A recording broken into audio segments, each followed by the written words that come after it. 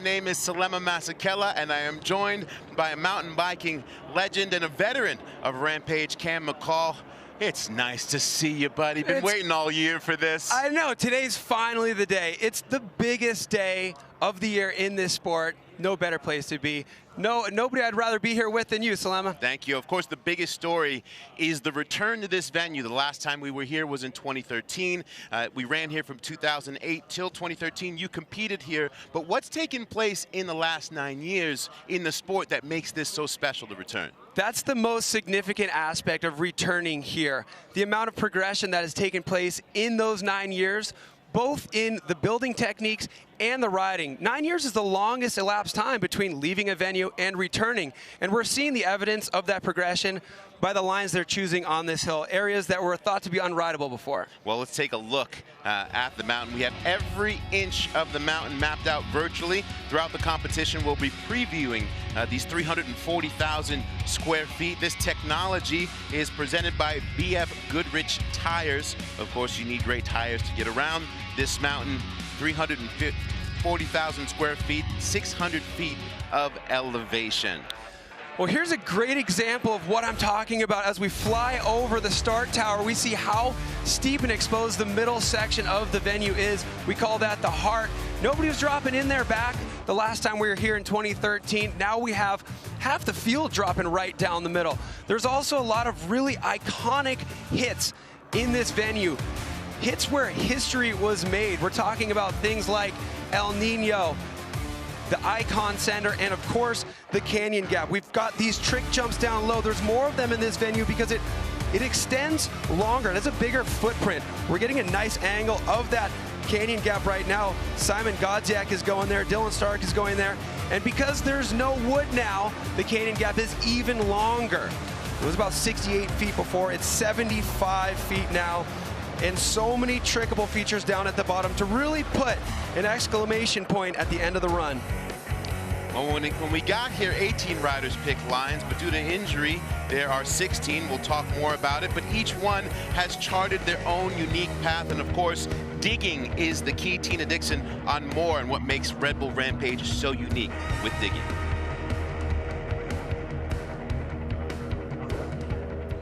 Park in southern Utah.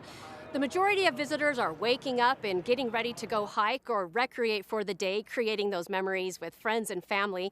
But if you are a part of Red Bull Rampage, whether you are a rider or a digger, you are getting yourself ready for one of the most physically demanding 12-plus hour days working to create what will be your competition line. Now, this will happen 8 different days and add in 4 of those days being practice. It is nonstop for these riders leading up to today, and I cannot think of another event or sport where they spend so much time actually building their own run.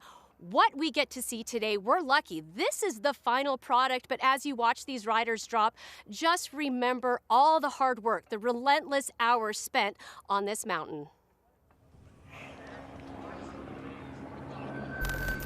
It is the first day of sun-up to sundown digging and just trying to take something that would be completely impossible to ride and having the imagination and the experience to be able to build something where I actually can ride down it. Like Rampage is actually like 2 runs, but behind those 2 runs there's a lot of work, you know. We're out here for like 10 days prior to the event, and we're pretty much like digging for like 12 hours a day. We're allowed 2 builders each, which we need because there's a lot of work to be done out here. To me, it's the hardest week I have in my life. You're just hacking out rocks, shovel loads, you know, picking rocks, but you're really in it together as a battle and a team. Man, I give the diggers so much credit. Like, without them, there's no Rampage. What's so cool about Rampage is you're not pushed to ride one line. Like, you get to build whatever you want, so you can get as creative or chill as you want, and it's all what you want to ride. Every line is really catered to our riding, our bikes, what we prefer. It's crazy how much work can get done in 10 days. It's been about 9 years since the last time we were at this site. Pretty wild to see like what we were able to accomplish then, but actually what we're able to do nowadays. I've been just kind of looking at everyone's lines, and everyone's just building like more progressive stuff than ever. I'm excited every day to start building and actually really stoked to start riding. I'm visualizing what it's gonna look like, and everything is like my dream size. It's big. All of a sudden, 11 days later, you're standing at the top, ready to make some of the best memories of your life. This is the epitome of freeride mountain biking. It's about as real as it gets. They call them diggers, but they really are engineers, and you'll be able to view their handiwork as Red Bull has teamed up with T-Mobile, the leader in 5G coverage, to bring you a whole new look at the mountain with their 5G POV drone cam. You're having a look at the iconic Canyon Gap made famous by Kelly McGarry in 2013. That thing was #1 on SportsCenter, and everyone knew about freeride mountain biking at the end of that. 75 feet and 22 meters across as crowds are coming in ready to party here on day one. Yeah, we mentioned on that Canyon Gap that it used to have a wooden lip before. It doesn't now. That makes it a bit longer. And Szymon Godziek has made it known that he's so inspired by what he saw Kelly do. He wants to do some tribute today.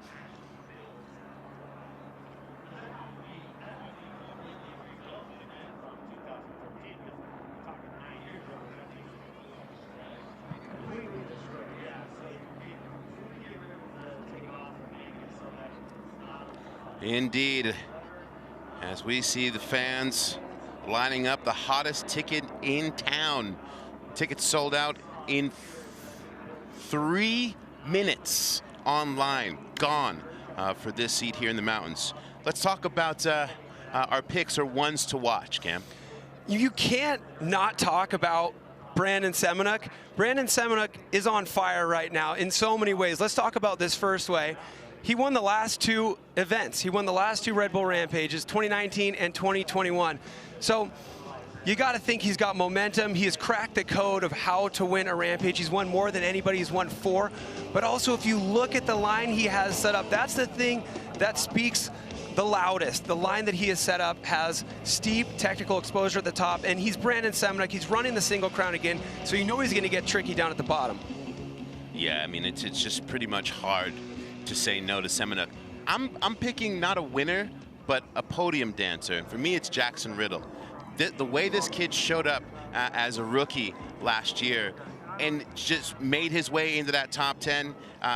He's got some incredible flow. He's in a good mind state. He's just chill. I think we're going to see him do some interesting things on that rider's left side. Tina, what are you thinking?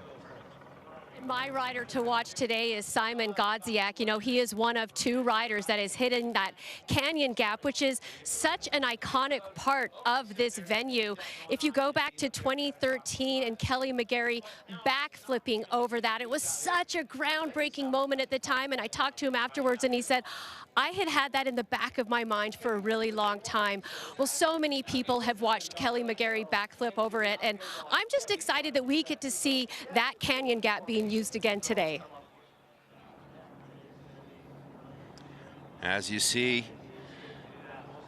folks all the way lined up. I mean, I think people watch the broadcast, Cam, and then they say, okay, when we get there, this is where we're going to go and sit to watch. My favorite part is talking to people who have watched the broadcast for years, and we all tell them you have to see it with your own 2 eyes, and hearing the stories they tell, the differences between watching the broadcast and watching it with your own 2 eyes is incredible. Each time you come to this event, it is literally like the first time.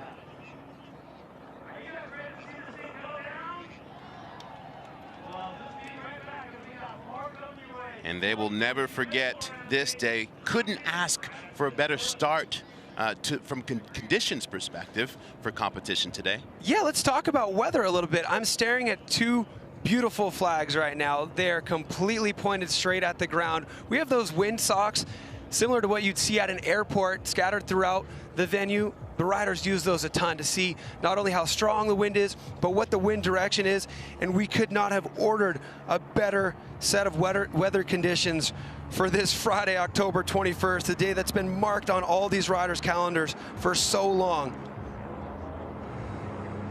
Yeah, 16 riders in the field. Again, we started with 18, but we had some injuries. 8 wild cards, including our 3 Rampage rookies, and then the top 10 riders from last year rounding out to number 1. Of course, 4-time winner Brandon Semenuk, our defending champion. We'll watch everyone do their thing and then go first. Of course, we're going to start out with some rookies, and then we're going to work our way down to our top finishers from last year's event. Final rider to drop will be Brandon Semenuk. I'm excited about the top of the start order, though. We're going to kick it off with a rookie, 2 veterans, and then another rookie. So we're going to have a nice balance of experience spectrum here to start off this 2022 Red Bull Rampage. And from a judging perspective, we have a veteran group of judges, 5 of them with a head judge able to watch replays. Take us through some of those names. Well, we got Kyle Jamison there, left side of the screen. Randy Spangler in the back. Darren Bearclough, new judge this year. Josh Bender, the first rider to start taking a bicycle to this terrain. And then the trick machine, Greg Watts. Between all of them, we're in good hands. Here's a look at the judging criteria. The line is very, very important. Where you choose to ride down this mountain kind of sets a bit of a gauge on how well that ride, how well that run can score, and then it really comes down to what you do on it. The tricks you perform over the jumps, the fluidity between the features, and of course, how big you go, how grande your drops are, how long your canyon gaps are. The big picture is the overall impression, and that's the most important part. And they are judged between 1 to 100 points. Never seen a perfect score, but it would be great. Of course, we mentioned we are down to 16 riders. Long-standing Red Bull Rampage competitor Kyle Straight, who's been to every event, suffered an injury during practice yesterday. We got an update from Kyle's family that he did go in for surgery. That went well, and Kyle is recovering. We wish him the absolute best and a speedy recovery, as well as Alex Volokov, who sustained an injury in practice earlier and decided to sit out. We wish him a fast recovery as well. Our first rider is in the gate, one of 3 Rampage rookies. For France's William Robert, riding Red Bull Rampage has been a dream for him for a long time, and he's leading the charge for a new generation of European freeride mountain bikers. I feel like stressed because it's my first Rampage, and I am with the biggest freerider of the world. I still can't believe it that I'm here to dig my line top to bottom. It's something crazy for me.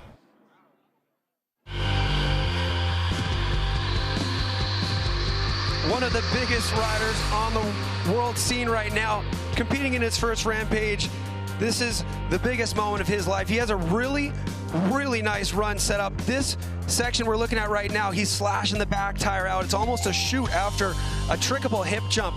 And then he's going to potentially flat spin this hip right here, which is definitely the strongest part of his quiver right there. You see him in bike parks all over France. He's a rider who has been on the radar for so long, but just, you know, so close to making it onto that alternate list. But this year, based on the video parts he's been putting out, it's time. Watching him in practice last night, he was doing top to bottoms. It was basically dark. He's built a trick jump down here at the bottom. We saw him doing flat spins on that as well. I think he has something extra to add in the middle to really get that score to kick us off on the right foot. And, you know, in my 10 years being here, you see the energy that rookies have. Sometimes they're tentative. He's been quiet, but ready, so Rampage focused. Ready. And when he came in here last night, like you said, in the dark and put down his run, this whole place just erupted, and you could feel like we're on to something. I think the most important part for a rookie here is making a plan that is achievable in the amount of time you have to build. He comes out here, he films a lot, so he's no stranger to digging in this dirt and riding in this dirt. But nobody goes top to bottom from the top of a Rampage venue except for this day. Hey, Montel, he set out a plan that was working last night, and he's looking to put all those pieces together and add that special sauce. What's the difference between what he did last night in practice and now actually sitting in his first run at Rampage? That guy in the blue. You know what? There's no flight simulator for the heli in the air, the crowd down next to your biggest features, and knowing this is the moment that you've been visualizing for so many years. It's adrenaline like you've never felt before. Rider and number 1. I'm looking forward to see him capitalize on this opportunity. 3, 2, Here he is. Willie Bob. Brad, all right. So dropping in riders right from the start gate. He's going to dive off this ridge. And one impressive thing for a rookie as well is he's come up with some new features that people haven't seen before. I really love watching him slash down this steep chute.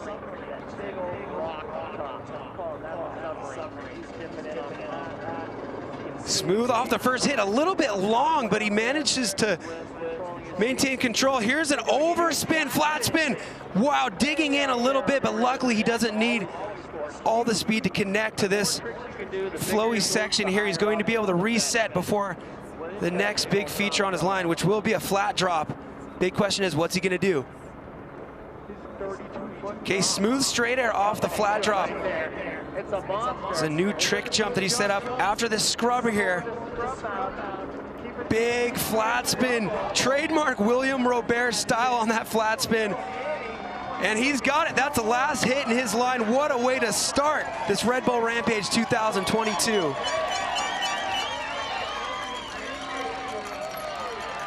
And the body language says it all. You can feel the relief of what it must be like to get a full pull in your maiden dance at Rampage. The crowd showing him that love. Well, let's take a look back here. This almost derailed the train. He was under rotating and over on the distance, but somehow he was able to kind of stomp that into the soft dirt, not even put a foot down, and hold this run together. A couple of highlights on the trick front. Those two flat spins, one of them the overspin on the hip, meaning that he has to rotate more than 360 degrees. He pretty much did go 360 though, so in run number 2, he'll be looking to connect straight in line with that landing, but this flat spin was absolutely perfect. And you know what? Now it's a completely different game for the rest of his life on a bike. He has done a top to bottom run at Rampage.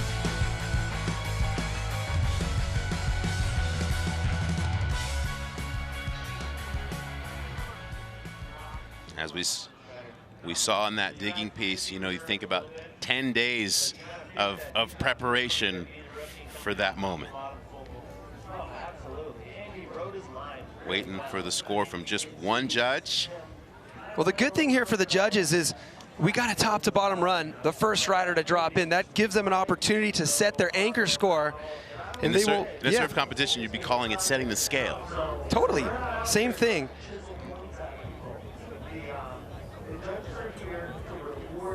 And the score for Robert, a 58. Knows he has some things he can clean up and hopefully move that number up.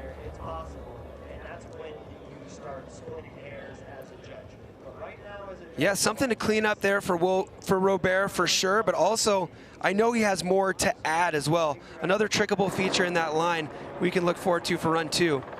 And there you're looking at Carson Storch, an absolute Rampage fixture. Of course, the trademark 360s. Last year, a big crash took him out as he had to sit with a shoulder injury.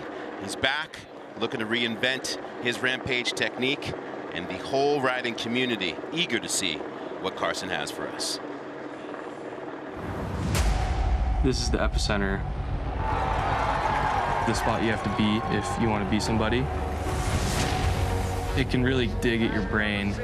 I feel like I have to do what people think I'm gonna do. Step down, flip into that rugged landing. Oh no! I've gotten bit a lot of times because I get too excited. 2014 was kind of my breakout year in slopestyle, so I got the automatic invite to Rampage.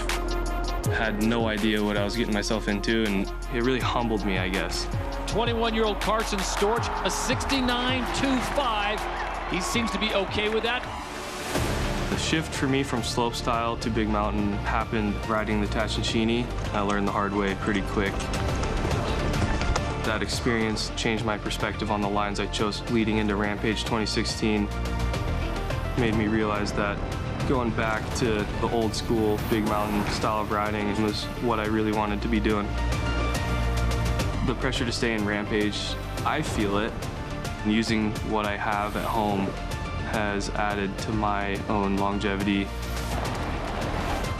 I just want to have fun this year. And with that, I do want to win, but getting to the point where you're excited to drop in and show the world your vision of riding mountain bikes, that's the way I'm trying to approach this Rampage.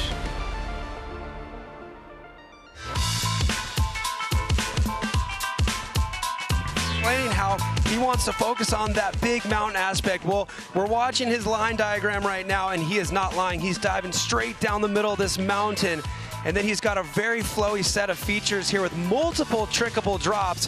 A few things are the same for Carson, a few things are different. You can see some similarities between this line and lines that he's been successful on in the past, but I witnessed some real veteran maturity out of him in practice.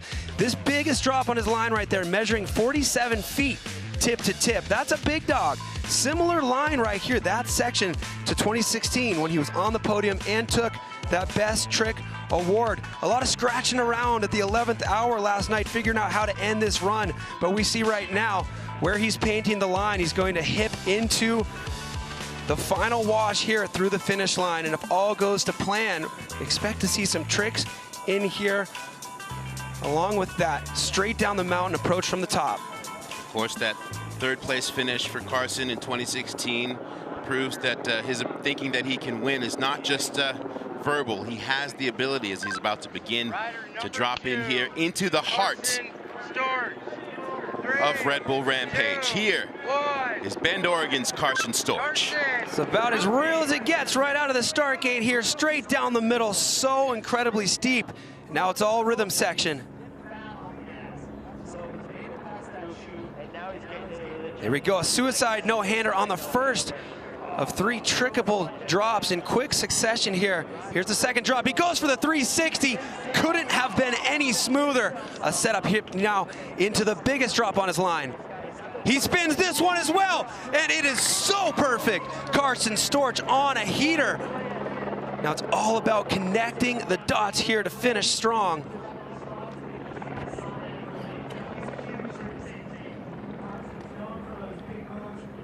There we go, Carson Storch. They were just finishing this bottom of the line this morning.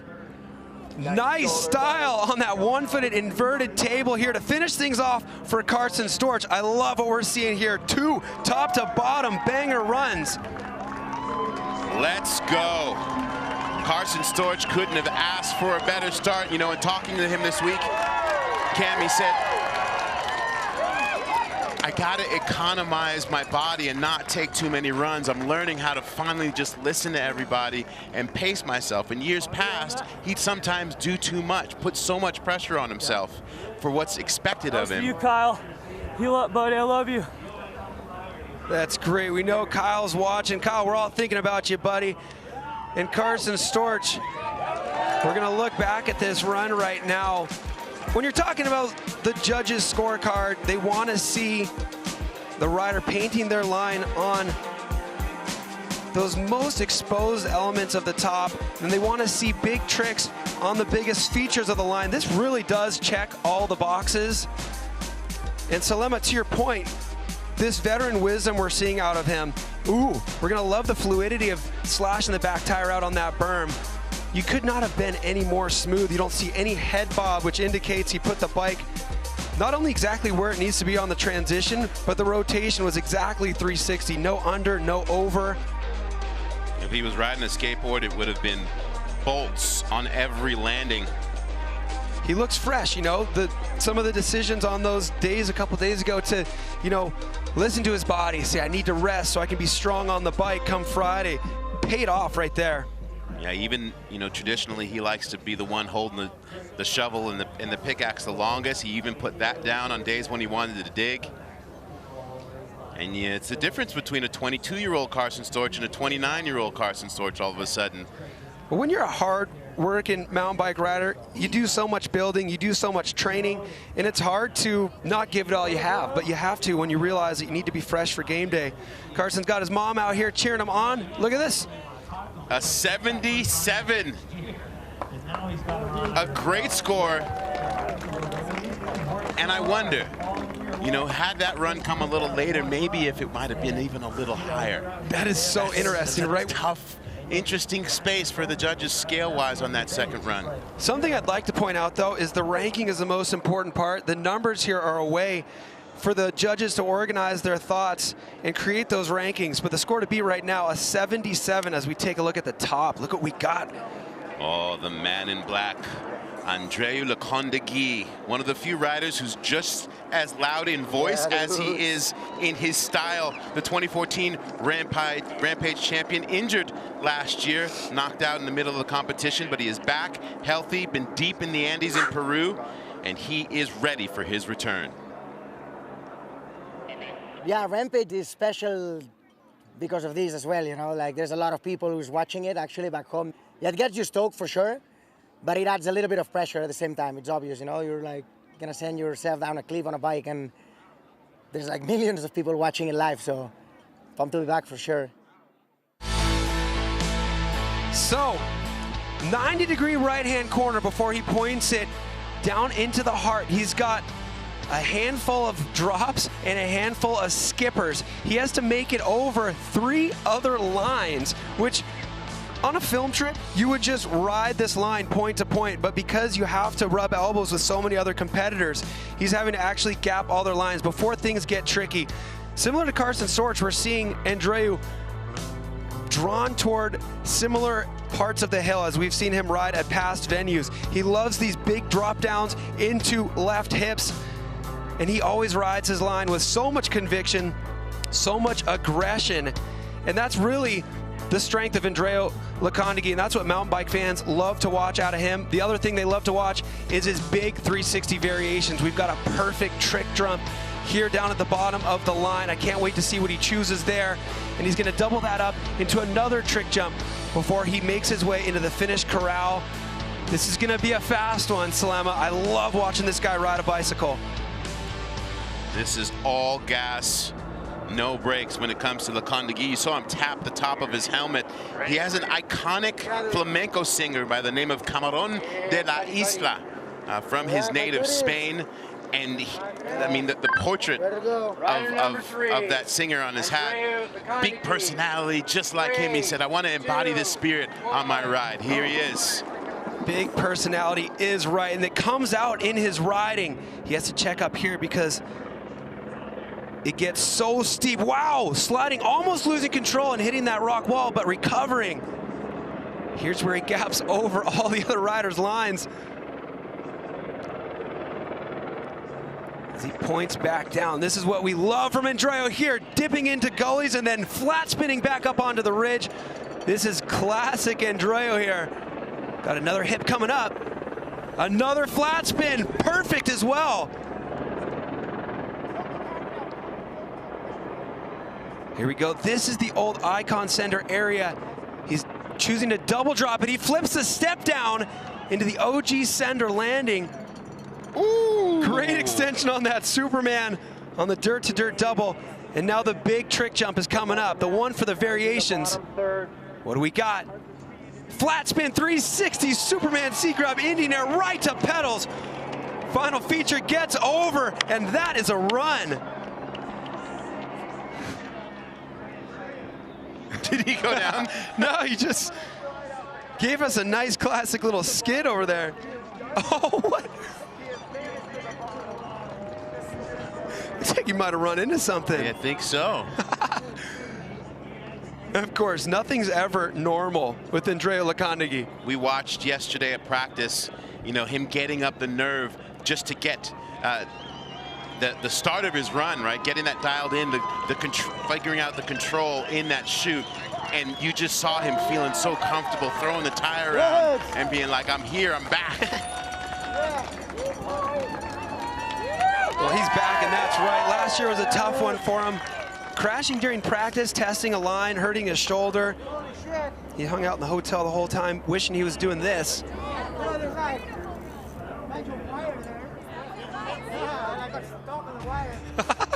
Of course, this guy's always got a story, right? He wouldn't be able to just cruise through the finish line. Of course, he's gonna run into a cable of some sort. So the biggest selling point of his entry, I would say the judges are looking at the fact that his chute is not straight. He's got to make multiple corners, and he has to make multiple gaps to be able to connect to the rest of his line. Here we go, step down flip. So we got a lot of tricks in this run and a creative entry. This is really going to be interesting to see what the judges do. Are they gonna put him ahead of Carson? He is absolutely, as you say, bolts. We saw what happens if you're over-rotated and too far in distance when William Robert over-rotated his flat spin. But Andreu was absolutely perfect on both of those. Here we're gonna get to see what happened with the cables. It looks like he saw it and tried to avoid it. It was too late. Yeah, there we go. Brother Luis Lacondeguy here, older brother to Andreu. That's a great feeling. You work so hard when you see it all pan out. Wow. And he has the benefit of having his brother as his digger. He said, you know, I'm lucky because I don't have to really talk to my brother. He knows me that well. When he's digging, we can work without speaking, building our lines. Two of the funniest humans on the planet. You can be on the other side of the course, and you'll just hear, dude, and you know who it is. That jump is big, man. So, rocking the Camarón de la Isla helmet. What's the score gonna be? A 73. So 73 for Lacondeguy going into second place. Let's see what his reaction is to that. I think his face kind of says it all. Where do you think he was docked? You know, there was nothing that he messed up. So it comes down to the line and what the judges have decided about the line.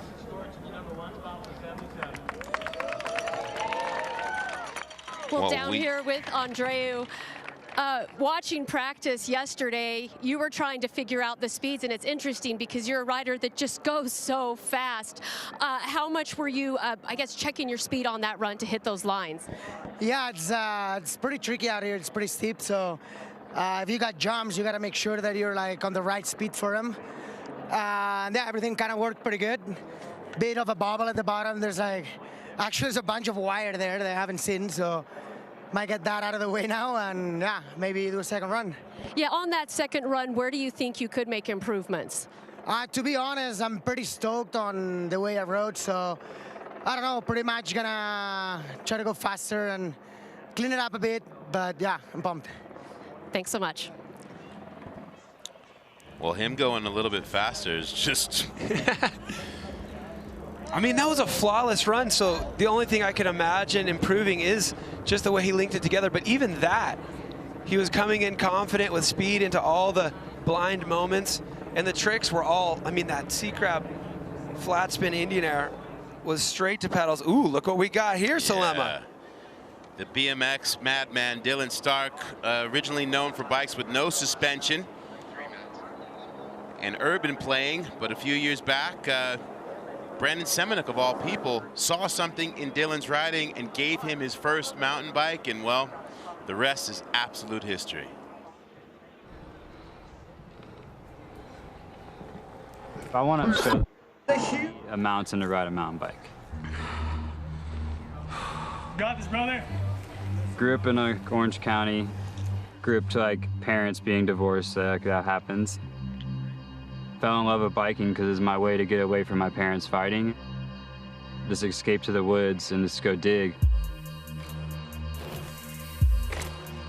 Started getting better at BMX. My sponsor gave me $200 a month, and I was like, all right, sick, I don't gotta join the army. I'm gonna move to Portland and try to become a pro biker. Oh my God.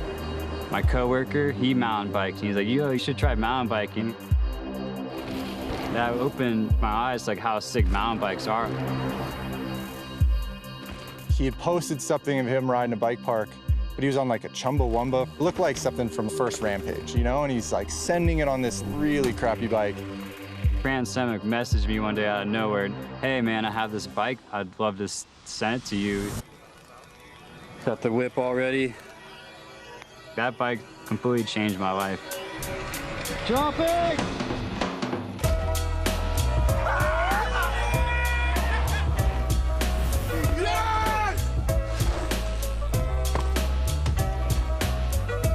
I want to give it back. Not everybody's fortunate enough to be able to buy a $6,000 mountain bike. You never know, you could change some kid's life. because it happened to me. Look at this sunset. You just gotta admire it, you know? Did you know that the bike he gave you was his Rampage bike? Damn. Just so crazy. Full circle or something like that. I don't know. It's hanging up in my kitchen right now, and I'm never gonna get rid of it. So Dylan Stark in his first Red Bull Rampage, he's going riders right all the way over to, if you know this venue, he's going over to the Canyon Gap. If you're going riders right far enough, the only way to connect to the finish line is to gap that 75-foot chasm. And if you're new to Rampage, a 75-foot chasm speaks for itself. You're about to see that. He's got some setup features leading into it, and then he links up to a very tall roll into this that we did not see in 2012 and 2013 when this canyon gap existed before. When it existed before, it was built out of wood for the takeoff, and it was way shorter than this. So it is the longest gap we've ever seen over this canyon at 75 feet. He's then got a perfect trick jump. He's got a ton of tricks in his quiver, so expect to see something there. And then he's gonna get jibby, comes from that BMX background. So we got a flat drop into an actual quarter pipe. And it's going to be really interesting to see if he can link up all his plans. He's also running a single crown fork, which makes bar spins and tail ups possible. And if you don't follow Dylan Stark on Instagram, just go ahead and give him a follow now. You will be wildly entertained. This dude is never boring. And the depth of creativity on his bike is truly incredible. And you see that humility, you know, the appreciation, and in talking about getting that bike from Brandt and Semenuk and what it's mean to him and wanting to pay it forward. He is so excited to be here. You know, he talked about growing up and watching Rampage and just having his mind blown and not really being able to believe that not only is he here, but he's competing against his hero. You know, against Semenuk, who's gave him this opportunity to expand his horizons. So Dylan Stark, you got to subscribe to his YouTube. He's always putting up interesting videos and edits like Real Heat. If you can't get enough of them there, go to his YouTube. But also, we're going to be able to experience this in a really unique way. He's wearing a microphone, so let's listen in.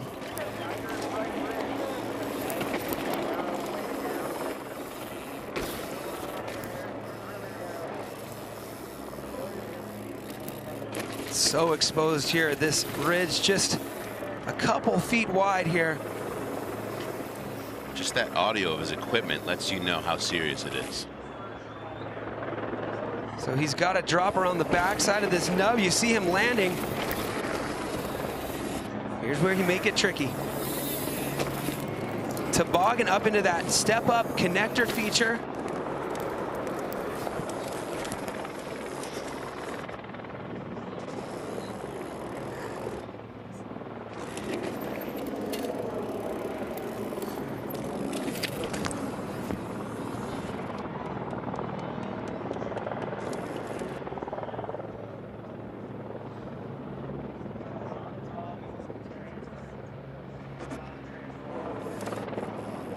So here we go. This is the run into the canyon gap. 75 feet. Talk no-hander. He's coming up a touch short, but pushes through and holds on. Here's the trick jump. Judge your speed on it. Flat spin one-hander. Oh! Transferring, but slapping her into that bank. Now he's got a flat drop. I heard he may have something up his sleeve here. Oh! Whoa! He's set up so strange for that. Almost a trials hop. And then tabling out the quarter pipe. Well, Dylan Stark, the Rampage rookie, has made it top to bottom. No easy task when you choose that canyon gap.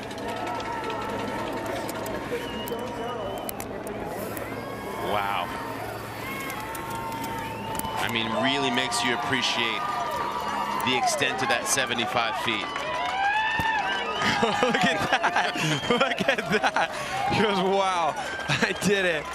It's the best of two-run format here at Red Bull Rampage.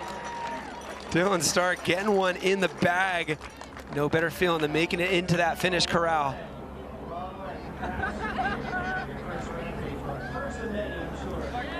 So let's take a look back at the absolute crux of this line. This double drop was something that Cam Zink wanted to do back in 2012, but judging your speed after that double drop, you have to actually get rid of some speed, but the big question is how much. He almost got rid of too much. I mean, his back tire literally hit on the nub. Ooh, this is a great angle to check that out. Look at this. Ooh. Oh, man. 4 more inches short, and he would not have been rolling away from that. Wow. I mean, we're talking about just minute differences in how hard you squeeze the brake lever, determining whether or not you go 75 or 70, which determines if you make it over the canyon or you don't. And then great style on this. He leans back all the way behind the bike to initiate that flat spin 360 and drops the hand. So much style. Well, Tina's standing by with Dylan Stark.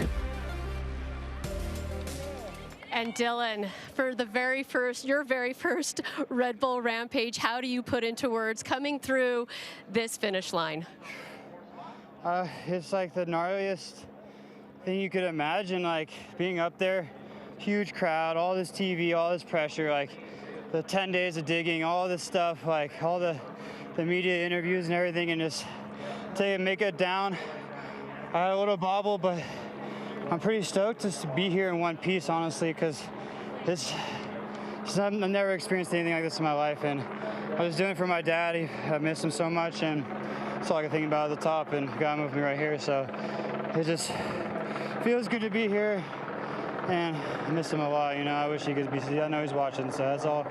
That's the only thing I did it for, is for him and nothing else. Yeah, and we talked earlier, and you said, I just wanted to make my dad proud. Well, I think you did. Thank you. I really hope he is. I know he's watching. So when I was going, there was butterflies everywhere up there. I couldn't believe it, and I knew he was there, you know, in spirit. All right. Well, as we wait for score, Salema, we just get the score of 53 for that first run. Well done. Thank you. Thank you, Tina. And you get that perspective, you know, Dylan Stark losing his father earlier this year, and you don't appreciate the impact on your life of father loss until it happens to you. Lost mine 4 years ago, and the grief process takes time, and the ability to move forward and show up in your whole self. What a moment. You know, he's riding with his dad's ashes that he's carrying with him on his bike, and you could just see that feeling of a different sense of accomplishment past the riding. Yeah, what a moment there.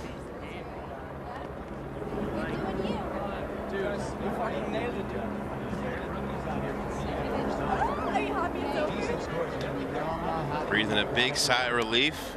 We'll see if he decides to go back up for another one. As the happiest human beings, collective human beings in the state of Utah, these fans here at Red Bull Rampage. And they are getting a show here in run 1.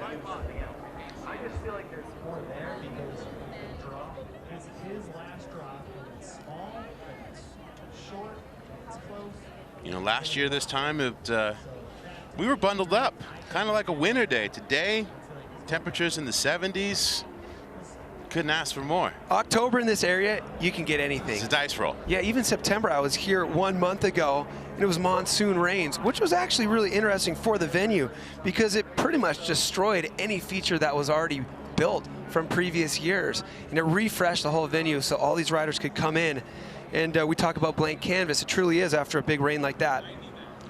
You and I done a couple of laps of hiking this 600 feet vertical from bottom to the top, and we just found ourselves stopping in different places in awe and then trying to comprehend what was taking place.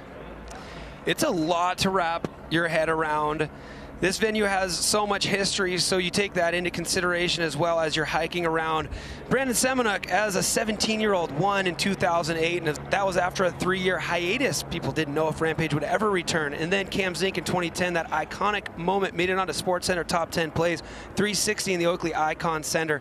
2012, Kurt Sorge made it happen. Then 2013 was the year that Kyle Straight got his second win using that Icon Center. Of course, Kyle Straight watching after his big crash yesterday. We're all thinking about him. Yeah, big dog. We're sending you all the love. As we are resetting here. You know, this I was gonna I was trying to stick my hand out to stop you, but I was like, the bounce off the tires is probably better.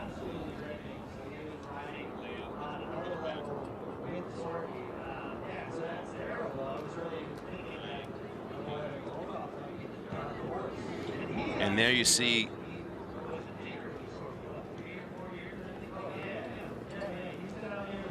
you see just the expanse of this venue. As we mentioned at the top, 340,000 square feet of rideability.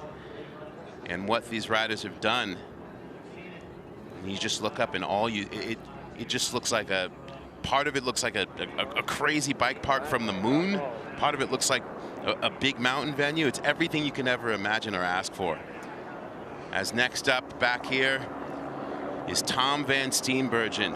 At 2021 Rampage, he scared everyone. Had a crash that broke his femur, his L4 vertebrae, a rib, his right hip, shattered his left hip. For most athletes, just completing a run at Rampage is enough. But for Tom, being able to stand in the start gate today with his recovery is an incredible victory on its own.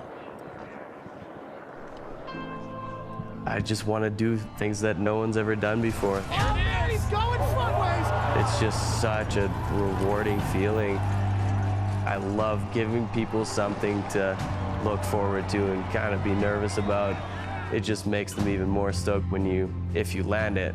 A little too much brake into the lip. I was talking to Tom through the dig week, and yeah, he had the biggest front flip ever done on a mountain bike planned. One of the coolest things I've ever seen.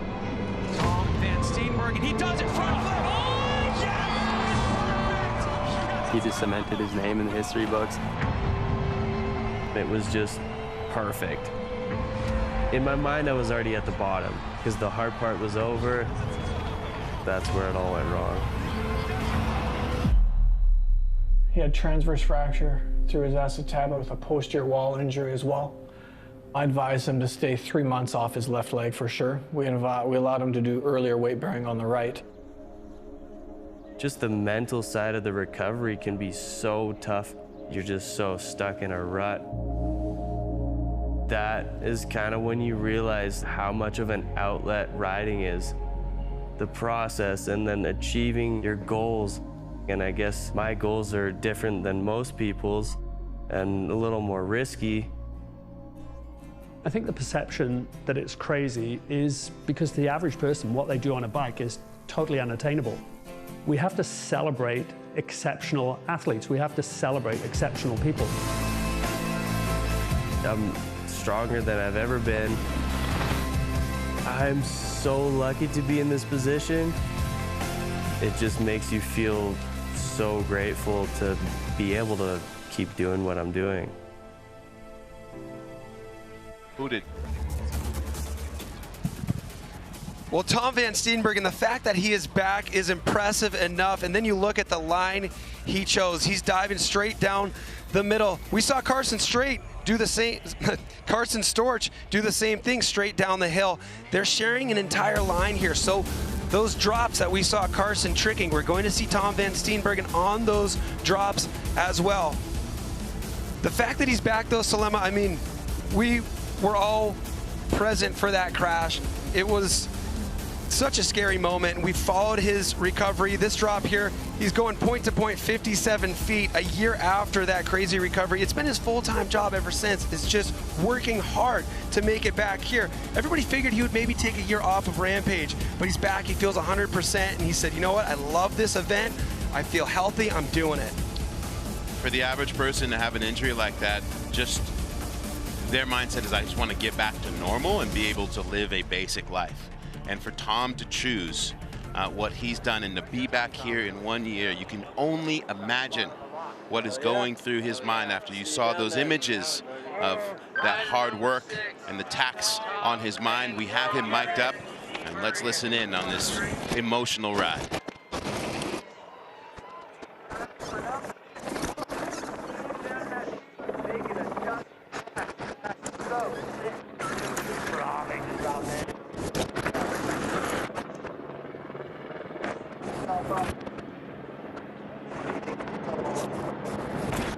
Nice toboggan there off of the first drop. Here we go, the biggest drop in the line. Smooth style off that, no trick.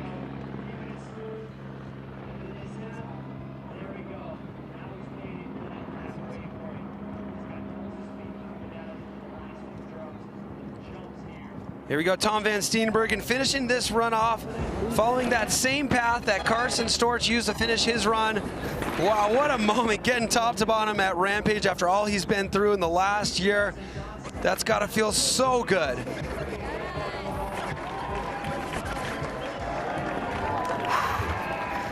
Woo! Yes.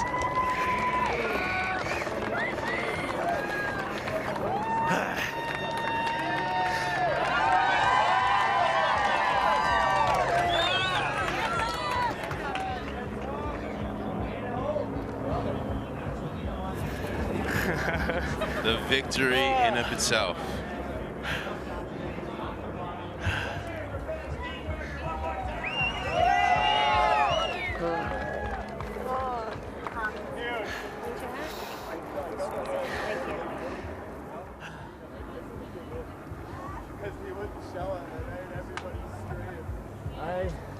I cannot do half commit tricks. We hear him right there. You know, Tom van Steenbergen typically rides with that all or nothing approach. We saw him do that humongous front flip and clean it last year. Those rotational tricks where it's all about commitment off the takeoff. You know, he's really good at pulling the trigger. You just heard him say there that it was the half commit tricks that were difficult. Off of that, you know, biggest drop on his line, he was looking for something, didn't quite get it. Some of those smaller technical tricks are harder to get because it's not a rotation initiated right off the get-go. Well, Tina's gonna get in there and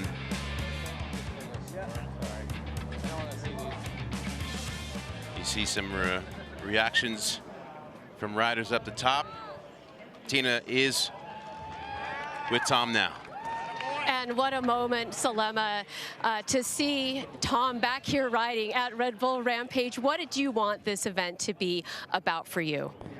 Almost exactly this. Just the most important part is getting down here and kind of sticking to my word. What I came here for, just it's kind of part of the whole process. So obviously not doing any huge tricks this year, but just happy to make it here and get down to the bottom.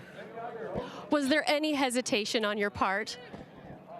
About what? To come back to Red Bull Rampage so quickly after your recovery.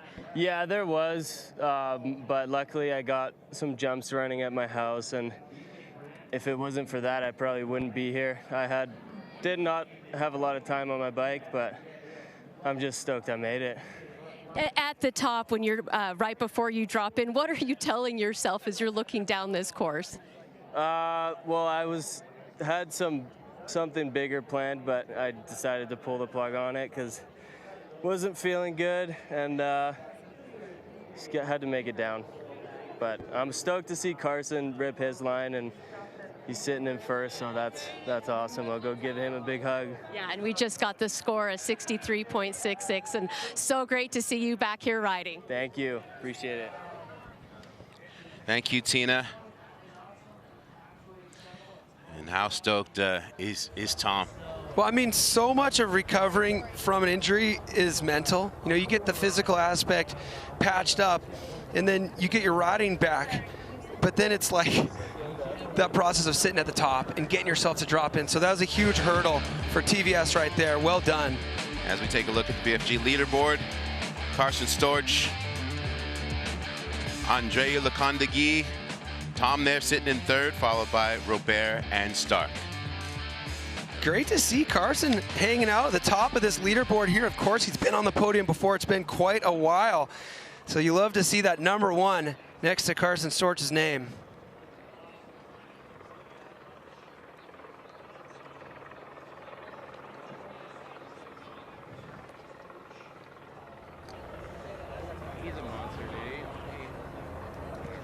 Well, how do the riders carve these lines in?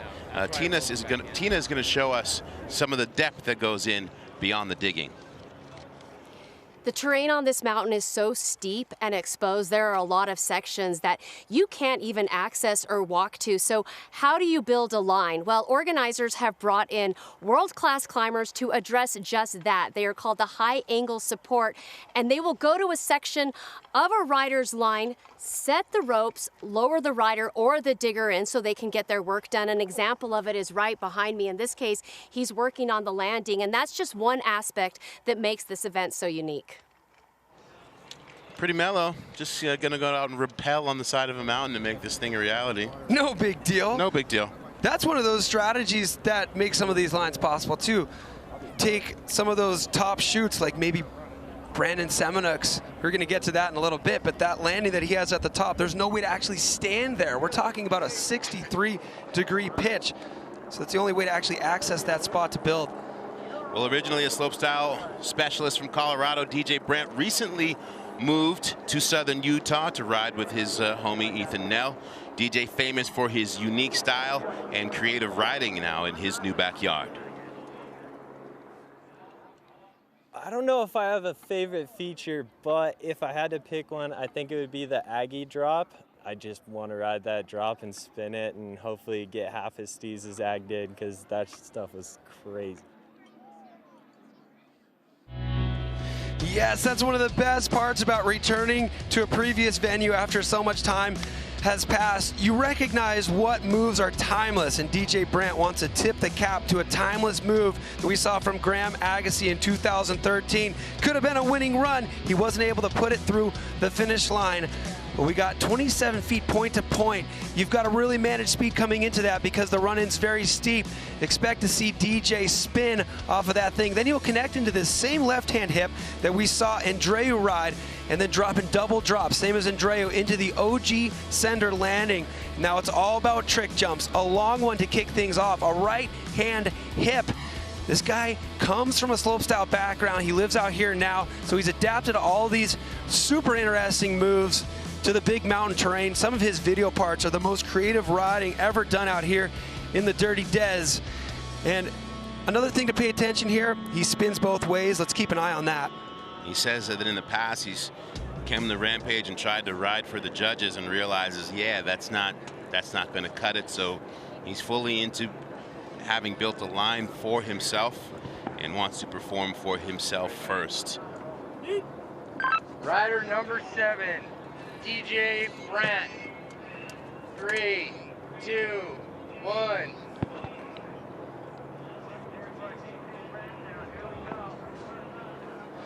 Here we go, DJ dropping in. When DJ rides for DJ is when we get to see him at his best, and that is his approach to this year's Red Bull Rampage. Here we go, steep, right-hand corner, pointing it down straight now. One-footed table on the hip, just barely making it to the landing. Here we go. 360 table. He snapped into the table there, getting the variation on that flat drop 360. There we go, now spinning the other direction with a flat spin to the left on that 450 hip. Suicide no-hander off of the OG sender drop. Big extension on the knack. Now here we go, the right-hand hip, the regular direction, spinning to the right, 450. Now he's got a perfect trick jump here. Backflip Superman, clicking those feet together. There we go. Smooth run for DJ with a ton of tricks. Getting one in the bag. Getting that photo.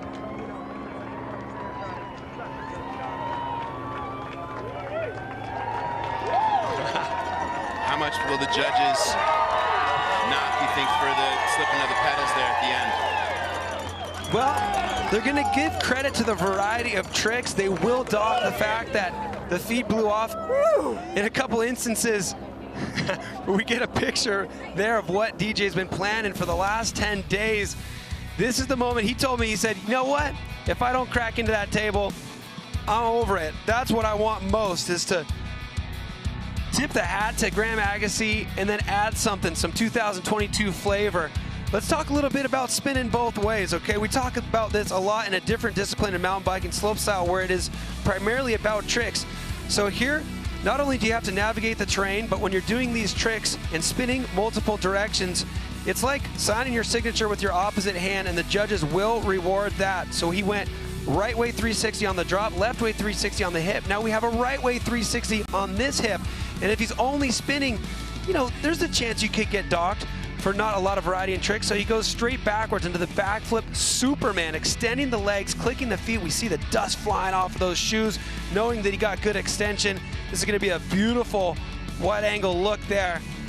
So the foot comes off a little bit. That's what you're talking about, Salema. They will take that into account a little bit. You know, they say, well, if it was perfectly clean, it would be this. So maybe we'll take it down a little bit. But he had so much variety throughout that entire run. You hear him, woo! He's fired up on that run. And that is the, yeah. Shout out to Barb, the chillest dog on the planet. Is there scores coming in? Yeah.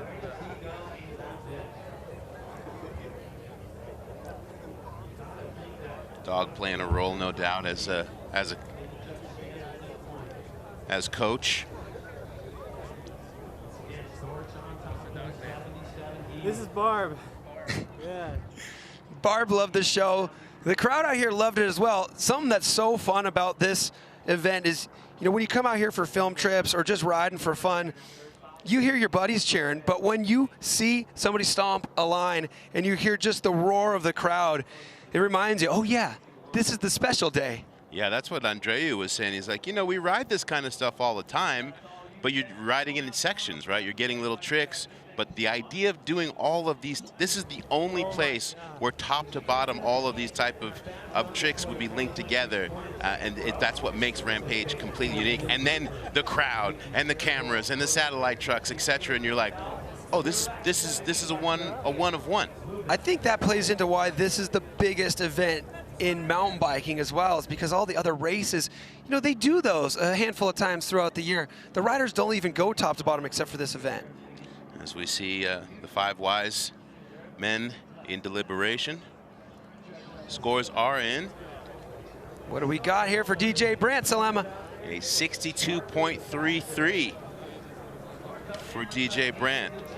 Slots him into 4th place, right behind Tom van Steenbergen and right ahead of William Robert. Carson Storch still remaining at the top of that leaderboard.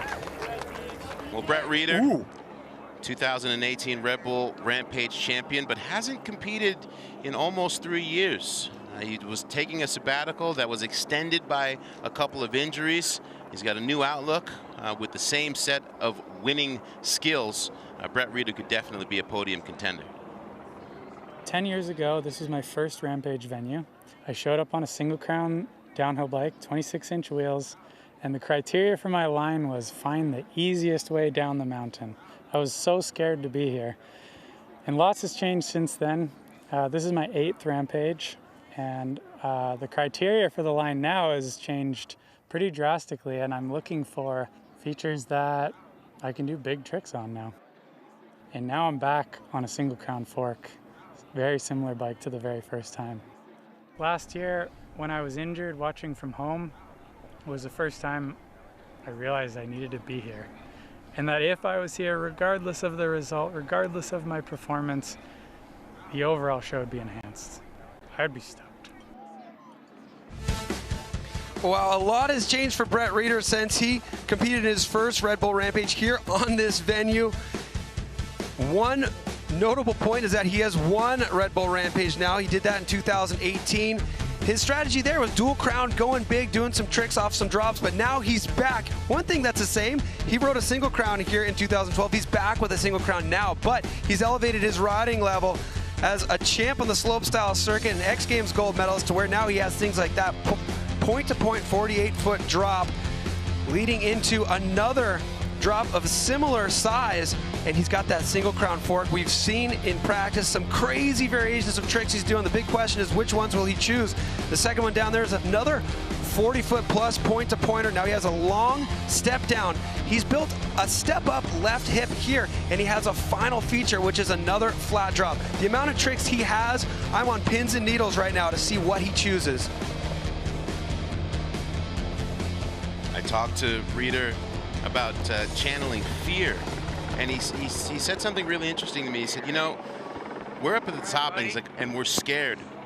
But at a certain point, it's that belief, that knowing, like, yes, I'm terrified, but knowing that once I roll in, there's a skill set that is going to click in that I won't have access to until I commit. And he's like, so it's that belief for me that allows me to like sort of let that go. And then he said it always shows up if I believe in it. As you see, that Red Bull flag is breezing, which has Rheeder taking a little bit of a pause here, waiting for that wind. Well, there aren't many who are better than this man right here at those go time moments. The last time he was at Rampage, he got a second place. That was 2019. He's back after a refresh, and like you said, coming back with so much more intensity. He won Proving Grounds just a month ago on this similar bike setup he's been working on with Saul. Here we go, such a steep, technical, vertical drop to start this out. He's got to control speed, dive into that left-hand berm. He does it clean.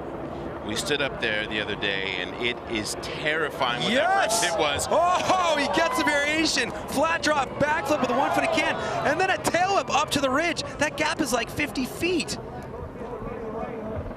He's got another trickable drop coming up. What's he gonna choose? 360 to the right, stomped. Now this long step down gap, he tail whips it.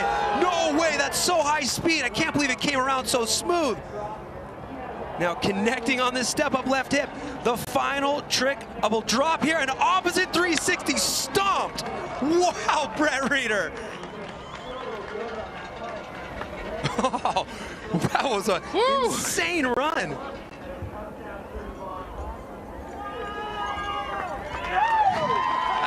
There's a reason that Brett Rheeder was one of those people were talking about for the podium, and this just might be the score for first place.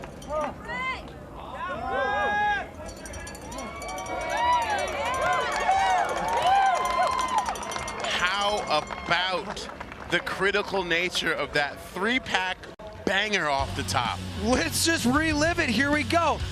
The backflip off of the flat takeoff. Usually the lip aids you in starting that rotation, but it's all down to body motion there, and he gets the variation with a one-footed can-can. Then he tail whips up to the ridge. That is a very high-speed, long jump. We're looking back at that flat drop. He gets that foot over the top. Can, you do the can. You can see where that variation got its name, and he absolutely put it right to the pedals. He used that variation when he won Rampage back in 2018. I mean, you can see the precision in this guy. It's so fun to watch him ride because he has so much to choose from. I didn't think he was going to choose that. That is definitely one of the biggest tail-ups we've seen on a long travel bike. The fact that it's a long gap, not just a drop, means those wheels are spinning faster, more rotational inertia, more resistance to get it around. And now there we go, spinning the unnatural direction to the left to really cap off that run. High fives from Austin, his digger, and Casey. That might be Casey's sister there. Oh my God. Guarantees it's going to be a big number. It's just a question of what that will be. Last drop? I switched three. Oh, Woo! Well, let's listen. I missed the You call that a statement run? For sure. For himself, but also for the rest of the field. Big. The impact was big. I tried going slow. Holy. Oh my God. That's sweet. So oh, that's so sweet. Dude. Oh, here comes Phil. Well, he talked about that single crown and how excited he was to be back on it. And if you were wondering what it could do. He's celebrating with the other half of his build team there. Phil McLean and Austin Davignon put in so much work to make that line pan out. Straight to business. Oh my God. Dude, that's insane. Let's see. Hey, he's like, hey, that's me. Oh my God. I did that. Brett Rheeder, happy as can be. We got the shuttle driver in the zone. Wow. Dude. Yeah, Phil. Where's Pops at? Tina, get in there with the squad. This is a team celebration. Oh, yeah, you can just tell, Brett, how much did that match your vision of what you wanted to do on this mountain? Wow, it was almost perfect. It was almost perfect. I honestly, it's hard. I'm lost for words because it was a big run and it's been a really long time since I've been here. And it worked. Last year you missed this event. How much more motivated did you come into it this year? Yeah, it was good. I had to. Oh, I'm lost for words. Yeah, he is at a loss for words, and I am getting the score at 90.6. So the new leader. Thank you so much, Tina. Salema. Thank you, Tina. Cam's trying to recover. You know, we heard him say while being injured on the couch last year, this was the first time that I watched this event and I recognized I need to be there. And you see him in the realization being like, oh, the fruition of the work has come to be almost perfect. You imagine last year he was like a raging bull just penned up in the corral waiting for the gates to open. And the gates are open now. Man, he almost lost the front tire there in the dust.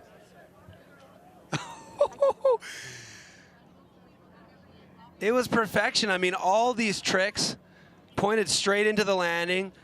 He was spinning multiple directions. This tail up is a huge part of why that number was so high in his score. I mean, it looked like a video game. It looked like the demonstration of like, oh, this is what you talk about flow state looking like. I mean, it just was bang, bang, bang, bang. You know, it also had the exposure elements and the steep technical because he was diving off of that cliff you see on the left side of your screen there. Woo! Well, Szymon Godziek, widely known for his slopestyle abilities in 2014. Landed in 11th place on his first trip to Utah, but then he left Red Bull Rampage for 4 years.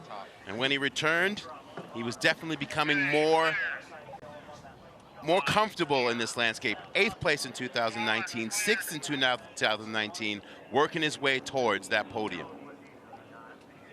I want to flip the canyon gap, and that makes me already nervous. So when I got to know that it's happening on this venue, I remembered that Kelly McGarry was flipping this canyon gap here.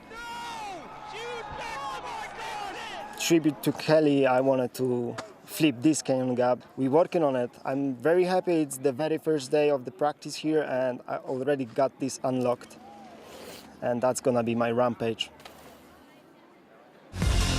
Wowee, this is going to be insane. Szymon Godziek, fueled by inspiration from an iconic moment from the past, goes riders right, making his way all the way over to the Canyon Gap sector of this course. He's going to disappear and then reappear flying over the horizon, and then rhythm section into a left-hand hip.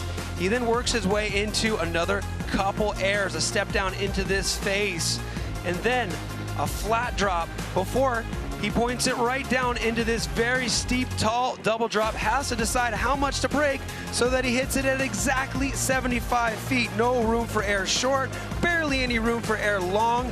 And then if that all goes well, he's got another great opportunity for a trick on this perfect double jump. And he points her straight down the hill, ready to celebrate, gap into this final transition and hug the family.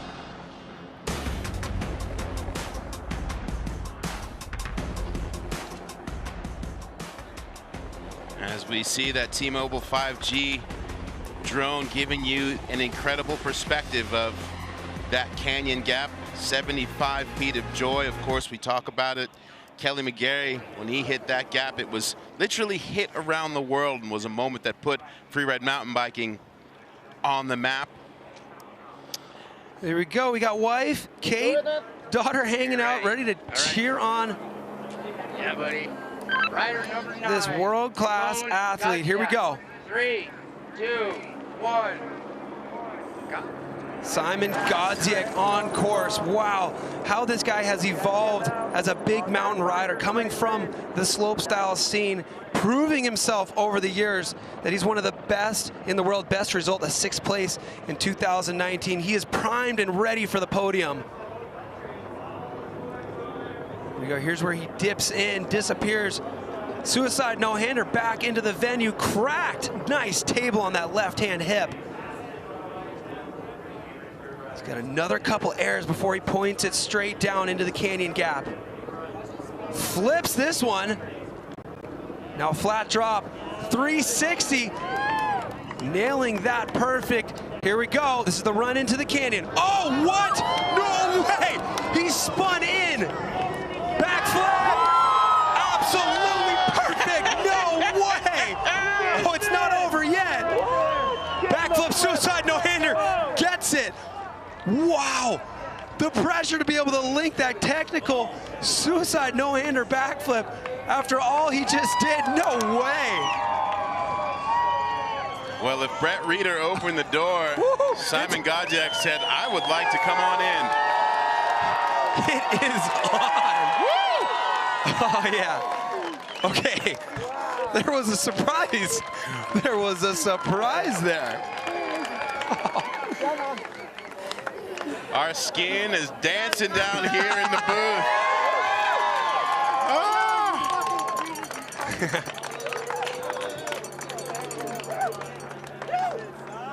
Well, the bond between those two guys, they're the only two, Szymon Godziek and Dylan Stark, who decided to go bite off the canyon gap, which means they were digging in the same sector of the course for the last 10 days, working together, making plans, moving dirt. Okay, so much to absorb here. Having fun on the ridge. As soon as he points it, that's when all the action starts. And man, did he ever fill it up. Every time he was in the air, he made it count. Suicide no-hander silhouetted against that blue sky there. That is where you are most susceptible to the forces of the wind, and then cracked in, flattening the bike on that tabletop. Then the flip. Judging the speed, especially after 316 into the run-in. I mean, people were wondering if, oh, there we go, great extension. You have to lean back, start the backflip, hit your front brake to stop the front wheel, pinch the seat with your knees, take the hands off, make sure you get them back on.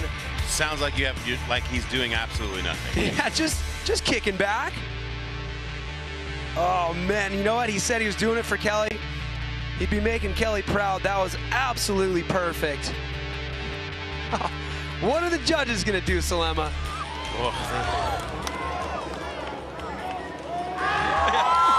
Kate gives it a hundo.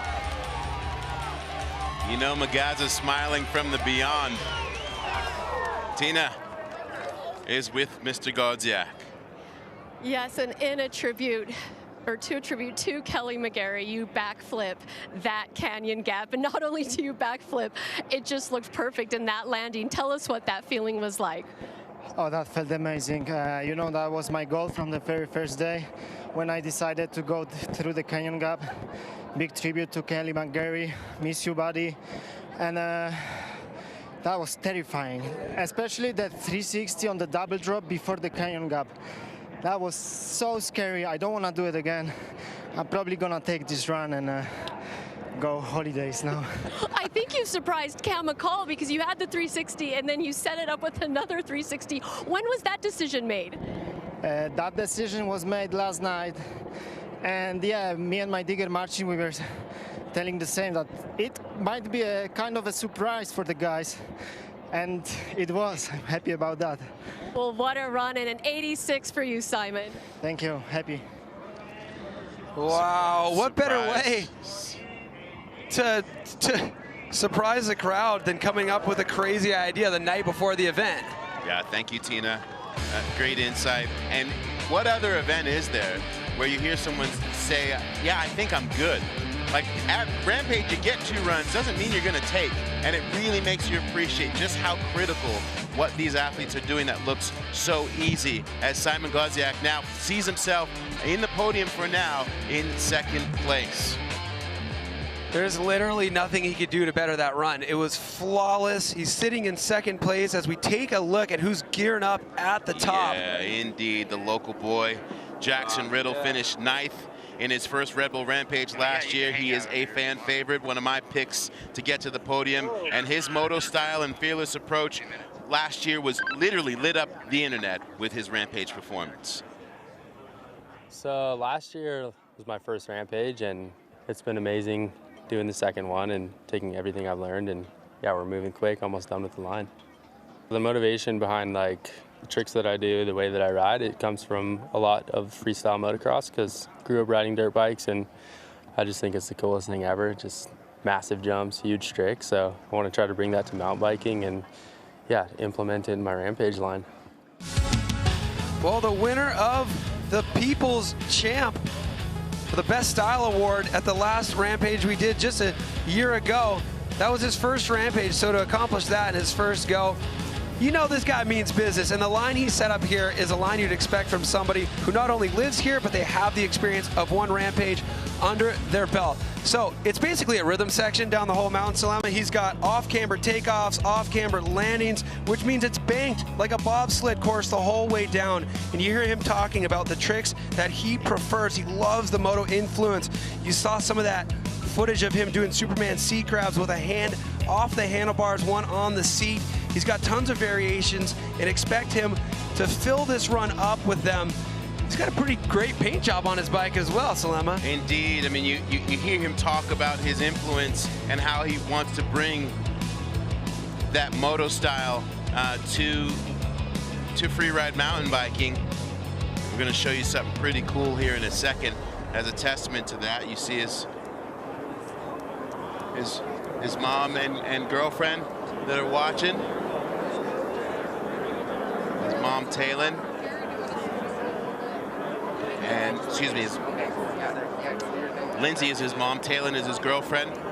But his bike is a complete tribute to Travis Pastrana, complete with a 199 down the right side. The whole kit is a tribute to Travis Pastrana, as you can see there in your bottom right hand. I asked him, I was like, what's up, dude? He's like, dude, I wouldn't be doing any of this if it wasn't for Travis. I watched him when I was a little kid. We were talking about the other day, the double backflip in 2006. He was about 3 or 4 years old. Imagine him watching that with his dad, Scott Riddle, who taught him how to ride dirt bikes. And he's like, yeah, this right here is for Travis, this performance. Well, know your roots, kids. This is a kid who knows his roots. His bike's a tribute to TP's RM125 from 2001, the year that Jaxson was born. This kid was raised right, and man, he's one of the most exciting mountain bike riders on the planet right now. Here in his second Rampage, stylish over that long gap hip with a slashy run out. No way, he gets a saran wrap, sticking his feet through the handlebars. What? Oh, no way, a heel clicker on the step down. Straight up tribute to the early 2000s moto movies. Travis Pastrana is definitely up off of his couch right now. Yes! Going for that 9 o'clock neck influence, getting that bike sideways, those feet hanging off the opposite side. There we go. Topside no-footed can on that step-down hip. Suicide no-hander. Gap to manual. So many tricks in that run. Are you sure there's not an engine on that thing? Oh, yes. His own way. Putting the hands at the waist, showing he's chilling with that no-hander. And the eject button. You think he's fired up? What a run. People don't do stuff like that. Absolutely not. I love this kid. I got to spend some real quality time with him this summer. Buddy. You know, he's been working through some things. You know, he lost his father in 2020, who played such a huge role in who he is as a rider. Wow, man, he was giving us a little hint at the start gate. He was making sure that camera wasn't in the way of his leg coming up to his chest so he could get the foot over the top tube and then take the handoff to get it back around. That's called a saran wrap. And then right into a heel clicker. That's a step down and it's hipped. And heel clickers are really hard on jumps like that. We'll just leave it at that. That's so sick. The magic there is the way the bike is moving. It kicks out to the side. He's able to extend the legs and then bring the bike back as well. The suicide no-hander, a very unique approach to this mountain. This kid has spent his life scouring line options. And you know what? The way he was able to basically put on a style and freestyle moto trick seminar at Rampage is not something you see from anybody else. So good. That bike for sure is a collector's item. I'd bid on it. Tina?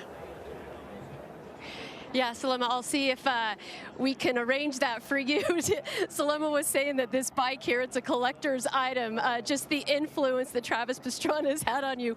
But let's talk about your run first. How proud are you of that? You're just pure enjoyment to watch, and you take your own style to this course. Yeah, me and the boys just grinded out all week. Finally hit the rest of the features this morning, and seeing it all come together is amazing. And I'm just here for all these guys and to have a good time. How important is Red Bull Rampage, though, to the community and being here and the mountain bikers here? To me, it's everything. Like, I see these young kids coming up to me just so pumped, and that means everything to me. So, yeah, much respect to everyone who puts this on, and pleasure to be here. Yeah, and much respect to you to go up there and ride. Well done. Thank you so much. Good. Only 20 years old, but he's got an old soul. And he's here for the long game. What a great role model, too. Here we go. Solid score of 67 for Jaxson.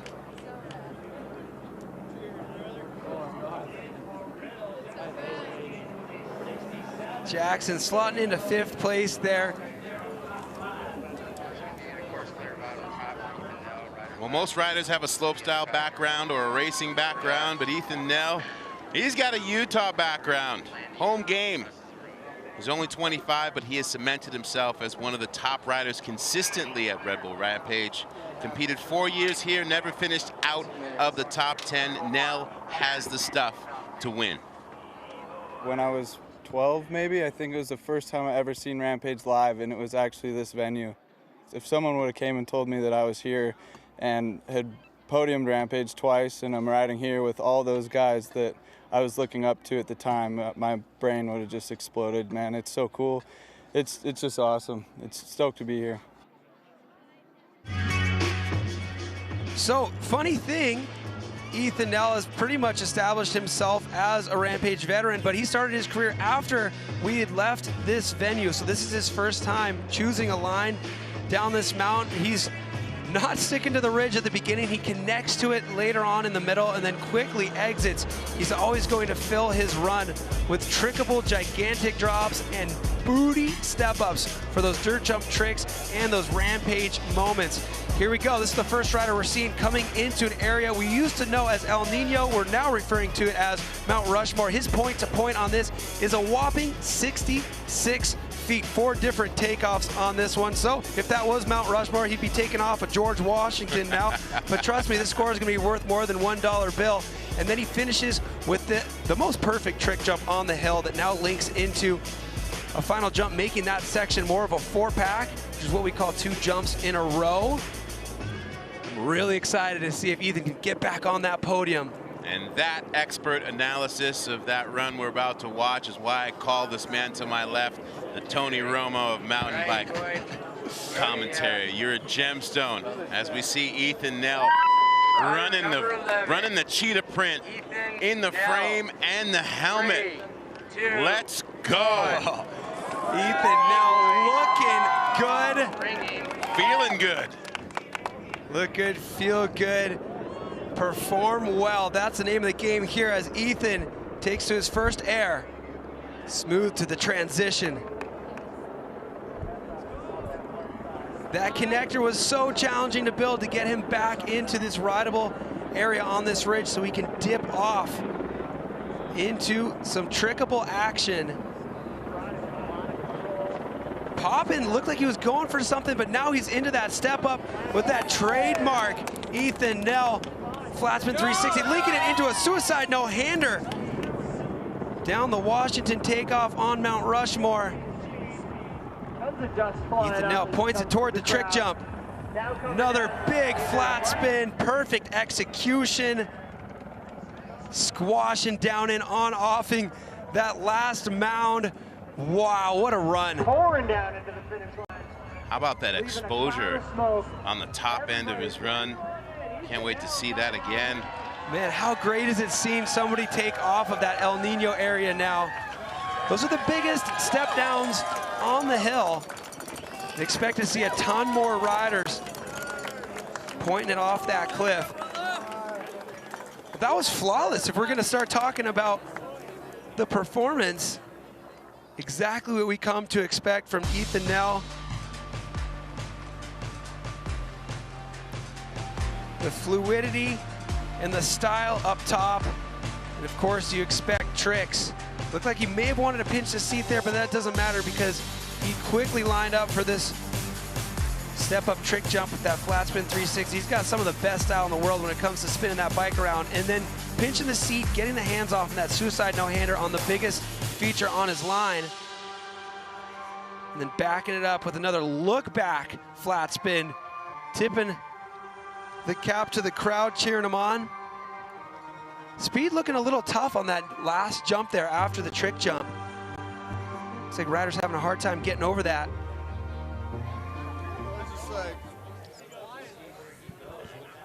I missed the one up above, but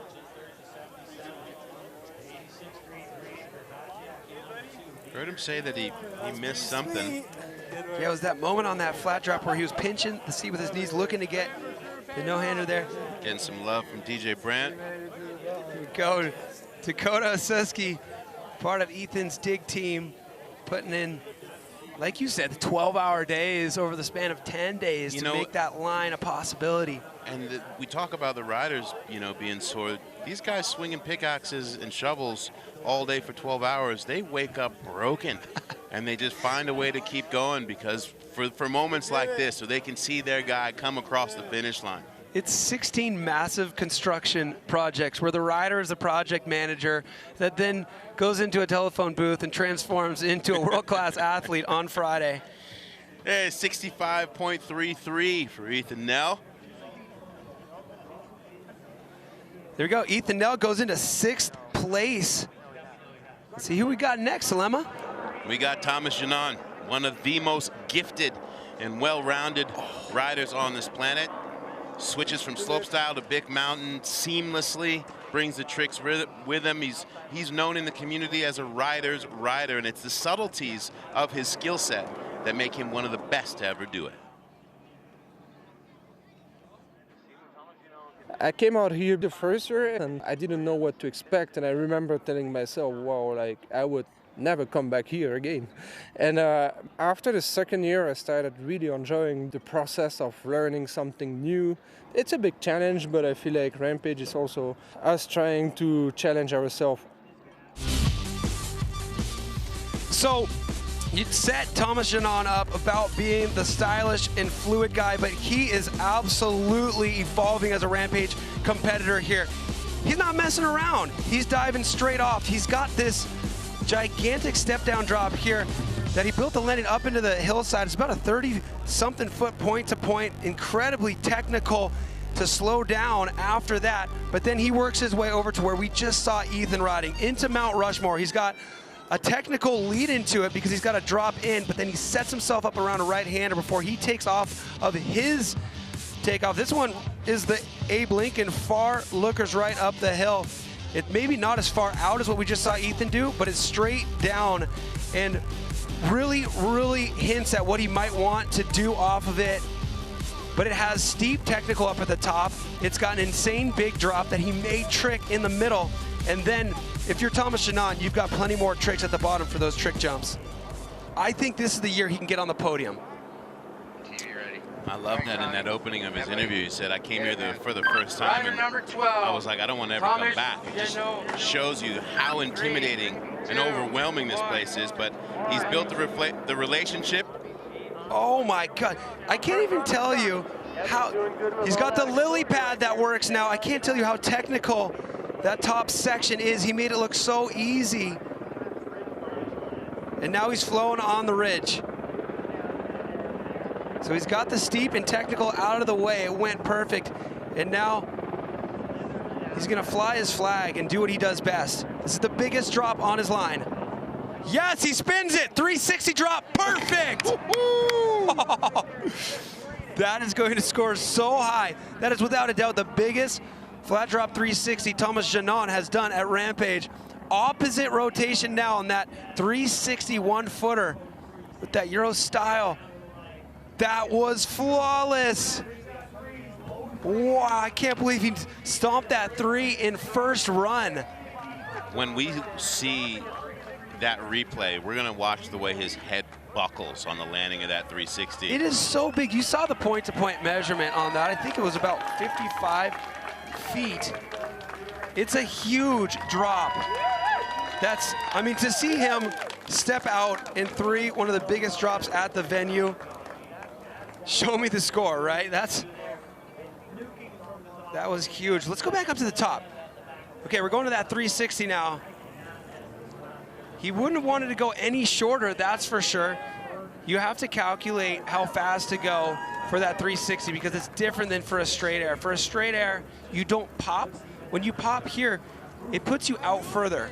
And so you run the risk of over clearing, so you have to come in slower so that when you pop, it doesn't just send you too deep. So you did a great job of judging speed into that, and then here we go, we get to savor this moment. The flat spin 360, one-footed Euro, hanging that front foot off for style points. Great angle there. Oh, that looks dirty. And this is where he really shines on the jumps because he can do something his opposite direction, and you just have to know that that's his opposite because it doesn't look uncomfortable. Some people you can tell, but for him, he can do everything the other way. Make it look regular. What's the score gonna be? You could see the stoke on that. The way he threw that back tail out on the as he came over to the last roller, you could feel the joy. That's the crazy part, is if you just stomp that top section, you stop and you celebrate. If you stomp that 360 drop, you stop and you celebrate. He linked it all together. Well, pizza's getting broken out, so there must be some numbers coming. Where's ours? Well, maybe it's taking a minute to get delivered. Yeah, who had pepperoni? Oh, we're supposed to be scoring right now? Yeah, right. I said no anchovies. Probably the head judge. Anticipation. Man, he's just a one of one. It's the subtleties, huh? It really is. I mean, it's usually just, here we go. And 81 for Thomas Genon, third place.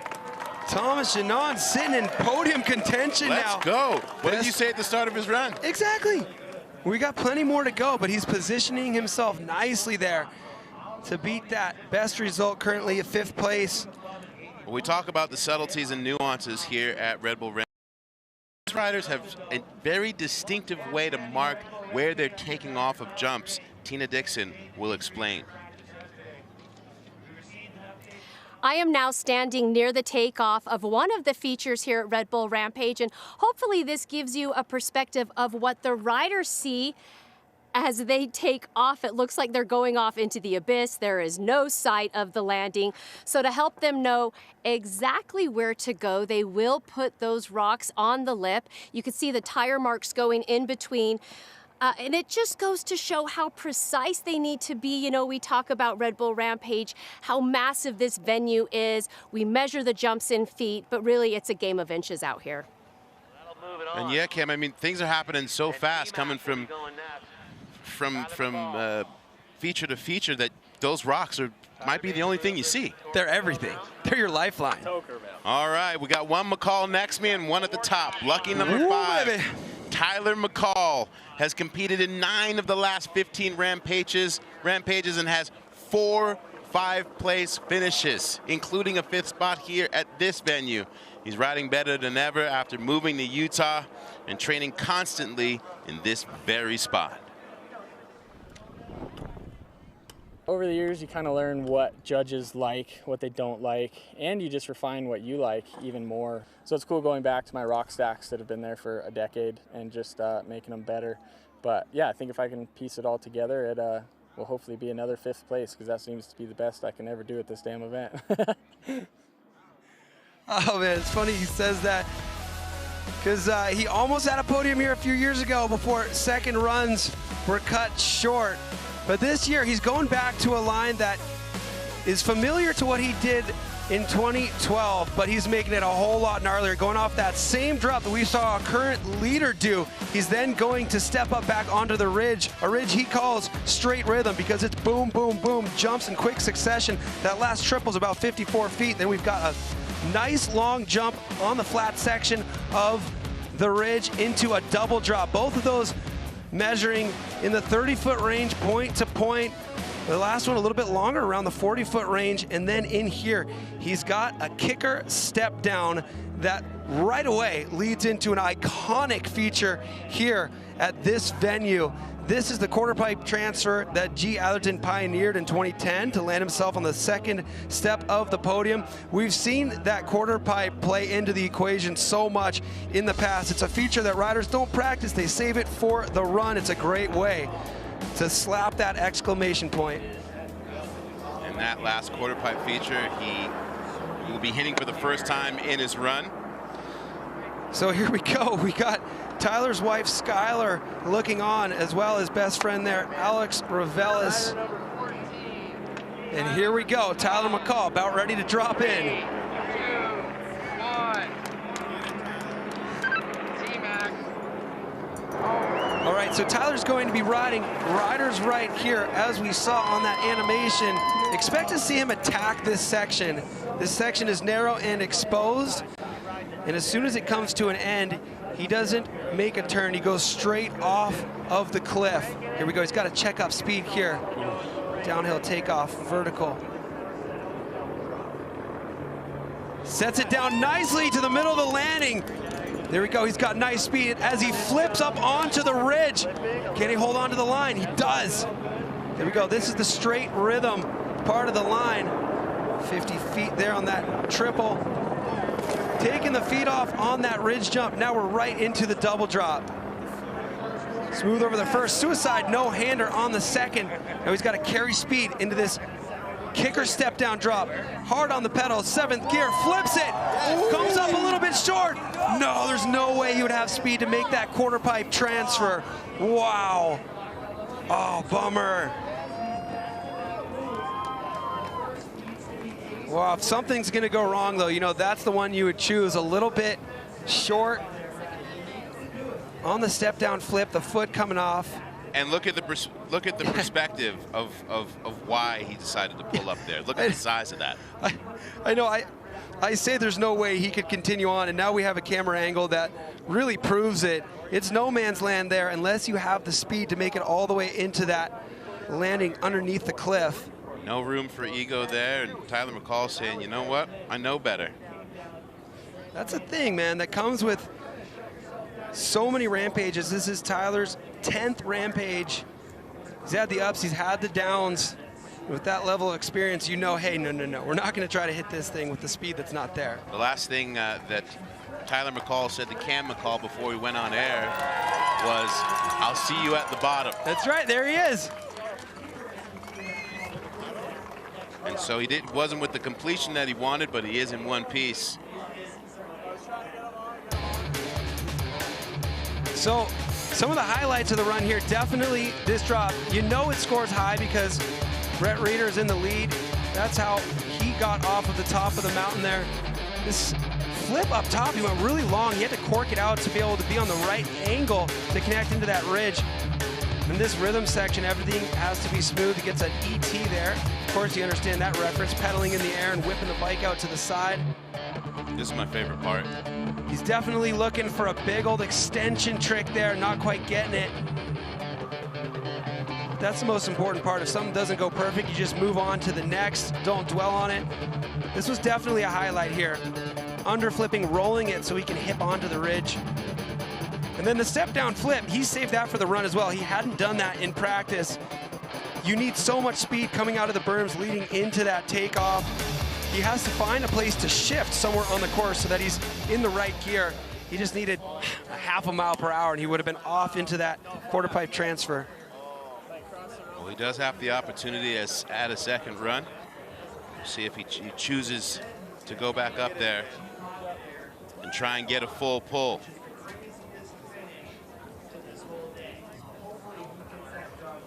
Would have been sweet. Well, somebody who is just an icon here. Cam Zink, 36 years old, will be tied for being the oldest competitor to ever drop in here at Red Bull Rampage. Last year, 0.67 away from a place on the podium. And in the Cam Zink nature, he walks up to a venue, looks up, finds the biggest thing and says, yeah, that's me. And it's why he's been able to have so many iconic moments here at Red Bull Rampage. I've had some of the best memories of my life and moments, you know, just behind us. I've checked all my boxes, but still want to win this thing again. Like, I want it bad. You got to remember all the things that you did to bring yourself to this point of why you decided to go for it. But like, sometimes you look at it and you're just like, this isn't going to work. This thing is freaking massive. Well, that's a man right there who is better than anybody at triumph over adversity, and there's been so much adversity this week. Of course, Kyle Straight teaming up as usual on the line with Cam Zink. Kyle having a big crash yesterday. Cam trying to decide, well, what do I do now? This feature right here, this 53-foot point-to-point step down, there wasn't enough speed into it. Kyle Straight came up short, got ejected.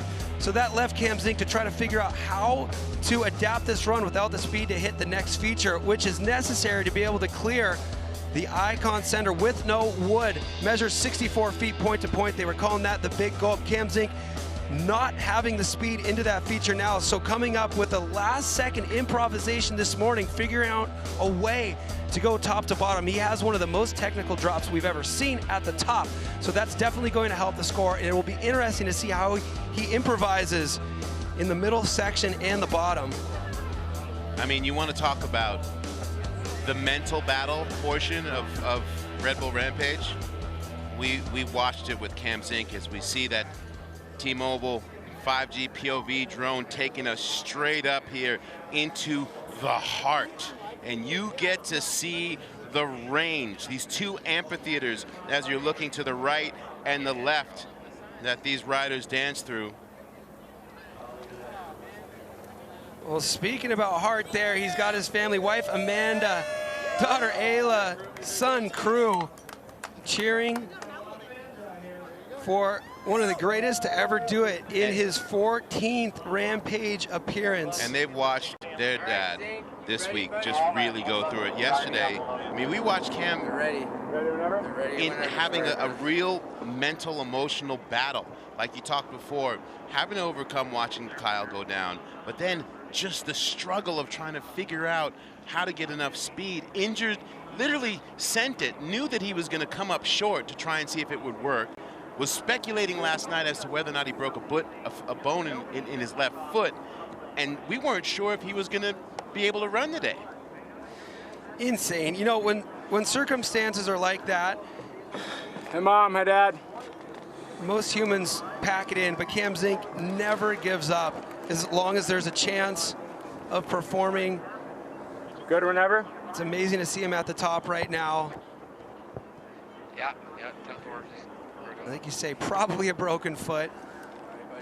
But the perseverance of this human, a broken foot, is not enough to hold this man down. Rider number 15. See in his left-hand side of his pants. A little shout out to Kyle Straight. No doubt watching. Here we go. This section is exactly what he has had planned all week. Huge drop here. A drop that was looked at years ago, but people said that's not possible. Well, we come back 9 years later and Cam Zink just stomped it. The exposure over that berm is mental. And he ignores that and cleanly puts it to the landing, smooth over that hip. Now here's the double drop that Kyle was trying to quad yesterday. And this is the section where there wasn't enough speed to gap the whole icon sender. So he's adapting to go here in the double drop into the OG center landing. 360s it with so much style. I'll tell you what, this is going to be a high scoring run, even though it's not his original plan. Linking it into that Superman smooth one-footed style. Couple more trick jumps here. This is the best of the two. What's he got? Oh, there we go. The backflip knack-knack to one-footed can. Big combo into the 3-star. I mean, come on. For a guy whose line wasn't working, he just put together an incredible run. He told us last night that the idea of even trying to figure out an entirely new line after being set and intended for a week, he didn't know if he mentally even had the space to be like, do I even want to like try and do it differently?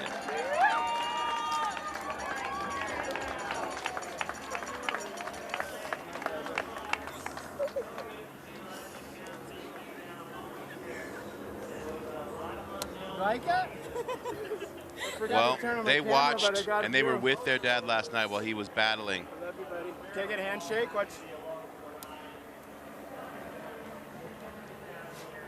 Yeah, that's what it is right there. The Zink family hanging out in Hawaii these days, hence the shaka. That was one of those perfect examples of that old classic Mike Tyson quote, everybody's got a plan until they get punched in the face. Well, he got punched in the face a couple times yesterday and decided to persevere and put down a really good run. Let's look back at some of the highlights.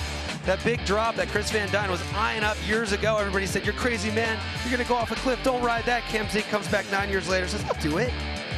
But here's the area where Kyle straight. You can see that line above where Kyle was taking off of. It was proven to not have enough speed, so they did everything they could last night, right? In the dark, trying to figure it out. But look at this, getting that variation. He wasn't even planning on doing that because he wasn't meant to go that direction. So great extension on the backflip, knack-knack, taking the leg around the back and then bringing it over the top tube. So 3-part combo there. Watch the style on this 360 drop. He turns those handlebars in, and that's gonna score higher than just a standard 360 with a bit of a passenger style. That's got a whole lot of control demonstrated there. Boom, backflip, knack-knack to one-footed can-can. So the very top is definitely where the judges are going to be impressed by the exposure, the technicality, and this is that drop here. Originally scouted by Chris Van Duyn. Everybody said you're crazy. That's what he's calling the grandpa berm right there. You don't want to go over that cliff. I'll let you fill in the details there. But what's the score going to be for this one? This is a nice little plot twist. I know he woke up very stressed this morning trying to figure out a plan. A little shaka for Kihei Hawaii. Almost couldn't get out of bed this morning. You hear that? He said, almost couldn't get out of bed this morning. I'm glad he did. There we go. Yeah, just in case you thought that we were. Reed Boggs will be the next rider to drop.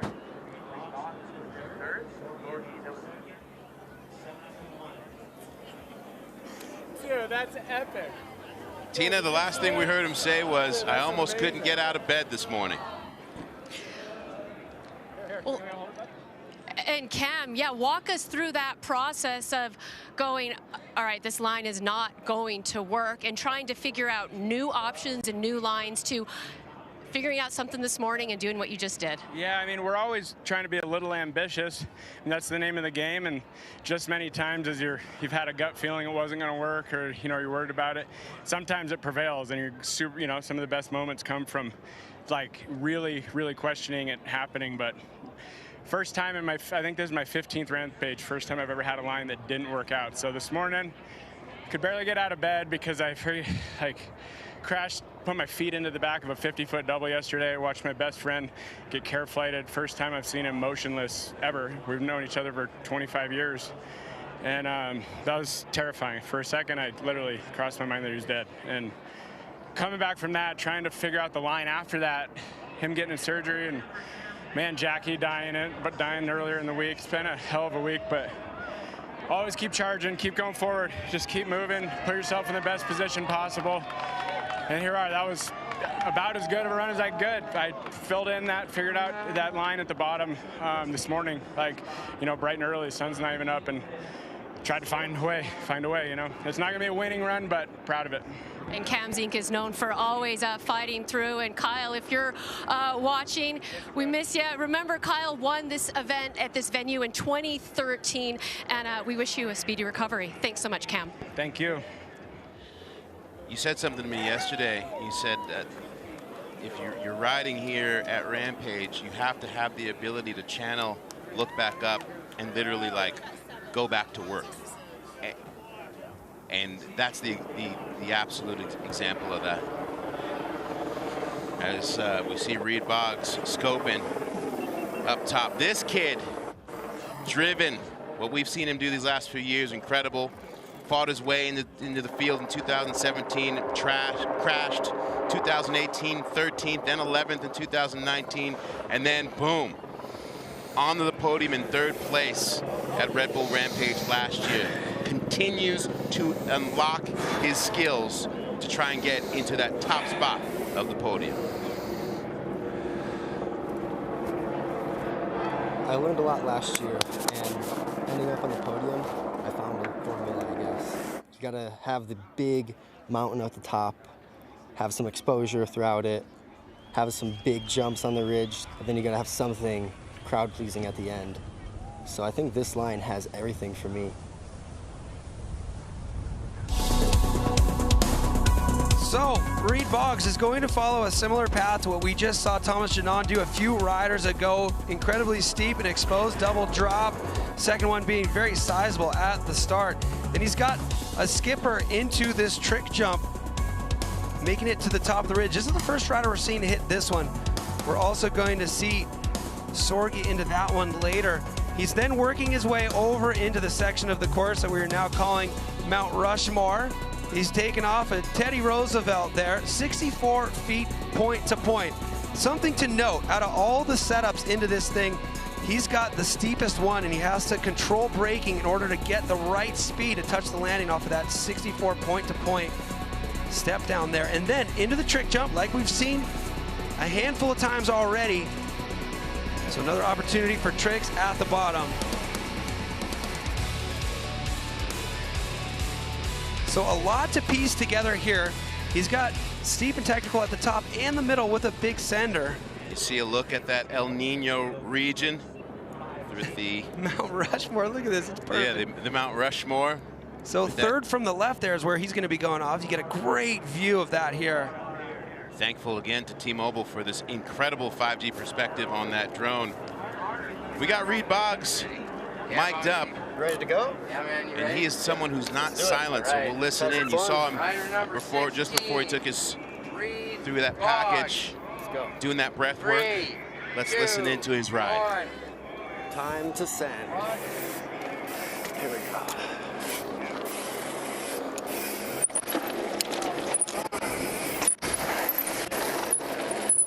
Okay, we're on. Let's go.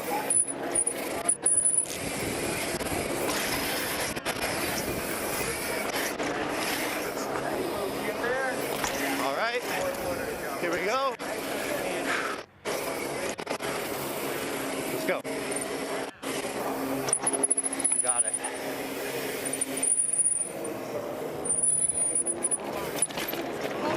He might have a lip here. Let's see. Yeah, it's leaning back. Come on, get it. Oh my God. Yes. Yeah, baby!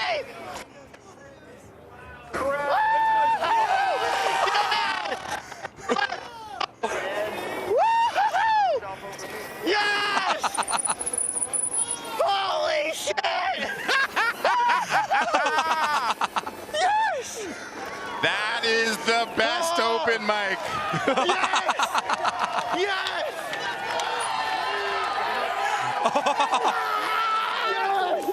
We have never been on board in such a way. In no sport ever. In no sport ever has there ever been a better mic'd up than what we just witnessed with Reed Boggs. What did he say right off the top? He said, time to send, Cam. He said, time to send, and then took us through every single feeling and emotion with each section. Oh my God, that was amazing. That is entertainment at the highest level. He had a surprise for us as well. Not only did he walk us through the entire run verbally, he snuck a lip in there. How was that? And he said, you got the lip, you got the lip, and then just pulled. Scariest flip of my life. Oh my, okay. All right, so on the trick jump up to the ridge, he gets things kicked off for tricks with that tuck no-hander, but I was wondering, there was a rumor he was going to build a lip onto the Mount Rushmore drop here. He's going off of Teddy Roosevelt, and as soon as we got this camera angle, I said, oh, there's a lip. He leaned back. That is a huge step down flip. Listening to him live that moment in real time. And in the corral, you heard him say, scariest flip Look at this. of my life. That is such a small lip as well. Just a little bit of lift to get him initiated into that backflip. That is huge, 64 feet point to point, and he loops her out. If we didn't have the mic, we would have had no clue that he was celebrating while still doing tricks. I love the positive talk. You got this. You got this. Let's go. We're doing it. You got this. The internal monologue goes external with Reed Boggs as he stomps that run. What is the score going to be? That run had a little bit of everything. Tina, better commentary than could have come from either one of us. Yeah, so Reed, we got to hear you going down that run. It was pure excitement. Then you're in the finish corral going, scariest flip of my life. Just overall the emotions going on. I have no words. Man, seeing everybody throw down today, I was getting stoked up top, and I was like, it's time for me. Okay, I'm up next. Give it all I have.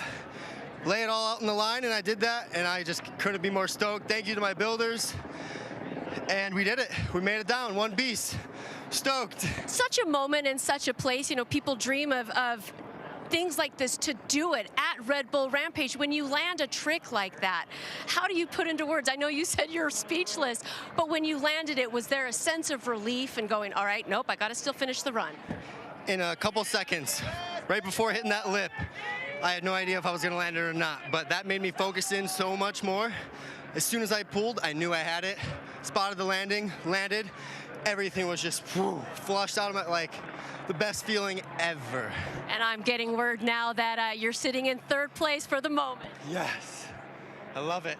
Thank you. Thank you so much. Reed Boggs has cracked the code for Rampage. He found himself on the podium last year. He mixed some technicality with a big 3-drop last year. Now he does the same thing with a huge step-down flip. Somebody's got a formula. If there was ever a lesson in commitment in life, you just heard it right there. He said, I was scared. I didn't know if I'd make it, but I had to pull, commit, and there you go. Back up the top, you can appreciate just how gnarly the heart is here at this Red Bull Rampage, and we see him right there. 3-time champion Kurt Sorge. Doesn't compete in any other contests. So when you see this man arrive at Rampage, you know that he wants to win. One goal, podium, and he would like the top spot. Been trying to spend a lot of time in the backcountry. Recently, we were just in Peru, riding lines at 5,000 meters. No real better training than that coming into Rampage. So we're going right off the top, start with a big shoot line, and yeah, let her rip from there. Like you said, Kurt Sorge has won this event 3 times. He knows how to do it, starting out going straight down the middle. We saw Carson Storch and Tom van Steenbergen also going down there. This is where Kurt Sorge deviates and makes it into one of these rhythm sections that we know him for. Using the technique he's used to win 3 times in the past. He's got a big trick jump up on the ridge. We just saw Rheeder hit that trick jump, but Sorge's going to be coming in from a different line that will give him more speed, so maybe more tricks off of that one. Then he's got his furthest looker's left takeoff to Mount Rushmore. 59 feet point to point is that measurement, thanks to our augmented reality course line animation here, which is insane to have the ability to measure these features. And then this feature right here, you gotta be kidding me. It's called No BS. It was a pre-build back in the original era of this venue. Nobody ever hit it. Jaxson tried to hit it for a film project before. It came up short. AV crashed on it earlier today. Sorge even crashed on it earlier today, but he got back up and stomped it. So we've got to put all the pieces together now. Take a look at this 90-degree left-hand corner that he's going to try to ride before he drops into the heart. We saw him last night when we were up top as he was trying to just have a look, and he said, oh, it's a bit of a left turn as I'm coming into this thing, which straight into that pitch that finds itself somewhere in around 65 degrees when we were looking at it yesterday. All of Nelson, British Columbia watching. Well, the ridge is only about a bike length long as well. So you have 2 options. You either start out pointed the way you need to be to drop into the heart, or you start in the tower there and try to make that left-hand turn on the powdery dirt on the top of a mountain with a ton of exposure.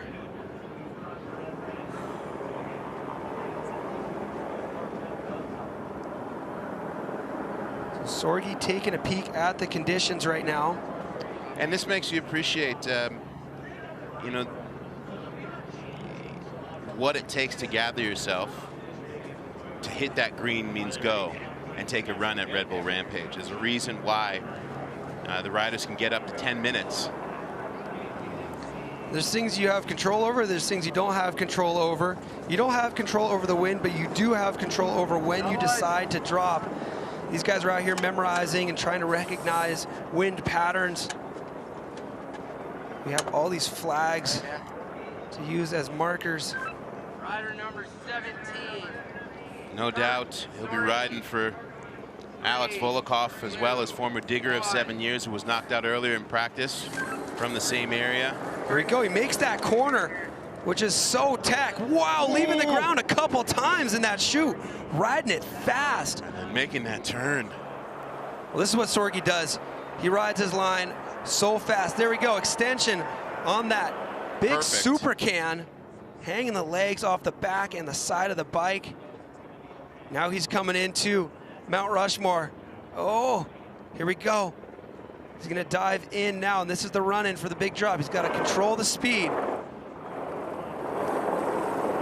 Nice styly whip on the biggest step down in his line. Now he's got the longest hit in his line. Here we go. This is No BS. He makes it to the landing. That one took him out in practice, but he stomps it. There we go, hipping out the backflip, lofting. What a great way to finish this run. He's got more speed into that bottom mound because he's hitting that really long gap, nicknamed No BS. That's got to be a factor too for the judges. When you can finish strong, that last time you take to the air is a banger move. Leaning back into that backflip, that's on a hipped landing there, so he's got to lean sideways in order to connect. Fist bumps all around. I'm loving the consistency of how many riders we've been able to see make it into the corral. This is what we come for. This is the result of 10 hard days of work. He came into that chute really hot. His wheels were skipping off the ground, weren't they? Yeah, he was bouncing all around and then had to make that left-hand turn. And then he just rode this like a pump track. He was right on the edge of that setup. We get a great look at the extension on that super can there from this aerial view. So the judges are gonna love the extension on that. They're gonna love the style here, you know? He wasn't going for a trick that he had to bail out on. He just committed to the style move. There's a lot of conviction in his riding. That's, I think, one of the keys to all the success he's had at Rampage. But knowing that formula, finishing strong is definitely not gonna hurt you. Start strong, finish strong. Yeah, that big step down before that hip flip there was the one that Alex Volkov overshot in practice today. Unfortunately, they're best buddies. We were looking forward to seeing Alex here to follow in the footsteps of the three-time champ here, Kurt Sorge. Sorge just as keen to be talking about snowboarding as he is riding his mountain bike. What's the score gonna be? Again, second place last year, won 3 times. You know he'd like to get that 4th. As we get that helicopter perspective of just how deep we sit here in this beautiful Zion National Park here at Red Bull Rampage. One of the most powerfully beautiful regions of these United States of America. You come here for the first time, you come here for the 20th time, and you're just in awe at the magic and the power of these mountains. It's definitely one of a kind for scenery, but then when you realize that this is the only place this event has ever been held, it's not even possible to hold it anywhere else. This place is so unique for this sport. It's been going on for 21 years. This is the 16th running right now. It's pretty funny waking up in the hotel in the morning before the sunrise. All the families are getting ready to go hike, and you know, on this Friday, the riders are getting ready to break the boundaries of freeride mountain biking. 74 for Kurt Sorge.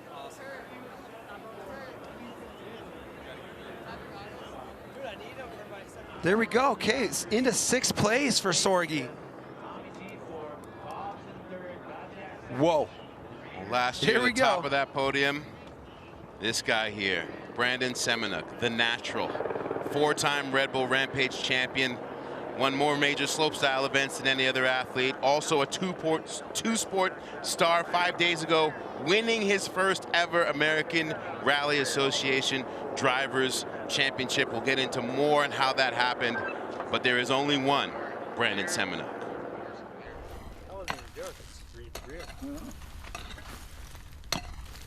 We never have gotten that builder award, so we figured the best way to do it is just to work with 2 of us. So we told B just to stay home. Hopefully he likes it when he gets back. Rampage fell over basically the same week as the last ARA championship round. It's a huge feat to try and do both these events. It's been logistically really challenging. Hopefully we do well somewhere. There was like a lot of back and forth prior to the event when he was trying to decide, do I do rally, do I do rampage, do I do both? He was kind of throwing it up to us like, do we feel confident? He's confident in us, we're confident in our abilities. I wanted to just use my existing line and add a couple new bits, and yeah, it was just the very top bit that was a bit of a question mark. Drops out of the sky and he'll go down a crazy chute. It's next level. It's, yeah, one of a kind, that's for sure. We made the choice. He could go to rally, we do 4 days digging, and comes back, and hopefully we get it done.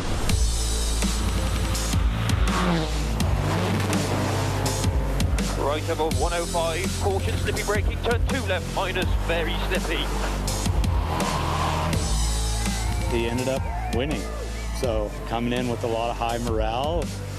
They kicked ass while I was away, and so hopefully we'll be riding stuff tomorrow. What a story. Won the rally, won the overall championship, makes it to Rampage. He's about ready to be standing in that start tower doing something unthinkable, going right down the middle.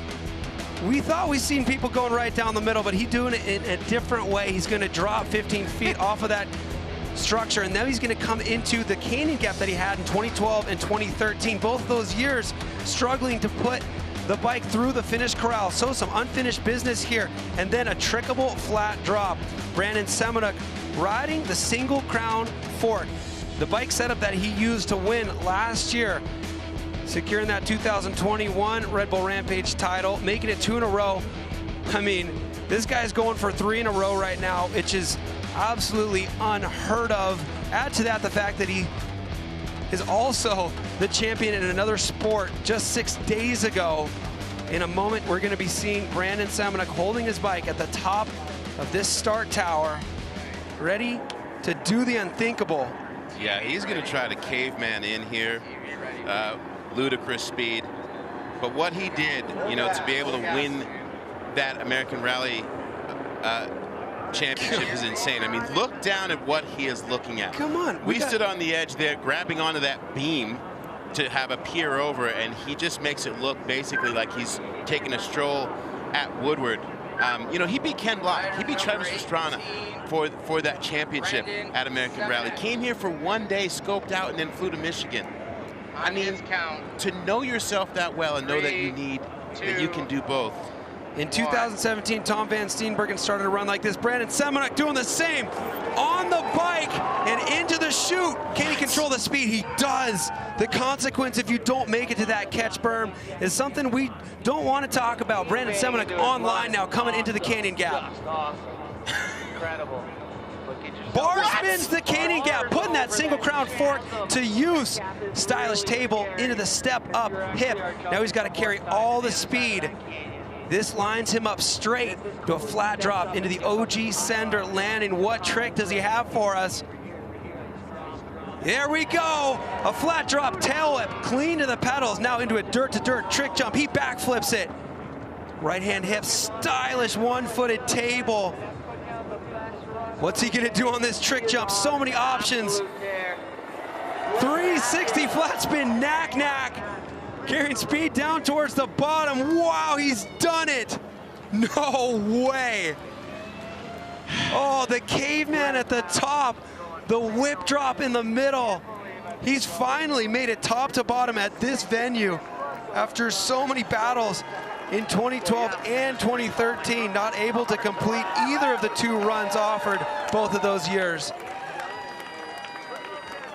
Gnarly and so damn stylish.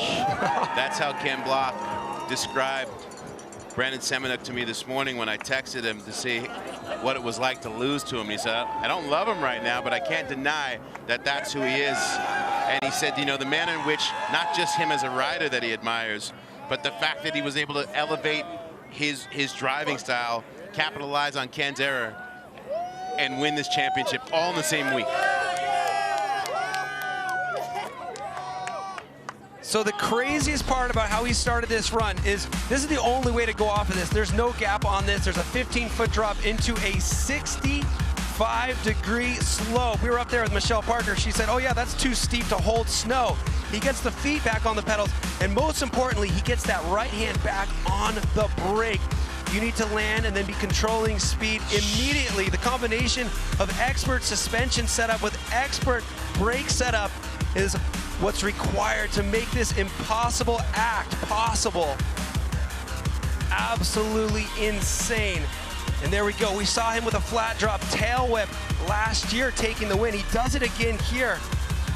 And then he checks all the boxes on the rest of the trickable features, adding in some style with that one-footed table. And then we've seen this from him before in winning runs as well. The flat spin 360 knack, hanging that leg off the back of the bike. Whoa. Is it gonna be enough to take out Brett Rheeder? This is where it gets interesting. The four-time champion leading the score. Meantime, we'll get Tina Dixon in there. Yeah, Salema, and with that start, Brandon, something that we have not seen here before at Red Bull Rampage on this course. But give us your perspective. From our point of view, it looked like it just checked all the boxes. I tried my best. You know, wanted to bring, you know, I wasn't necessarily going for a win, but I wanted to put on a show, and that like start feature was like, I don't know, it just screamed out to me, and it was wild because I wasn't here during the build, and the boys killed it. First time I did it, felt way better than that. That time it was like so wild. After all the boys had ridden down, it was chunky, loose, and it just felt like bucking Bronco down the chute. But worked out well. Canyon gap was scary. We got through that, and then yeah, got some tricks down on the bottom. So really pleased with that run. And then coming back from winning that championship, you missed 4 days of digging. What was the mindset like on the return? So challenging. Like obviously I didn't want to miss the chance to, you know, obviously I've won this event before and I love being here. All my friends are here, but missing the chance to go for that championship would have, you know, that would have killed me. So it was feasible to do both, although it was challenging, and we made it happen and won the championship. So I'm so happy that we did. Obviously, coming back here, pretty handicapped, like didn't get to help my builder, so we were super behind on the build, and then just obviously less practice. But end of the day, it all worked out for the best, so pretty happy. You know, doing a new sport and a new event and then coming back to something that maybe you're a little bit more comfortable with, give us your thoughts on that as well. Yeah, I mean, I'm on the bike every day, so I'm cozy, and I'm always working on stuff. It wasn't so much that, it was more or less getting behind on the build. You know, we never know if we have a weather day or if like practice isn't gonna go good because we've got wind or something like that. So, you know, when life gave me lemons, I just took advantage of all the situations. Like, as soon as there was something ready to ride, I was just up there with my bike. So managed to kind of get it all together and feel comfy before today. Yeah, I'm so glad to see you out here riding. Thanks, Brandon. And we're still waiting for scores, guys. They're deep in discussion still in the judges' room. You know, 3 weeks ago, he wasn't sure if he was going to attend here. That's how much he wanted to win that rally championship. I mean, I think it's amazing. I mean, I think it's great that he's here, but he has nothing to prove here. You know, he's here for the pure love of the sport. The new challenge was represented in the pursuit of that rally championship. You know, the fact that he loves this so much to take on the task of doing both just screams how much he loves this sport. It wasn't some like casual community rally he was at. This is American Rally Association, and he beat Travis Pastrana and Ken Block. These guys who have been doing this for decades now. Like that's their names are synonymous with the sport, and he's shown that he could come up and rise into this thing and be like, yeah, sorry guys, I can play at the top too. We're talking about a talented human, also an incredibly driven human, but somebody who loves these really complex challenges. We see the discussion going on in that room right now. What do you think they're talking about? It's like what we've seen before when Brett Rheeder and Brandon Semenuk were squaring up against each other. Competitions around the world on the slopestyle circuit. They push each other's limits, and then the judges take their time, because we're looking at the score to beat right now, a 90.66. And you know what? We will have patience. We're into halftime right now. There's no rider at the top waiting to drop, and they're going to give this the time it deserves to make sure they make the right decision. Yeah, dude. Nice work, man. Well, you heard Brandon say, I wasn't necessarily trying to put down a winning run. I'm trying to put down the best performance I can. And I saw that. It's not normal what he said. Oh, I saw the opportunity for that caveman drop, and I had no choice. I like the fact that he's like, well, I'm trying to put on a show. Like, what better way to start my act of this show than hopping off of this wooden structure down into the steepest pitch on the mountain with the most exposure as well. That's something that no matter how beautiful our angles are, you can't. Here we go. That was nuts. All right, up 84 for Brandon Semenuk. Puts him in third place. So Brett Rheeder solidly remains in first place. Now, we heard Brandon saying, yeah, you know, I just want to put on a show, but we also know what lies beneath. What he decides to do in that second run will be just part of the excitement. Well, you heard what he said about how different the conditions are in the chute compared to when he had practiced it.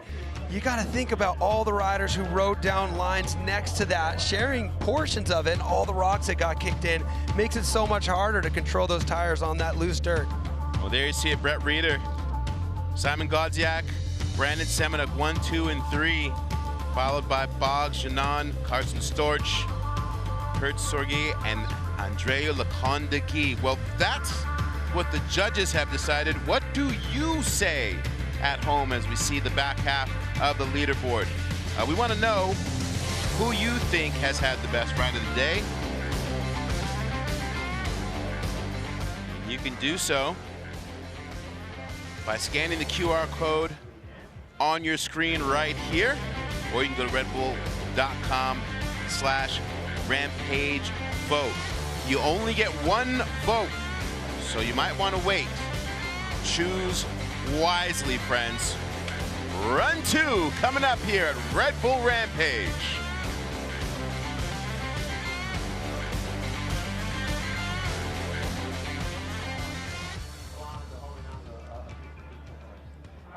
Well, the crowd, everyone's hanging out, staying hydrated on this absolutely magical day. Probably having some discussions amongst themselves as we have the Red Bull Air Force that hoped to get us started here today via the wingsuits. We actually got to hike with these guys as they were scoping in where they wanted to come in and fly past the start gate. How's this perspective? Come on. Wow. And look at how they carved back up in the air before pulling the chutes. Truly incredible.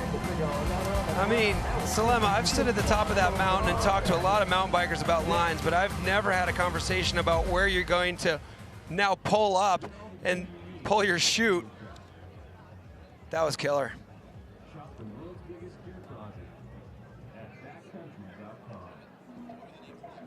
So, yeah, that was an incredible way to start things off. Yeah, that was Andy Farrington and Mike Swanson. Mike Swanson, by the way, scared of heights. He was terrified on that hike up there with us, and we're like, wait, you're about to fly in here with a wingsuit. What are you talking about? He's like, I don't like stable heights. Yeah, no, I love that. There's no such thing as a fear of heights. There's a logical respect for potential energy. Fear of heights makes it seem like it's illogical. No, if you're up high on something, you might fall off it. Respect that. Yeah, and then just go put on a wingsuit and do that. And truly incredible way to start this 2022 Red Bull Rampage. Again, how stoked are we that so many riders getting full pulls and getting to make it across the finish line. Safety, especially after a couple of serious injuries. Now the difference now compared to a few days ago where all the lines weren't rideable, to see so many get put down smooth, top to bottom, it's truly unbelievable. I can't wait to see what run number 2 has in store out here, 2022 Red Bull Rampage.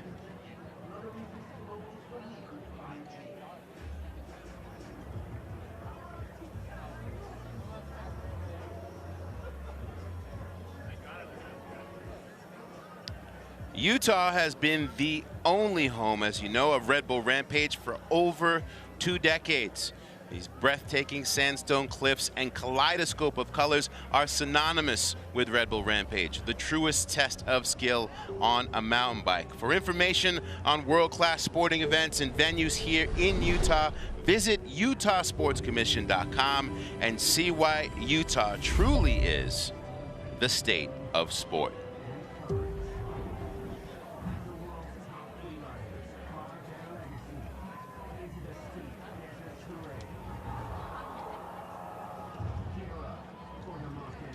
This past May, Red Bull Formation returned to this terrain for its 3rd year, the first of its kind individual progression session aiming to pave the path for women in freeride mountain biking.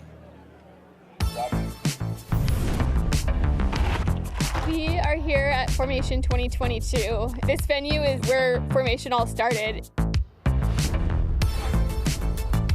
It's a cool drop-in. Go big or go home. Some of the fastest progression that I've seen in the sport.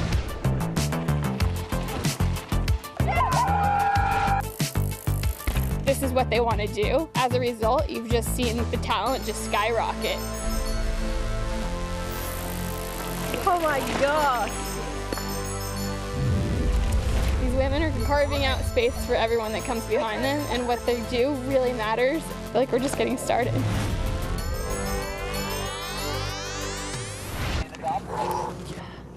So fresh.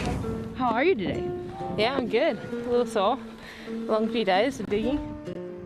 3 days to build all your features on your line and 3 days to test all your features, make some changes. Yeah, there's a few unknowns, but I'm actually really excited to ride it. It's looking really good, and the ladies are stepping it up once again. Casey and I are starting at the very top. It's definitely the gnarliest drop-in feature I will have ridden here.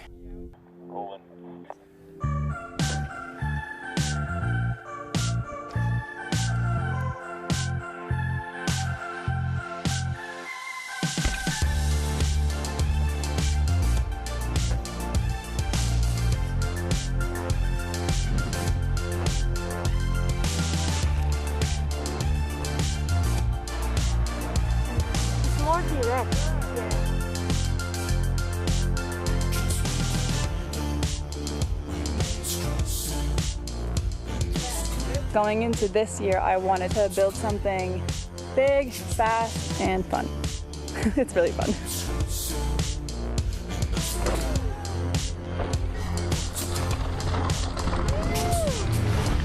Olé!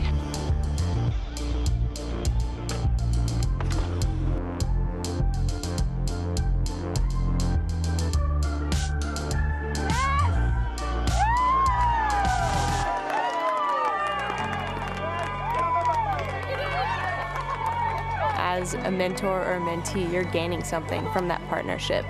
We need that. That's like the ultimate way to level up in your sport. I feel that I was pushing myself all this time, so I'm so proud to have this. But also I think that everybody here deserves this award too. Like, we're all so spicy today, and yeah, it was so fun to watch all the girls ripping. Yeah, you should be proud. This is insane. Yeah. It was my dream for many years to be the first woman to compete in Rampage. I mean, honestly, I didn't have what it takes. I had the heart. In hindsight, I'm so grateful I didn't achieve my personal goal. I was just like, oh my God. I wouldn't have learned what I learned, and I don't feel like I would be in the space that I am now. It's not about me, it's about us, and this is a million times better. What a great piece, and we are joined by Hannah Bergerman, freeride and slopestyle rider. The last 3 years, Hannah, first of all, thanks for coming by. The last 3 years, this move of progression in formation, what have you seen, and what has it been like to be a part of? Yeah, the progression the last 3 years has been absolutely incredible. We started on the backside of this venue in 2019 without a lot of expectations or experience riding and digging out here. And then the following event year in 2021, we're here at this exact venue, riding top to bottom lines, hitting way bigger features, adding tricks to the lines. So the progression, yeah, has been absolutely insane. I would agree with that. I mean, to me, the most impressive part is, in a lot of ways, you're all able to duplicate this progression that took like a decade or more for the men in such a short window, 3 years. What do you attribute that to? Yeah, I mean, I think the key to that progression has been this collaborative environment that formation fosters. A huge part of the event is working together. We're non-competitive, so we're really using each other to accomplish our goals, and I think that just fosters the perfect environment for rapid progression. You saw that emotion from Katie, who, I mean, she's a crier, let's face it. Doesn't take a lot, but you can really feel what this means in the progression. Where do you see this going from here? Because this is gonna, 10 years from now, this group is gonna be seen as like, oh, that's the group that collectively, not competition, but collectively move the sport forward. Yeah, 100%. I mean, the possibilities are endless. Just seeing the progression that's happened here in the last 3 years, it's almost hard to imagine where we could be in 10 years or where the next generation can take it. I mean, it's a real proof of concept of, you know, hey, look, we can do this. And getting close to where it's time for competition out here, wouldn't you say? Yeah, I hope so. That would be incredible. The level is insane. How was hang time? Hang time was amazing. Yeah, it's an event that I started because I was inspired by Katie's vision and formation. So it's a jump jam in Bellingham, where I live, and it is another stepping stone to hopefully progress to the next generation. Yeah, we're looking at some pictures of it right here. That looks like fun. Yeah, and the name Hang Time came from the play on catching air on your bike, but also spending time together to build our community up. Oh, a little 2-for-1. Yeah. That's it, right? At the end of the day, it's like you all found riding bikes because it was enjoyable. There's this big progression movement right now, which is so fun to follow, and the future is so bright. You're looking at shots of the youngster Brooke Anderson right there, who, I mean, she's probably going to be the youngster carrying the torch in a similar way that we have seen Brandon Semenuk when he came out here and, you know, defined what the future holds. So it's just, it's really fun, and to just imagine what 4 or 5 years from now is going to look like. The stuff that you're doing right now is totally pioneering. I can't even wait to see where the next generation of riders takes it. It's going to be amazing. Well, thank you, Hannah. We will be along for the ride. Enjoy the rest of your time here, and thanks for stopping by. Yeah, thank you so much. We talk about that progression. We asked the question, what is the future of free riding? Well, there's as many answers as there are riders, as you're about to see. This is Rampage, one of the most truly awe-inspiring sporting events that take place on a bike. Yeah, the future of freeride, that's a big question. The future of freeride is obviously... Yeah, I think the future of freeriding is actually freeriding. I would really love to see the big mountain side of things continue. I'm pretty sure someone's probably gonna do a double backflip drop someday. I just want to keep it core. I and get some inspiration from like skiing, surfing, and snowboarding. Every bike will be single crown. The technology keeps getting better. The builders. I could have a 2-hour conversation with you about that. The present and future of freeride, the evolution, whether it be from the riders or the actual riding that we get to see. For us who are very passionate about mountain biking, it's really special to be able to come create something and contribute to the progression of mountain biking, because that's truly, you know, what we're all really excited about. I've always tried to steer the sport in a direction of trying to find out what's even possible, like trying to figure out how big we can actually go. Cam Zink wasting no time getting into this. Not only is it steep, but he's leaving the ground. I don't want to say like my work is done on that part, because the level is so high. It's not like a vertical progression like it used to be. It's more just kind of spreading out. There are 18 dudes out here digging completely unique lines. It's hard not to build stuff to get a good score, but I've kind of tried to steer away from that. For me, I just come here to build a line that's fun to me, and I think it grows the sport more with all that creativity. A lot of the younger kids, they have a lot of respect for the stuff that used to be done, and they're mixing that with the modern day tricks. The sport sort of originated from a downhill bike. And I think from here on out, we're gonna see a wider variety of bikes. It just opens up the progression. We can start bringing slopestyle moves off these huge features. It's pretty exciting. Sorge upside down. It's really the best place to express your style of riding in your own way. Oh, there it is! The tailwind drop! The first in Rampage history! the future of freeride, it's in all of our hands right now. Many opinions and perspectives, but how about we bring in someone who knows a thing or two about progression on a bike. Nikolai Rogatkin, the first person that we saw this morning when we got to the venue. This discussion, the future, where are we going, where are the influences coming from? Honestly, the future of freeriding is in such an amazing place, in my opinion.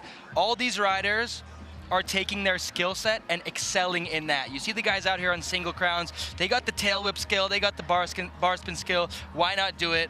You see Boggs doing big step down flips, he's like the king of that out here. The Tom and Carson riding shoots, every rider is just taking their skill set and maximizing it. And I think that's just gonna keep going, and these riders are just gonna keep pushing their limits and going outside their comfort zone. So freeride is freeride, like Lacondeguy said, it's just gonna keep going that way. And the skill level of the young riders and these old riders is also incredible. So we're in good hands for sure. First of all, congrats on taking the win at Cannes, the last slopestyle event we just had a couple weeks ago. You're a guy who does some of the craziest tricks in the world on a bike. You also do them on a big downhill bike like the riders we're seeing here. You can do a castrol on the big bike as well. Try to explain to our viewers how much harder it is to do it on the bigger bikes and in the bigger terrain. Oh, on the bigger bikes, there's just so much more room for error. And especially out here, it's next level. Calculating your speed out here, there's no room for error. And those bigger bikes, they got more suspension, they're heavier, bigger wheels. Like, to maneuver those bikes around in a clean way is so difficult. So to see the guys out here flipping, spinning, tail whipping these big bikes, it's just ridiculous. Rotationally, how much influence comes, or do you look at other sports like snowboarding when it comes to applying it to the bikes? Oh, we look at all the other sports as a lot of inspiration. Like you're saying, snowboarding, more rotation, so you know it's possible to rotate more. A lot of these guys have some freestyle motocross influence. If you see Jaxson out there doing all those moto moves, the other sports definitely inspire us to do more crazy freeride stuff, that's for sure. Yeah, I was talking to Andreu the other day, and he said, you know, when I was a kid growing up, man, I wasn't allowed to have a dirt bike. He said, but then after he got successful riding a mountain bike is when he got into dirt biking, built a track, and now he's riding freestyle, and he talks about how much now that crosses over for him and helps him to continue to progress on his mountain bike. For sure, for sure. I got something to talk about, something we actually had a hard time seeing during the runs, and we're talking about influences from other sports. Dylan Stark comes into this sport with a BMX influence. You started out on BMX. I realized after his run, he actually had a rail set up on that drop at the bottom. Did you see that? I actually didn't see that either, but I heard people going crazy about it as well. I was kind of running down to see the end of Dylan's run after the canyon gap because I was right there beside it. I thought he had a crazier maneuver than the tuck no-hander. Maybe he's got something for the second run. But yeah, the rail is just so creative. It's insane to, I'm sure he was so stoked to put that in his run.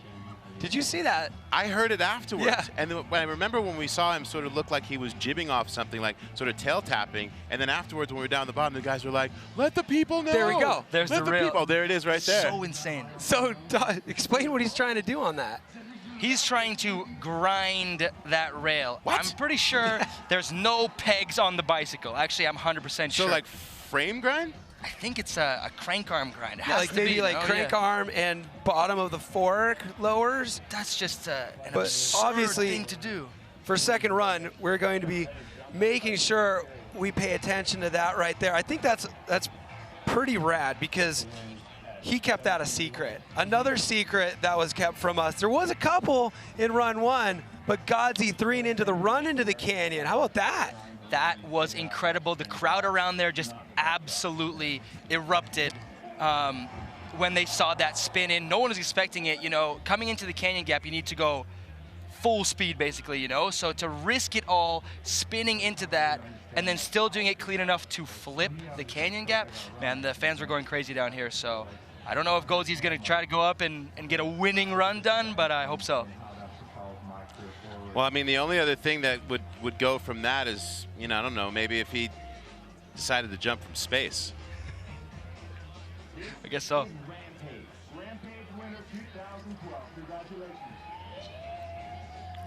That was what we called a segue, friends, because Red Bull Stratos, we'll never forget, captured the world's attention.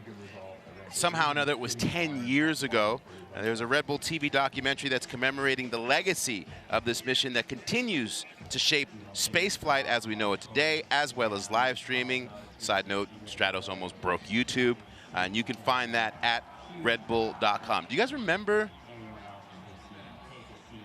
where you were? We'll watch this first, and then we'll talk about your perspectives on that incredible moment. There was a human being falling from space. Speeds that no human being has fallen before. Faster than the speed of a bullet. This is going to be a place of history. We are go for launch. Status? Going all the way up to the stratosphere and skydive back to Earth while the whole world is watching. The speed at which we were gaining users to this live stream was like nothing any of us had ever seen before. It became the most viewed live event on YouTube. Wanted to be the first human outside of an aircraft breaking the sound barrier. What Felix did is a once-in-a-lifetime achievement, but it's also a once-in-history achievement.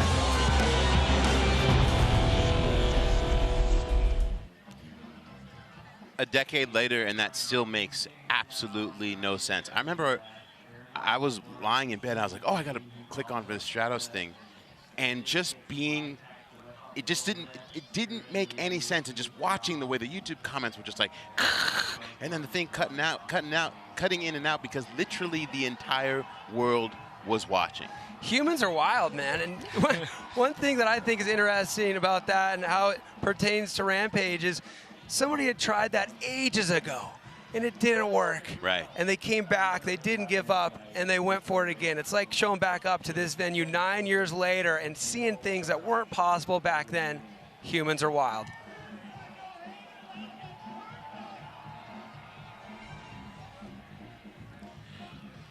Well, we're still trying to digest the incredible amount of riding that went down in run 1. How about we take a look and walk through some of the highlights before we get into round 2, shall we? Would love to. Nikolai, stay with us? Will do. All right.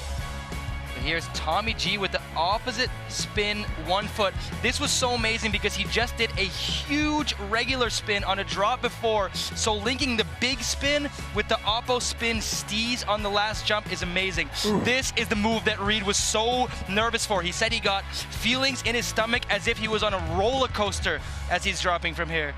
So Reed, he greased the flip. He was screaming in his helmet coming through the finish. I was so hyped for him, tossing the goggles, going into third, and then look at this from Brandon. Brandon, that caveman, you cannot make any mistakes there. The fact that he came here and even committed to doing that is insane. And then coming to the bottom of his run, so much style and fluidity in each one of Semenuk's runs. He's, okay, and now Szymon Godziek. This man came here on a mission. He's been riding so much this week. We missed the 360 there into the canyon, but look at this. Doing the backflip, which Kelly McGarry made so legendary on that same canyon, following it up with the backflip suicide, barely catching back on, and Godzi was so stoked. There's his daughter there. Here comes Brett Rheeder, and this tail whip was insane. The single crown bike, another tail whip on a fast drop. This man was so on it. Just pulling out all the stops. 5 flat drops on the run, tricking everything, and a huge sigh of relief here for Rheeder. Rogacki, do you want to just like stay for this? I'm gonna take a water break. I'll see you later. I'll see you later. I have been just running around this mountain, getting so hyped for all these athletes. These athletes put their heart and soul into their runs. To see them stomping it and even doing things that we didn't expect, man, it's crazy out here. I can't wait to see what we have for run 2. Speculation for round 2. Do we think? I mean, not do we think. I mean, we know. Do you think someone tries to take out Rheeder? I think for sure. As soon as Brandon's score came in, I saw him turn around and go back up top. Reed Boggs, I was like, dude, it's time for you to go demon mode. He has 1 run in the bag, and he's off the podium now. And I think there's some hungry guys out there. The run 2, like Aaron's been saying here on the live announcing, the run 2 usually tends to score bigger than the run 1 just because of the buildup of this competition. So I think the best might be yet to come. We see some of the boys there getting a little rest and strategizing for our return to the top. I mean, we got a lot of riders already up there. I think we are far from over here. They want that win. And you feel that? The wind's still light. Please, please, please, don't say please, the W please. word. Yeah. You can't be saying that. No win. No jinx it, Salema. But hopefully they can. It'll just hold off enough for us to get nice, solid second runs. You, sir, are a star. But Thank you for having me, you guys. knew that when you woke up this morning. And no sooner did I say that than we look up to the top, and it is blowing a little bit more. We got some horizontal windsocks up there. Yeah. Nothing new for Rampage. That's right.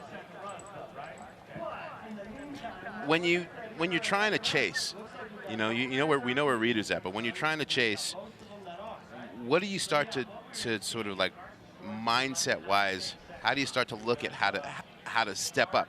You talked about it, Nikolai, like, oh, here's what they need to do, but how do you go into that place when you find yourself from behind? Honestly, this competition is a lot of strategy. You see some of the riders taking it easy on some of the features just to kind of leave room to step it up in the second run. Each rider, when they even build their line, they plan, I might do this in the first run. It might be too risky. So most of these guys, besides T-Mac, who just had a foot slip down here at the bottom, most of the guys made it top to bottom. So now it's kind of open for them to step up these runs and show the judges some more style, some more fluidity, and just a better run. Awesome. Well, we got a lot of all-stars from across the landscape of action sports here at Red Bull Rampage. Tina Dixon is with Jamie O'Brien and Letitia Buffoni. Skate and surf. Let's go. Yeah, elite athletes in their respective sports, skateboarding, surfing. And I want to start with Leticia because I've seen you in those moments at the biggest events where it's game time. As an athlete, how do you get yourself in that moment to perform? Man, what do I do every time before my runs? I just think about all the tricks I want to do, and I just forget about everything else, about the crowd, and just go for it. And to be here at this event, mountain biking, just give us your take on it. Man, it's crazy. It's my first time, and wow, they're crazy. Like, I could never do anything like this. It's really fun to watch, and it's amazing. As an athlete, can you watch this and learn from it as well? Yeah, for sure. Like, I've been watching them, and like my hands are sweating. I'm like shaking the whole time, and you know, you gotta be really on point of your game to do stuff like this, you know. Yeah, it's so great to see you out here and enjoying the event. And Jamie, the drive. I've seen you do stuff where you're like, what? Why is he motivated to do that? Where does that drive come from? I'm not sure. I feel like just, you know, being born and raised on the North Shore and being an athlete, you turn into like an adrenaline junkie, and you're always looking for that feeling no matter what it is. And speaking of, you know, the drive and then innovation, you're very innovative when it comes to surfing. And I'd say that crosses over to mountain biking as well. Where does that come from, the innovation? I'm not sure. Just, you know, I always looked up to my peers and always wanted to perform like them, or if not, maybe a little bit better. And that's what kind of keeps me drived to like keep moving forward and keep pushing the issue. And that's what we're seeing here today at Red Bull Rampage. These guys are literally pushing the boundaries of anything I've ever seen in my life, and the consequences are heavy. Yeah, and they are pushing each other. And then also just what's your take on the overall event and being part of this event, but not so with the spotlight on you and being able to enjoy it.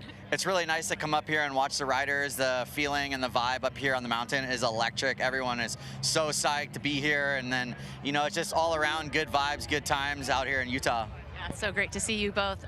Salem, I'm just going to stay down here and try to learn some more from these two. Thank you, Tina. And if Jamie O'Brien is saying that it's heavy and that the consequences are real, it's real. I mean, this is a guy who plays at the most dangerous wave in the world at Pipeline. Well, you know where the leaderboard is, as we see a few of the riders making their way back up. What say you, though? We told you to scan the QR code and let us know who your favorites are.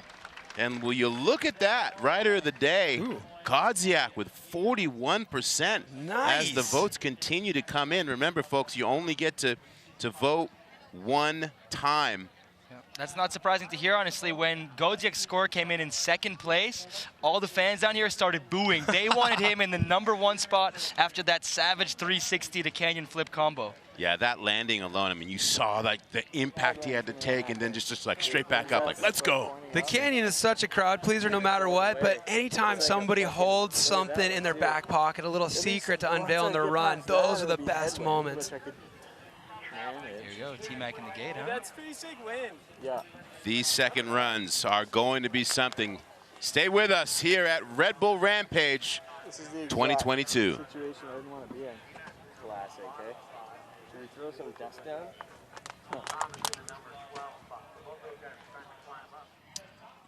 No sooner did I say the W word before, and we're seeing flags bend. My apologies to the entire valley here. Maybe you can will it away with that optimism. Keep trying. Yeah.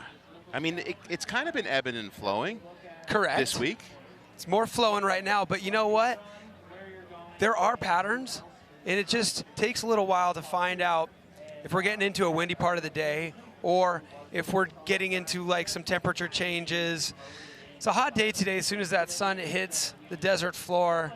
And we're a little bit late into the day for that to be the case. Right. But we got a lot of people here. We got a lot of fingers to cross. All right. See what can happen. For the layman at home who has never had to think about wind, what's good wind and what's like So when we're looking at the forecast, we typically are hoping to see something in the single digits. As soon as you get into 10 miles per hour, it's getting a little bit iffy. Obviously, wind direction plays a huge role as well.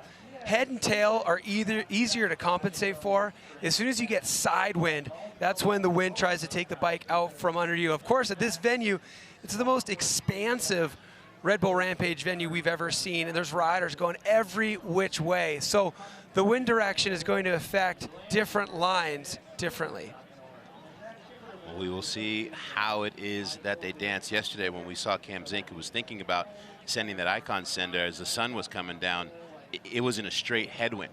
And he was talking about, well, I need so much more speed, and now in this headwind, and finally he wasn't able to do it. Take a look at these gladiators making their way to the top of the course. Lacondeguy. Dude, I can't find my shirt. Where's my shirt, man? Where's my shirt, man? Oh, I think I found it. Maybe he's just going to go fast, no shirt. That would be classic. He's done it before. He's a one of one, man. Oh, let's see. Here we go, he's doing it. Looks like he's doing it. He knows his audience. His brother there, Louis Lacondeguy, main digger for Andreu. Must be insane, as you know, Cam, to watch your bro do the Rampage run.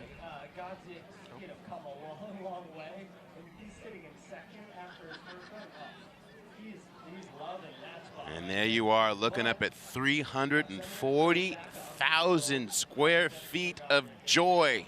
Double amphitheater, the way this venue just leaps out at you. And in the middle is the heart, where we've seen these chutes, these incredible descents, reminiscent of what you'd see in Alaska in a snowboarding movie, straight into drops. And then let's just see how high we can fly all over this mountain, as we are in heavy anticipation of these second runs here at Red Bull Rampage. You say 340,000 square feet. That's an insane amount of options. You see these 16 riders crisscrossing in all different ways, but you also consider that it's about 600 feet vertical from the start tower to the finish corral. Some of those lines that are going straight down the middle of the mountain, it's crazy to think that they're almost doing a third of the total vertical drop in the first section of their line, which takes about 3 seconds to do. That's a crazy thing to put into perspective. Mind-boggling. My favorite quote that I got this week was from Brett Rheeder, as we saw him practicing his first rock roll-in, which he shares with your brother, and he just goes, he lands and he stops and he goes, "Thank God for brakes and suspension." For more on what that means, we're going to check in, a little gear talk with Brett Rheeder. This is my bike that I'm going to be riding at Rampage this year. It's a Commencal FRS. The most significant thing is that I have a short chainstay and a 26-inch rear wheel, which basically lets the bike be way more maneuverable, especially for drop tricks, in particular flat drop backflips. I'm running a single crown fork. I also have a hydraulic gyro, which lets me spin the handlebars as many times as I want. We kind of turned this bike from a traditional downhill bike into one of the best ones that I've ever had. Nice little perspective on his setup. As they're deciding when they want to go here, what are they looking for the riders collectively to decide, like, all right, we can do this, this is manageable? It's up to the next rider to drop, which in this case is a local. He can almost see his house from here. My brother, Tyler McCaul, lives in Tokerville, just a stone's throw away. He spends more time out here than anybody, so he knows the wind patterns. I would imagine he's probably looking at some wind maps right now, trying to predict what's about to happen and decide what his next move is. We're down to 8 now, so Sorge and Zink are out. Listening in there. Now there is precedent and there are rules for the wind in this situation. And we hope not, if it got to the point where we're like, it just doesn't seem like we can continue to go. Yeah, so the toughest position to be in is the next rider to drop. It's your decision when you're going to go. You have 10 minutes. If you don't drop in that 10-minute window, you pass on your run and it goes to the next person in line, who in this case would be Dylan Stark. But you have a big conversation with the other riders up there. You consider what direction your line is primarily heading, what the prevailing wind direction is, if it's one constant direction or if it's multiple gusts, stuff like that. We're going to go up to our starter. There you see is Darren. He's up at the top. We do have a speaker and microphone up there. Can you hear me, buddy? Yeah, Sal. How's it going? I'm good. What's the situation up there? As we can feel it down here, and we see you throwing sand up into the sky up there, and it's just it's dissipating quickly. Correct. Unfortunately, forecast is accurate. We're about ready to be ready with TV, and so then we're gonna stack the riders. They will have 10 minutes to choose to take their second run. We have 8 that are up here now. Tyler McCaul being the first, so it's gonna be T-Mac's call, and he has 10 minutes to decide to drop or not. In order for the second run to be complete, every rider that chooses to do second run has to complete a second run. All right, well, thank you for that perspective, and it's pretty much like you said. Yeah, that's a tough spot to be in. Let's see if we can get Tyler involved in the conversation here. Tyler, can you hear me? Can they hear me? Yeah, we can hear you. Man, this technology's crazy. I know, right? What a time to be alive. So, tough situation being the next rider to drop when the wind comes up. What are you feeling up there? The exact position I don't want to be in. Yes. These guys are telling me they don't think it's worth dropping, and I know they're right. I'm just not ready to be done yet, but that top drop right there is just straight side, and that windsock's flying uphill. And it's such a low-speed drop that once I pull up, I don't have any forward momentum, and it could just completely wipe me out. Makes sense, man. Have you been looking at the weather forecast? Does it look like this is going to hold for a bit? Yeah, it looked like right around now, it turns into like a 14-mile-per-hour gust and then just keeps going. Right. And it's coming straight head-on, which is fine for the rest of the line. I could battle it, just adjust speed, but that one, the only thing that I think might not work. Well, thanks for the insight, man. You know best. Just make the right decision. Thanks a lot for chatting with us, Ty. Well, we weren't sure how we'd be able to use that speaker up at the top when they told us that we had it, and it really came in handy right there to get that absolute first-hand perspective. Yeah, unfortunately, that's a perfect opportunity to use that technology, Yeah. but nobody wants to find themselves at the top of that course, being the one to make the decision. 2013, Kyle Straight was in a really tough position to make a decision. He was at the top. He was the one leading the event, and obviously if he decided not to drop, that means he wins, but it just straight up wasn't safe, you know. Yeah. And everybody up there is on the same page. Everybody's friends. And that's what I loved about what Tyler said. He said, these guys. He didn't say me. That these guys don't think that would be a good decision. His fellow riders. He wants to go. Yeah, to do this thing. What does that say about this sort of band of brothers when it comes to riding events like this? Exactly. That, first of all, shows the motivation and the perseverance of each athlete here. You know, Tyler sees that it's windy. He has this absurd drop off the top, and he wants to do it. He says he doesn't want to be done yet because he didn't finish the run, but his fellow competitors, they know the risk involved. Brett and Tyler share that top drop, and Brett's sitting in the top spot, which means that thing up there is really, really savage, and it's really dangerous in the wind. So you got to look to the fellow competitors sometimes. All these guys are such close homies. The camaraderie in this sport is second to none, I think. The support is crazy, and they're just looking out for each other. You know, everyone wants each other to land their run and to not have a crash, because the risk up there, especially in that top zone, is next level. You know how it is. Yeah, Cam. I mean, I think that's one of my favorite things about this sport, and I think sometimes the perception at home might be like, these guys will do anything. It is not that. This is calculated risk, and it's not win at all costs. The most important thing is your health and safety, and from the outside perspective, not everybody sees what we see. We don't see all the hard work, the dedication that goes into being a rider on this level. Also, all these riders have dealt with injuries. They've come back. They know how amazing it is to be healthy and be able to enjoy this activity that we love, riding bikes. And risks is how you get those rewards. Risk is how you feel alive and enjoy yourself. But you know, there is a point where you want to ride tomorrow, and sometimes it's a really tough decision to make. Yeah, I mean, under normal circumstances, the risks are there. We know that. We had two riders that had the drop. One of them is Kyle Straight. I mean, the toughest person that we know. And we're wishing him well in recovery. It really speaks to the professionalism, and I think sometimes it's easy for people to think like, they're just stuntmen. I've watched that event. Those guys are wild. Well, listen, I've never, ridden MotoGP or driven in a NASCAR. I think that looks insane, but we know the depth of calculation that goes into those risks. But well, let's see. We can go up to the top. He's got a shirt on now, so maybe he'll talk to us. Andreu. Yo. It's God. You're doing great. What's your thoughts up there, brother? Well, it's pretty windy up here.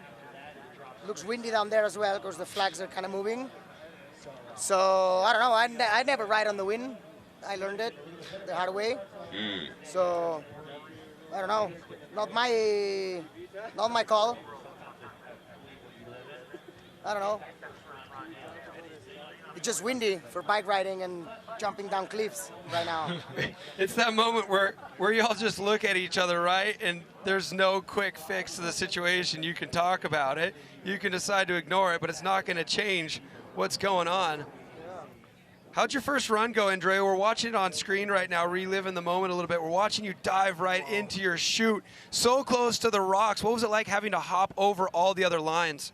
Yeah, it was a bit tricky, you know, like first day, those lines weren't there. So we like picked up that line and then everyone started building and things got a bit tighter and yeah, it got a bit more tech, but yeah, it was fun. It was a fun run and yeah, I don't know. Hopefully we can do some more, but pretty windy right now, to be honest. Yeah, we're hoping to see you get back on the bike. There wasn't too much left for improvement on that run. You stomped it so clean. We've seen you accidentally mess up that sea crab flat spin Indy in the past. You stomped it so clean in the first run. What did that feel like?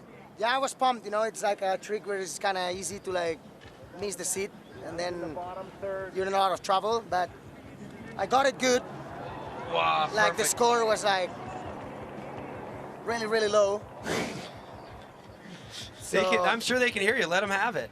I mean, yeah, feels like a low score, but I don't know. Whatever. What was up with that cable? Yeah, that's a good question. They should remove him from the course. We got enough obstacles out there, huh? This is an obstacle course, I guess. Thanks for the time, Andreu. Yeah, easy. Now the wind is the obstacle.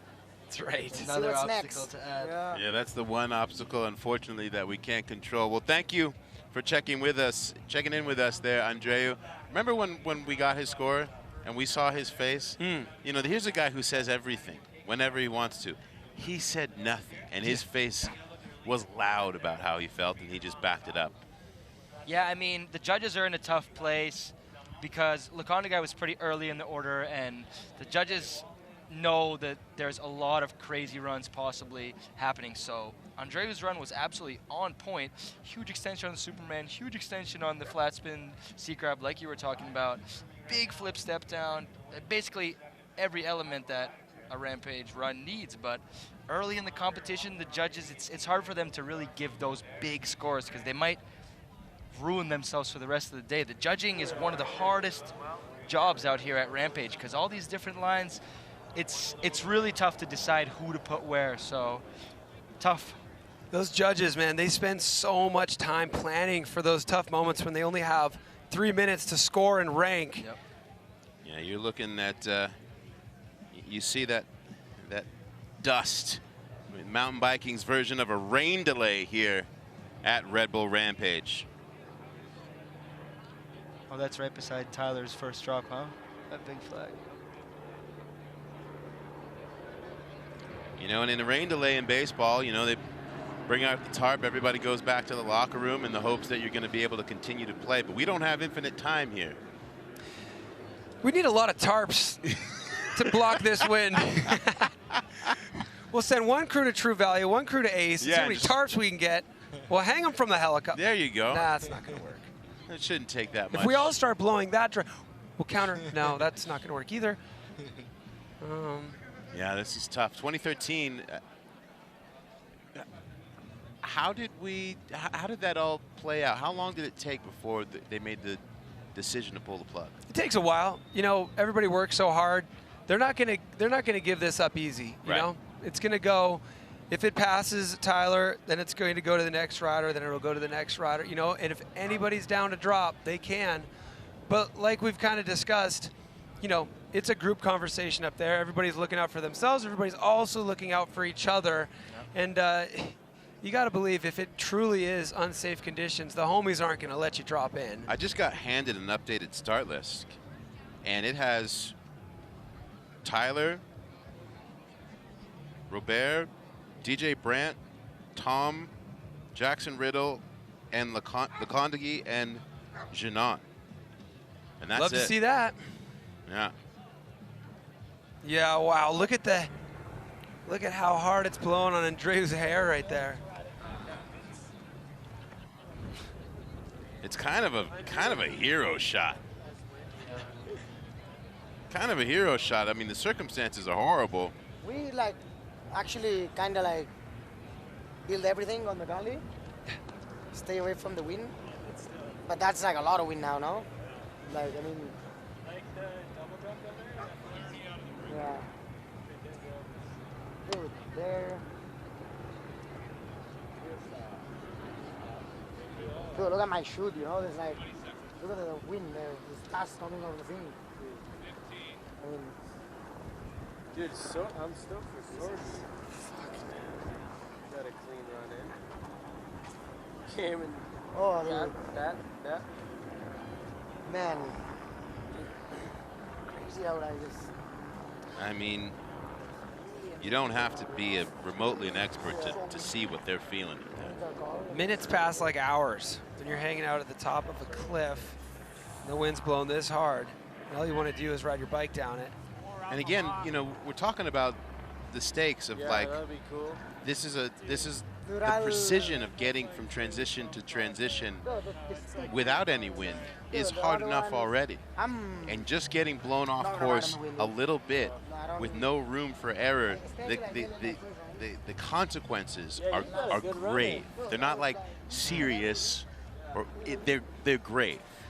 There are enough variables on its own, and then you add in the most challenging variable of them all, and the one you can't do anything to play defense against. If your line's not working, hey guys, let's grab the shovels, let's get the hose primed up. We can fix this. And again, Not with wind.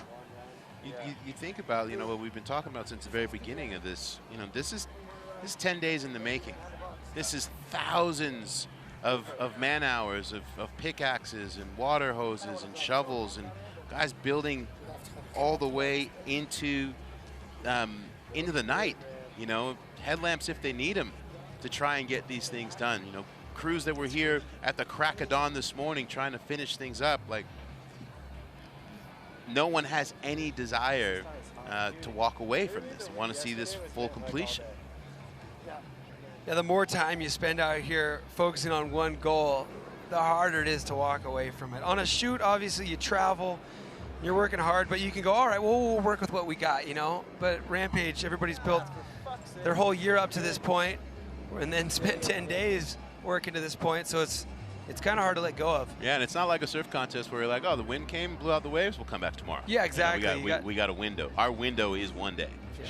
And you got to think about, this competition has been won on second runs a lot of times. Brandon, the last time we had this competition, crashed in the first run, second run he comes down, he wins. So there's a lot at stake here in these second runs. So like Cam's been saying, it's hard to throw this thing away. There's a lot of motivation to go out and do that second run.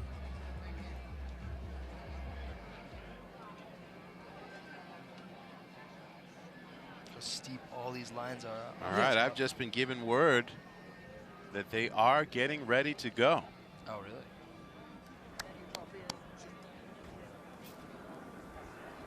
It is letting up. I don't know. There's a break, but my flag is still blown. Yeah, and I think when we say getting ready to go, this would be the start of the clock. Okay. The call. Okay. It's like 5 of us up here. I think 7. Let me double check. Yeah, Tommy G maybe. So again, as I said before, this updated start list, Semenuk's dropped out. Godziek, Rheeder, Look at that. Boggs, Storch, Sorge, Zink, Nell. They've all dropped out. We've got Tyler McCaul, Robert, DJ Brandt, Tom Van Steenbergen, Jaxson, Andreu. There you go, we have it there. This is what's left for round 2. This just shows how much goes into a run. You get a run and you're so relieved that you don't want to go risk it for another one. So Yeah, it shows you how much is at stake. Exactly. And it's an individual choice for each rider, correct? Absolutely. The push-ups at the top. The push-ups for Jordy Lunn. I love to see this. Respect to the legend, Jordy Lunn. I think it should be 30. I don't know if Andreu quite got 30 push-ups in there. But tell the story for our viewers of who Jordy Lunn was. Jordy Lunn is one of the most legendary guys in MTB history. There's a rock over near the King Kong Trail where every time you pass it, you got to do 30 push-ups. Oh, okay. Push-ups for Jord, huh, boys? Cam, what you got? Love it, you guys. It's so rad. You can see King Kong in the background of that last shot while they were doing those push-ups. And Jordy Lunn, I mean, not only one of the craziest bike riders and, you know, limit pushers of the sport, just one of the coolest guys, most down-to-earth, fun personalities. And it's something that we do as a tradition. Every time riders drop into the King Kong Trail, you do a left-handed rock throw because Jordy loved nothing more than a little comedy. Yep. And then 30 push-ups for Jordy. Hey, Jaxson, can you hear us up here? Yeah, buddy. How's it going, man? Great first run, by the way. Thank you, man. Stoked on it. That was so good. The Saran wrap caught me by surprise. Yeah, a bit of a last-minute decision there, but pulled her off. And then the heel clicker on the step down. That thing's slightly hipped a little bit too, isn't it? A little bit, yeah. Probably hit it twice this morning, and yeah, just threw a little heel clicker down and stoked to make it to the bottom. Yeah, man. Hey, Jaxson, how many of those 199 frames do you have painted up? Oh, just one. That thing's going straight on the wall. Yeah. We're taking a look back at your run right now. Obviously, you can't see it, but you just landed your big hip. Now you're slashing the run out. We got the Saran wrap. We saw you up at the top. It looks like you were testing to make sure that your knee wasn't going to bump the camera. You got stuck on the way back from the heel clicker. You got stuck for a little second there, no? Yeah, I caught the bars, but found the pedals, and yeah, finished her out strong. Ooh, 9 o'clock nat coming up. You got that thing nice and sideways, too. Yeah, I was stoked. Like, brought it back straight to the pedals, and yeah, did that one for TP. We love it, dude. That's what we've come to expect from you, is surprises and tricks that other riders won't do in places that, come on, nobody's expecting Saran wraps in the middle of an exposed Rampage line. I wouldn't be surprised if you get a call from TP and he's just like, hey, buddy, I'm gonna need that frame from you. Think you can maybe get me one? Oh, dude, that would make my life right there. Jaxson, talk to me about that celebration, though, the front flip off the bike. Oh, dude, honestly, like, that was probably the most stressful thing of the run. Almost rolled into the fence, but... Yeah, it was flip to flip. Yeah, I think you should have gotten points for it. Double fronty at the bottom. Let's go. Unreal, Sally. Love it. Hey, if Nikolai Rogatkin gives you a thumbs up for the Selly, that's about all you could ever ask for right there. The Selly master. Dude, that Selly got me fired up. I was like, points up for sure. The double fronty. Unreal, bro. Love to see it. Yeah, buddy. That one was for you. Hopefully another one coming up after this run, huh? Oh, I hope so. Let's go. Thanks for chatting with us, Jaxson. We got our fingers crossed down here. Blow that wind the other direction. Yeah, we'll hold it down up here. Right on. There's T-Mac. Helmet on.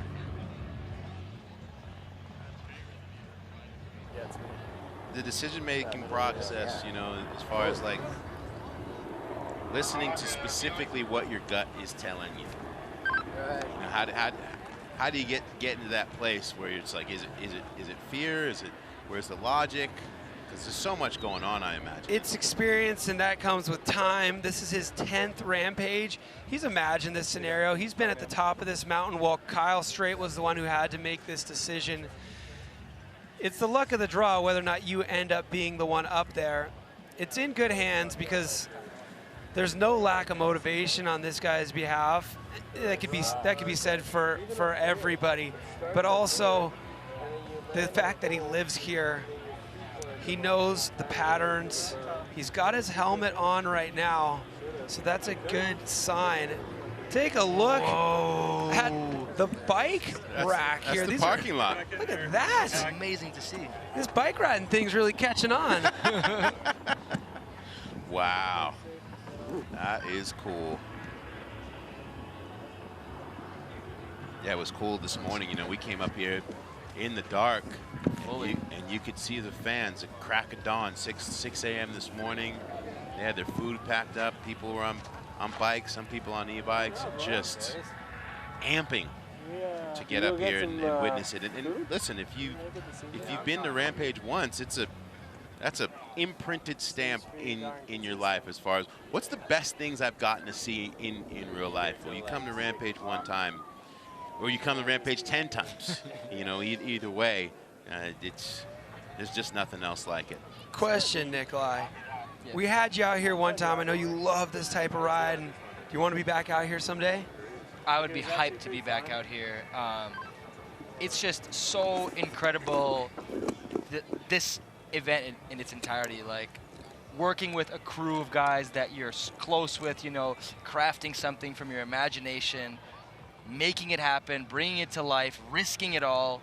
It's just an event unlike any other. I was out here in 2 times, actually, 2014 and 2015, when Rampage was part of the FMB World Tour. I was definitely a lot less prepared for the event back then, but I had an invite as it was part of the FMB Tour, so there was no way I wasn't riding it. I had some devastating falls, big front flip into a back of the landing the first time, big cliff fall the second year, but I'm motivated to get back out here, and I got to spend a lot of time in this desert, because as you know, riding out here is unlike riding anywhere else on this planet. Oftentimes, it goes like this. You come out here and you decide, oh, wow, that's a little over my head. I think that's not for me. And then it kind of simmers. You say, oh, that was fun. Maybe I'll go try it again. And then it works its way in to the point where all of a sudden it's your favorite place to ride. Yeah. It's your favorite type of riding. A lot of the riders at the top of the mountain, that was the case. It can grab a hold of you. We're just about 8 minutes and change into the clock for Tyler McCaul, as we see those flags still blowing. Meanwhile, Tina Dixon's got a couple of ski legends. We said the stars were out today to come out. I think you got Bobby Brown and Michelle Parker with you. Yeah, I absolutely do. And, you know, Salema, I want to add on to what you were talking about. From the athlete's point of view, when you have that gut instinct of, do I go? Do I not go? Because as a competitor and an athlete in general, you're like, I want to do this. So at what point and what do you listen to in those scenarios? Yeah, you kind of just have to listen to your intuition for sure and just kind of go with your gut. Obviously, the consequences up here are insane. So, yeah, I would just say whatever you decide right away, just kind of stick to that and, you know, hold true to yourself. You know, and I've experienced those moments, too, where you're asking yourself, well, what if? What if I do it? So what do you say to that? Oh my gosh, that's a state of confusion. I like the intuition, and I also like separating like a real fear from a made-up fear. That's kind of hard to do, but figuring it out and then dropping in for yourself, not because of anything else. Yeah, some great insight down here, Salema. I'll send it back over to you. Thank you. I mean, those are 2 athletes who know what time it is. You know, they're standing on giant cliff bands, wondering about snow conditions, etc. And like Michelle said, that dropping in for yourself. You talk to so many different riders who were like, I knew I shouldn't, but I thought I had to, and that's usually when bad things happen. You don't get those type of words from people who read it in a book. Bobby and Michelle are speaking from experience, and those are wise words right there. I really like what Michelle said about separating and identifying the differences between real fears and made-up fears. The thing about wind is you can see it on the flag, you know? So the flag really decides. And the smart time to drop is when that flag dips to the bottom. And the one good thing about that is we do have those markers. So we don't have to wonder what fears are real and which ones are made up. And so the 10-minute clock for William Robert has begun as Tyler McCaul made the choice. Fine with me. Yeah. What did your brother say to you? What was the last thing he said to you before his first run? He said, I'll see you at the bottom. That's right. And Yeah, no complaints here. Don't worry about it, dude. Yeah, I will. I mean, I know that's dumb to think. Let's listen. Yeah. But you made the smart call, dude. Thanks. You know? I know, it's just sucks. Yeah. Whatever. It's weird that it just kind of chilled out right now, but I think that's just a random thing. Totally random thing. Yeah, that's what's been down there. Yeah. All right, I'm gonna get out of here. Tyler, I support your decision, man. I think you made the right call. You're looking Hey. at the flags. It's telling you what to do. He's like, that was a classic. Oh yeah, that's my brother trying to make me feel good. But you know,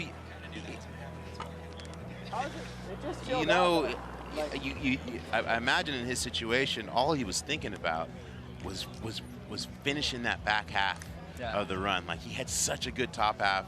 I think he probably figured out, like, okay, here's the speed that I need to get to the thing, and he's fired up. It's less about, oh, this is Rampage. It's more about, this is my goal. I want to land this run the way I have it pictured in my head. That's the thing that's bugging him right now. You know, he knows he's capable of stomping the last hit on that line. Yeah, man. Looks like Jackson's climbing down. I mean, his run is full of no-footed extensions off of shark fin drops, off of drops, so this run is, the second run is pretty risky for him. Yeah, he's clearly over it. I mean, and you could just see every time the dust kicks up off their feet, it just disappears.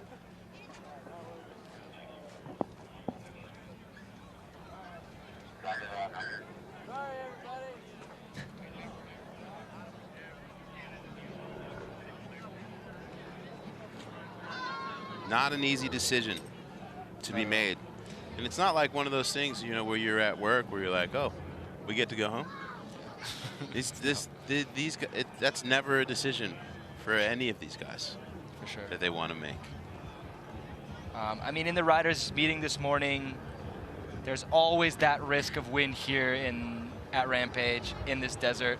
So the message was clear that the riders needed to put a lot into that first run. I think that's why we saw everyone's first runs go the way they did. There was minimal mistakes in there. T-Mac is sitting in last place, and he didn't even have a crash. He just had a foot slip at the end of the run and couldn't do the last hit, and he's in last. So that just shows that each rider was so wanting to make it happen in that first run because of this risk. And we still haven't called it, but yeah, it's true. I mean, the forecast did kind of hint at this. It said 1 o'clock is when we get into the double digits of mile-per-hour winds. We moved the start time back an hour earlier for that purpose, thinking that maybe it would be enough. I mean, if it's looking like it's going to be a windy day, we're always just hoping to get everybody in for one complete run, which it's fortunate we were able to do that. Thank goodness.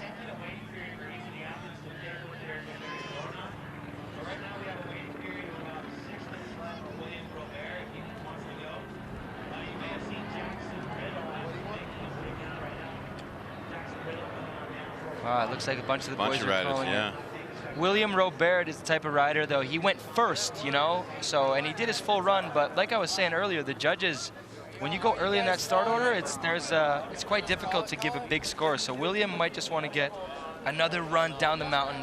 That's easier said than done at this point, isn't it? Totally. Let's see what he says. I mean, I can't imagine that that's how you want to take your second run at your first Rampage, being the guy who's gonna, I'll go for it. I'll find out. We're taking a look at Jaxson Riddle. We talked about his bike, doing that iconic tribute to Travis Pastrana with the 199. Let's learn more about his setup in a Gear Talk with Jaxson Riddle. All right, we're out here at Bull Rampage. Got my Transition TR11 here. Based it off Travis Pastrana's 2001 RM125. Got the Suzuki paint job, the gold wheels, Industry 9s. We're running the Marzocchi Bomber Air in the rear, Bomber 58 in the front. Started running my setup a little softer, just a little better for the big impacts. For brakes, cranks, got Shimano. Jumped on the rig today and it's feeling perfect.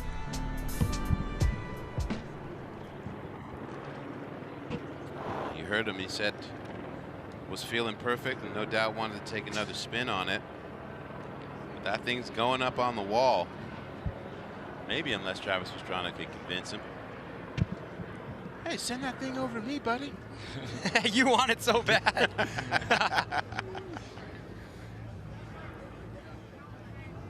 Is that Tom? Tom Van Steenbergen and DJ Brandt. Yeah. Luckily, both got runs the first time. Maybe not 100% the runs that they were looking for, but they got down a full pull, which is hard to do at Rampage, you know. Well, something to think about as well. Obviously, there's a chance they can revise the structure anytime they want, but top 10 traditionally secures you a spot into the next year's event. Could see Lacondeguy putting his head on his handlebars there.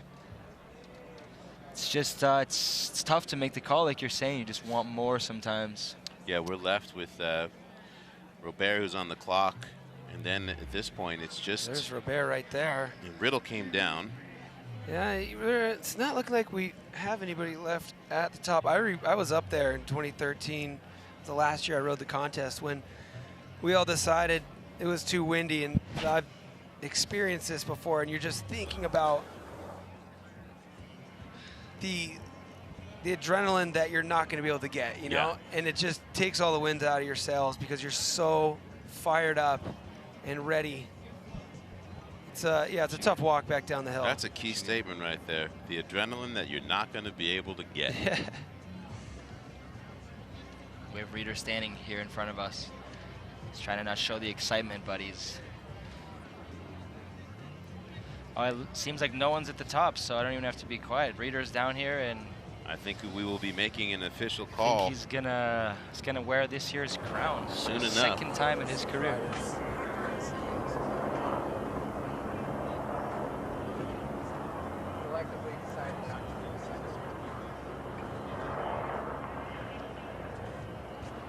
Well, as we await a decision, I think we got another gear talk as these guys make their way down.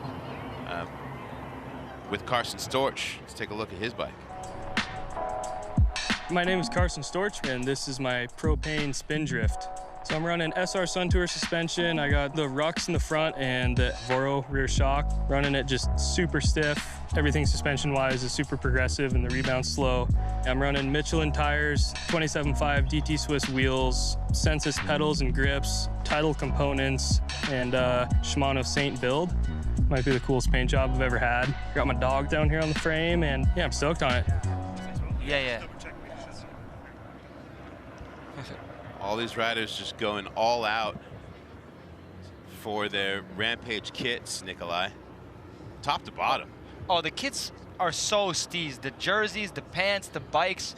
I feel like there should be actually a best kit award added on. I think so too. I think the look good, feel good vibe is on for Rampage. You know, these riders want to have the custom kits because that's what's going to make you feel like a big boss on the day of the contest. There's Rheeder smiling. Well, you see that smile there from Brent Rheeder. The only rider that scored in the 90s today. And how about his story, right? You know, taking that break, then getting injured. And he said, you know, I sat and watched the event last year injured, and it was the first time that I felt I need to be there. This is where I'm supposed to be. Not I have to. This is where I'm supposed to be. Doing the work to come back, and you could see the joy. I mean, he just came out in that first run and said, let's go. Nothing but speed through every trick. We were just sitting here like dumbfounded, like he was just hitting you with lefts, rights, and it was felt across this whole valley. Yeah, Rheeder's an unbelievable rider. No one can deny that. I saw him riding at Proving Grounds a few weeks ago. He made the last-minute decision to go to Proving Grounds, won the qualifier, won the event, and he was just looking so on point every single day, every single contest run, and he carried that same exact energy here to Red Bull Rampage the whole week.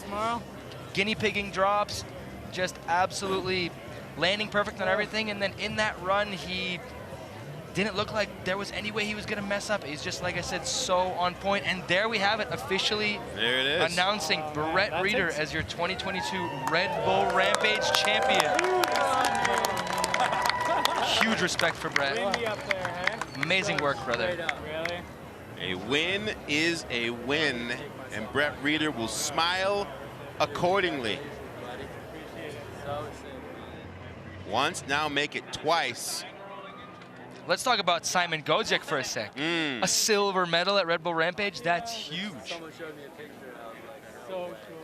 Tina Dixon is with our 2022 champion, Brett Rheeder. Yeah, well, Brett, let's get in here because it is official. It is official, the 2022 Red Bull Rampage champion. Congratulations. Thank you so much. You know, when we talked earlier, you said, I'm speechless. So I want to talk about the evolution for you here at Red Bull Rampage. The first time you came, you're like, I just got to find the easiest way down this mountain. I know. But the criteria for this time was different. Walk us through the evolution. Yeah, like it happened a few years ago where I realized I could kind of push myself to like the limit of the sport, like push the sport. I could do that for the sport and myself, and yeah, it's just been an ongoing mission to do that, and that's what we did here on this venue. It's crazy though, because this was my very first venue, and I remember taking that rider's left ridge and taking the ridge the entire way down, so it's pretty rewarding. It's been a huge build, 8 days of intense building just with shovels and picks and rakes, and it's been a mission. We finished our line this morning in the last practice session. So even this morning I felt for a while that I wasn't even going to get a full line because our jump didn't work. We had to make changes to the bike, we had to make changes to the run-in, make it faster, and it finally worked. So to think that there's such little practice for this event and you're still working on it the day of, minutes before you're supposed to drop in, how much credit do you give to your diggers as well? I give them most of the credit. The stuff that I do is stuff that I practiced. But man, we just can't practice building this stuff. Like we only do it out here, and they bend over backwards for me. It's incredible. What we've done as a team is absolutely incredible, and it's not just my team, it's everyone's team. Like, you can only do it if you're dedicated. And the innovation that has taken place at Red Bull Rampage to come back, you've won this event in 2018, and to come back and win it again in 2022 and continue to innovate yourself. Just how do you sum that up, and what does it mean to you? I don't know. It means a lot. It's been a long road to get to this point, and it's crazy to think that I still got it. I'm going to let you take a minute, enjoy this, and a big congratulations. Brett Rheeder, the 2022 Red Bull Rampage champion. Thank you, Tina. Two things that stuck out to me there. A real sense of humility and responsibility.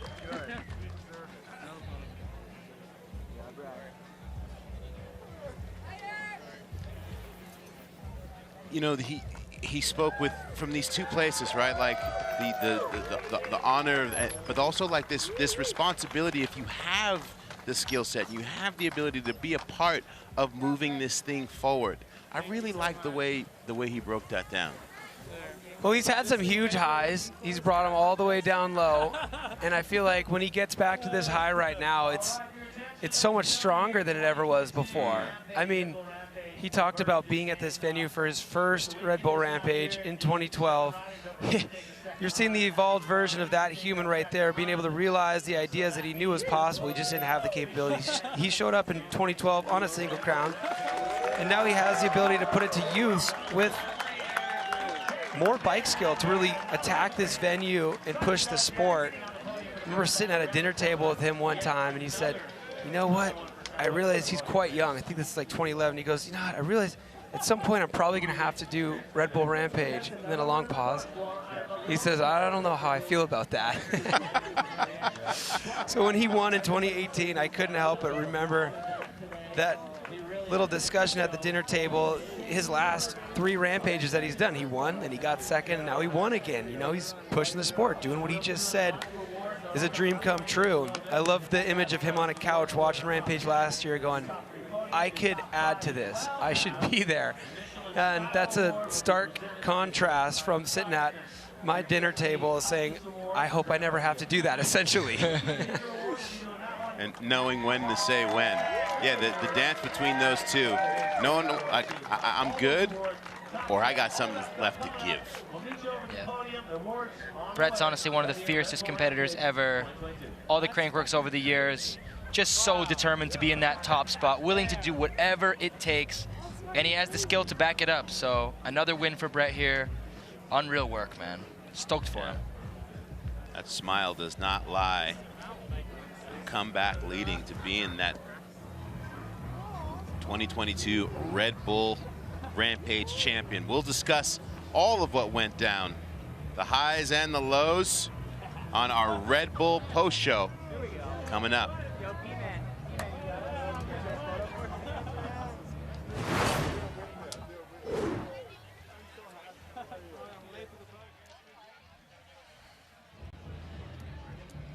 We are in our GoPro post show here at Red Bull Rampage. It's got a ring to it. Yeah, GoPro post show.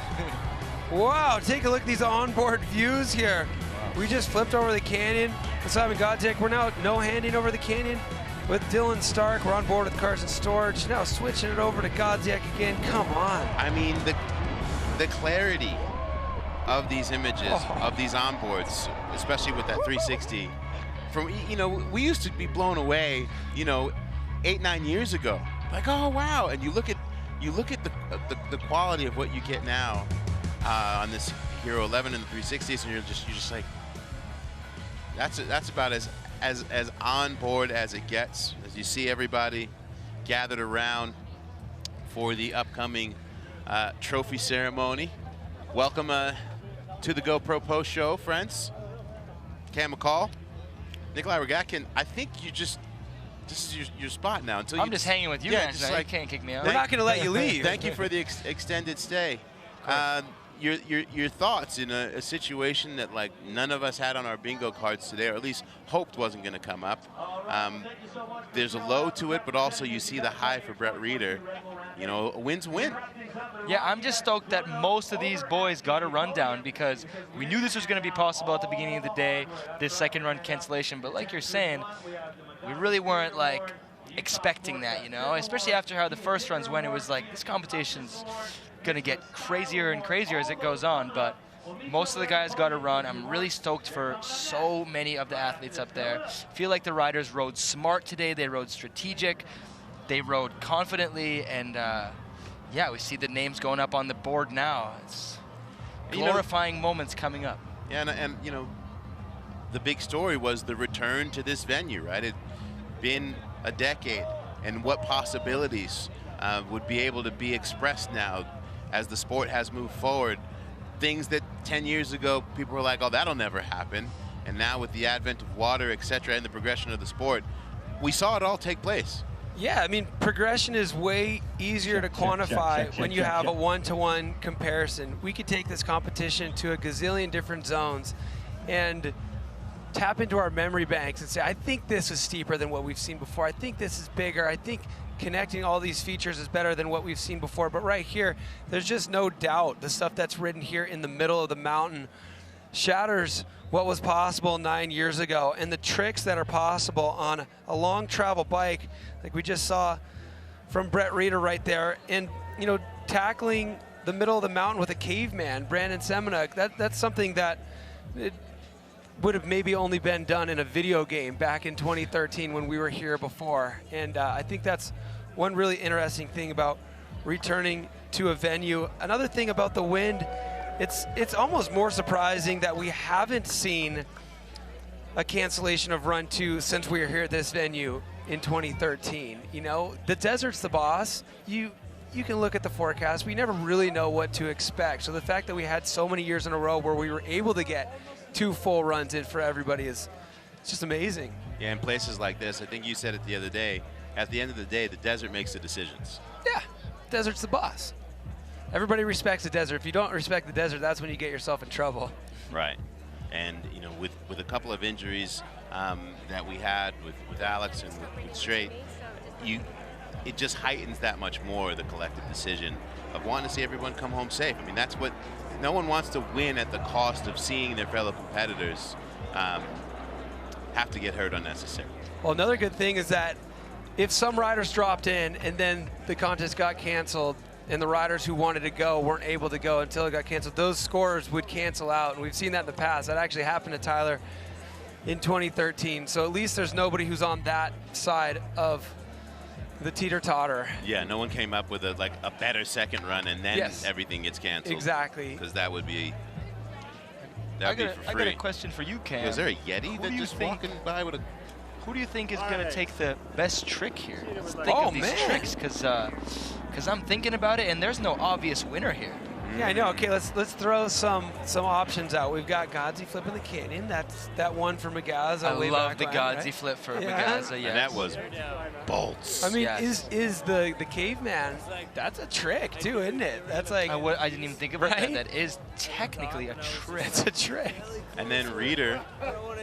Rheeder's got his massive flip one can up top. That's right. That drop is huge up there. Yeah, that's a big drop. Is Rheeder going to take everything? Which one would be best trick just from Rheeder's run? And Reed Boggs. I think that flip can. And Reed Boggs' flip is massive. I'm going for the tail up on the long one. You think that's harder than the flip? That's what I said. So long. That was the length and send of it. Honestly, a high-speed tail whip, I can't agree. It's a very, very difficult maneuver that can go wrong. So that high-speed tail whip on that drop. Didn't slow up at all for it. That was full go. Who else could it be then? Let's think. Who else could it be? Carson and Tommy G and Carson both have massive 360 drops. Big 3 drops for sure. Carson's one that he won best trick back in the day. That's like a similar drop to that, huh? Reed's was a big step down flip too. That thing was measuring 64 point to point. I'd love to see Reed take. He didn't put much of a lip on that, did he? Did he put that in this morning? I think it was. They said it was a couple inches, wow. Just so it's not a flat flip. Yeah. Well, I do know one award that's been given out. Tom Van Steenbergen has gotten the Magaza Spirit Award. Yes. Oh, no way. And he is Tom. with Tina. Thanks, Salema. And this venue is very special in 2013. You know, speaking of Kelly McGarry, we saw him backflip over that canyon gap. Groundbreaking moment. And every year we give the Magaza Spirit Award away. And you have won that for this year. Yes, congratulations. That's awesome. Thank you. Yeah, you know, honored. I think if we go back to last year to this year, it just showed the passion you had for mountain biking and being back here. Yeah, it was definitely not easy to come back from that crash, and making the decision was tough. Like, you don't want to take someone's spot away, and I mean, I had more planned in the run, but then when it came down to it, the day before was like, there's some pretty heavy stuff going on, so, but I'm just stoked to be here and get a run down, and already excited for next year. You know, it doesn't seem like that long ago. I remember when Kelly did that backflip. He meant so much to so many people. What did he mean to you? Yeah, that was actually my first Rampage is when he did that. And yeah, he was just the nicest guy, always supportive of everyone around him. And I think that's what this, that's what the award is all about too.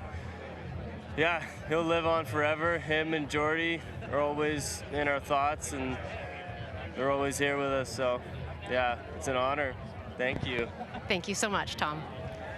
You know, winning that Magaza Spirit Award is right up there with the actual win. I mean, that's a riders voted award. So that means Tom has so much respect from his fellow competitors, and he shows that passion that you're talking about to be just be so stoked to be here and do your thing. The first time that I came to this event was in 2013, and Kelly McGarry was the first rider that I met. And for me, it was intimidating. I'm coming into a sport it's not my world, and I was like, I don't know, these guys wouldn't want me to be here.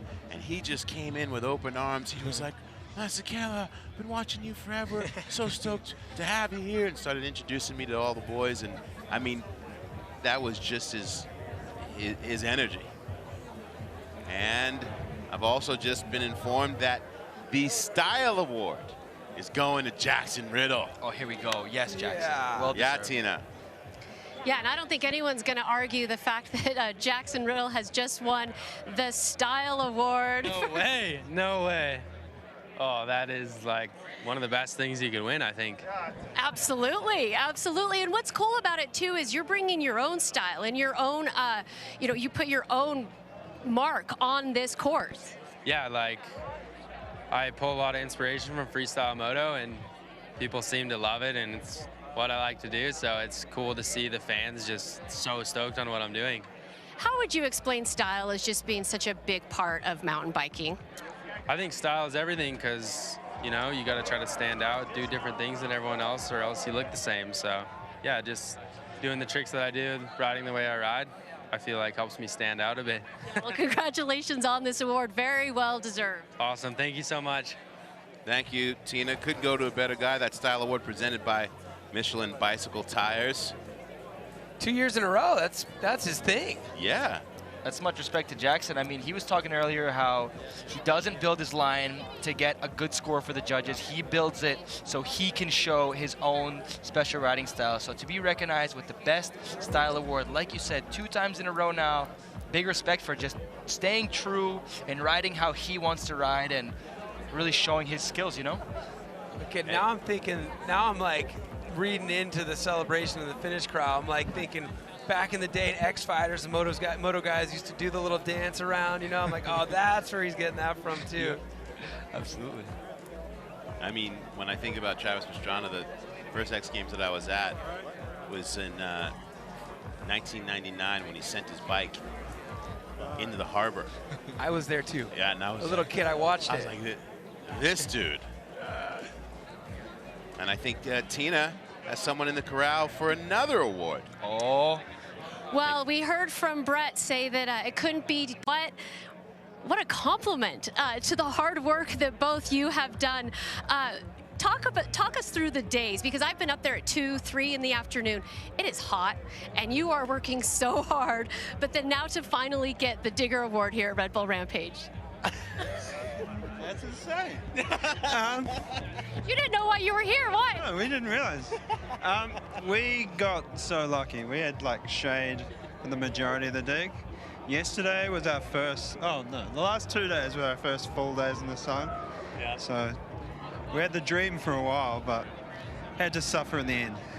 To have someone like Brett Rheeder just trust you, though, and then that pressure, too, what is that like? I don't know. We know Brett pretty good. He's a good friend.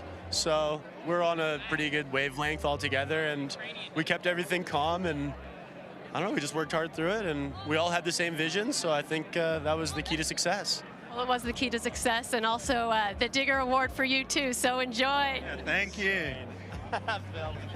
Yeah. They're stoked. Yeah. Austin and Phil are buying beers. Yes, absolutely. The Kia Diggers Award.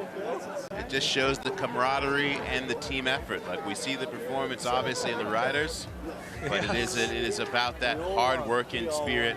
And also, I would watch a show just on those guys behind the scenes. I imagine it's pretty entertaining. There's some funny moments up there during the build days, man. There's some inside jokes that are being tossed around between teams. It's a full scene. It's one of the best parts about Rampage. They work themselves to the bone, and then, you know, it pays off.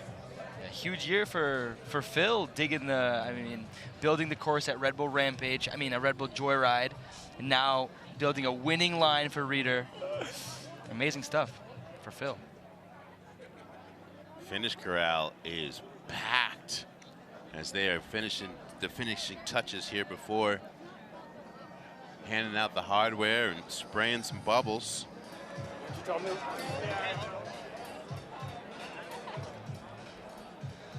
right, guys, awards coming up here in just a second.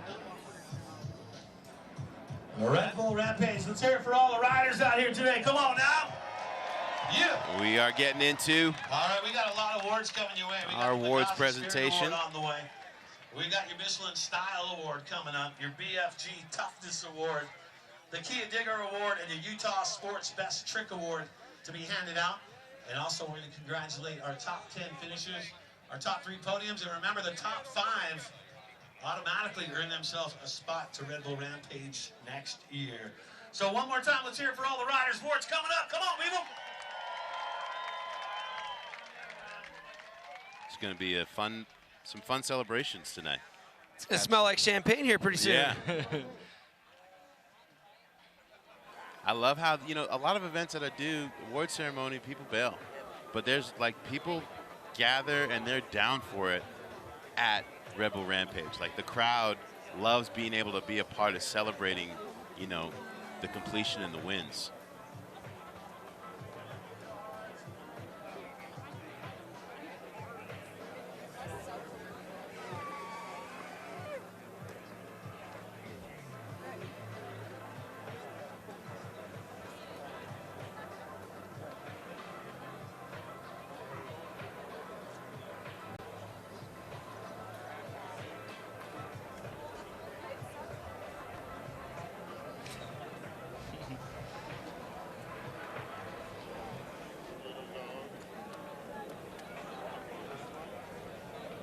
Who do you think is most disappointed that they didn't get to take a second run? Honestly, it might be Tyler. I He was gonna sounded say. like he was so hungry up there. And like I was talking about earlier, after seeing the score for Brett, like he has the same start and he has a really sick line all the way down, the big flip and then the big Oh, he G had drop. the quarter Yes. pounder Yeah, like gap into that Yeah. he never got to hit. And those guys were digging on that thing till the dark No, last that's night. rough. I mean, Oh. I know that he's probably the answer for that because of the top and the bottom and then not knowing what the score would be. Oh, that's heartbreak. Tina Dixon is with our best trick winner. Who's it gonna be? Who's it gonna be? Who's it gonna be? Oh, you're right. You're right.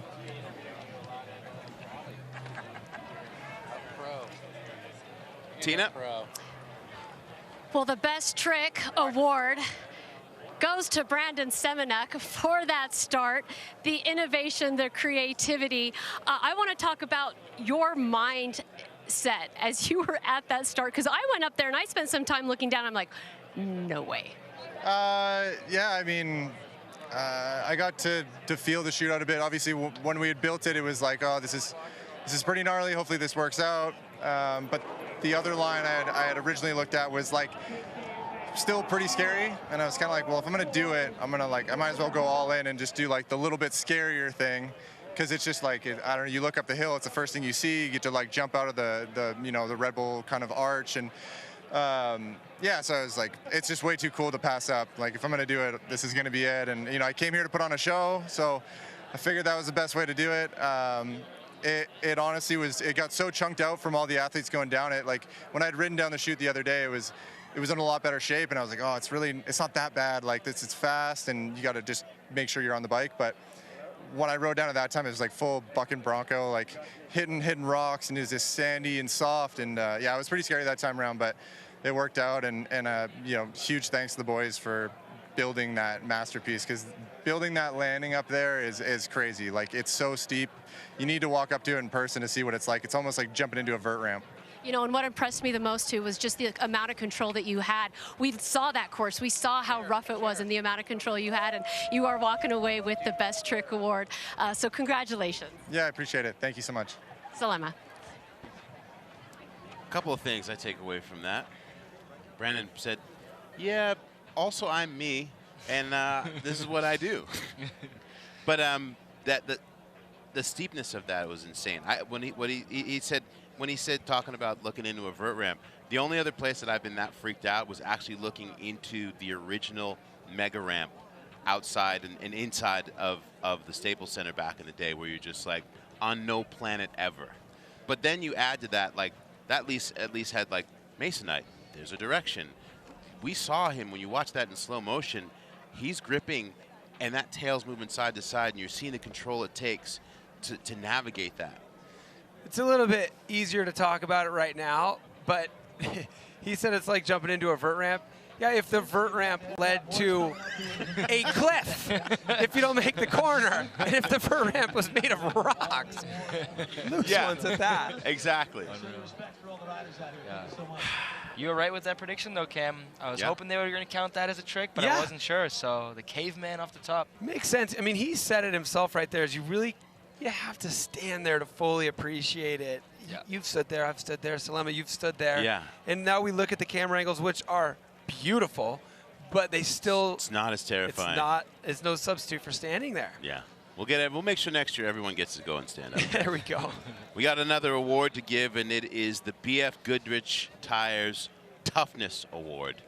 And it's going drum roll to Cam Zink. Tina. Wow. Thanks, Salema. Yeah, Cam, getting word now that the Toughness Award is going to you. You know, we talked earlier. And I also think the Adaptation Award, there's so many different awards because you were put into a situation where you're like, I've just got to power through this. Yeah, it's kind of like, I don't know, there's no bravery without fear, but toughness is kind of something you're never going to be just self-imposing, but being back-to-back toughness champ, I guess, is probably indicative of why I have what I have and the accolades that I do have of actually standing on the top of the podium. So, I mean, I'll take it as a nice consolation. It's kind of what I had here. You know, the line didn't work out and had to do a consolation line. Never have I been pumped to just lay down and run, even though it was just barely top 10. But I'll take it. You know, I stood up this morning, I'm pretty sure I have a broken foot, and like, no, can't do it. And then, you know, you push through, and I would be way more bummed for this whole off season and winter if I didn't get out of bed and keep charging, and even like morning practice, like casing 2 jumps, and like my feet are throbbing. So, yeah, proud to push through. That's for damn sure. Not proud of the end result, but at least, you know, I'll take a consolation. Thanks so much, Cam. Salema. Thanks, Tina. I would like to amend that we change the award name to the Built Different Award. Because Cam Zink is built different.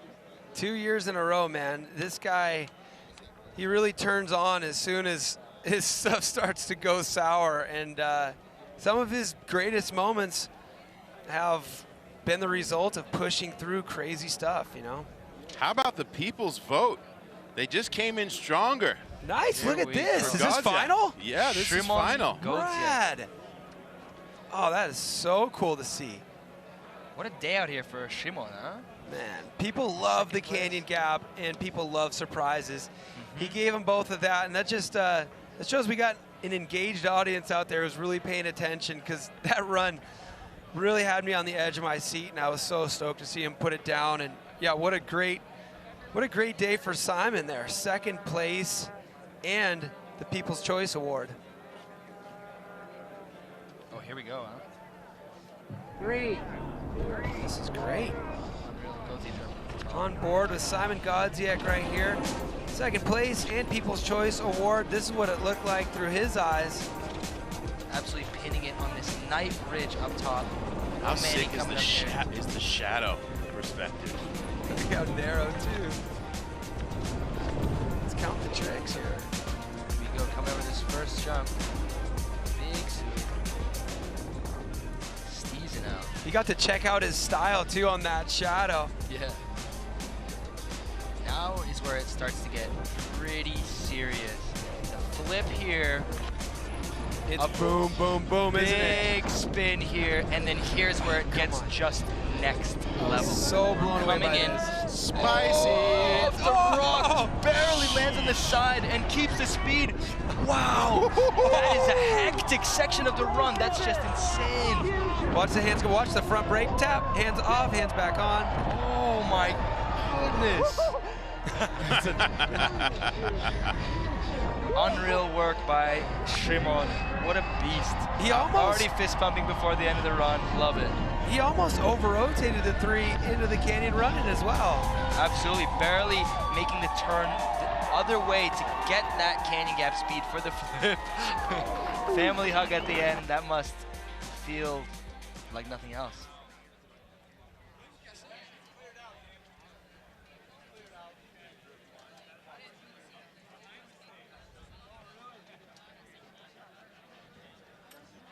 Yeah, that was really fun to be on board with Szymon Godziek.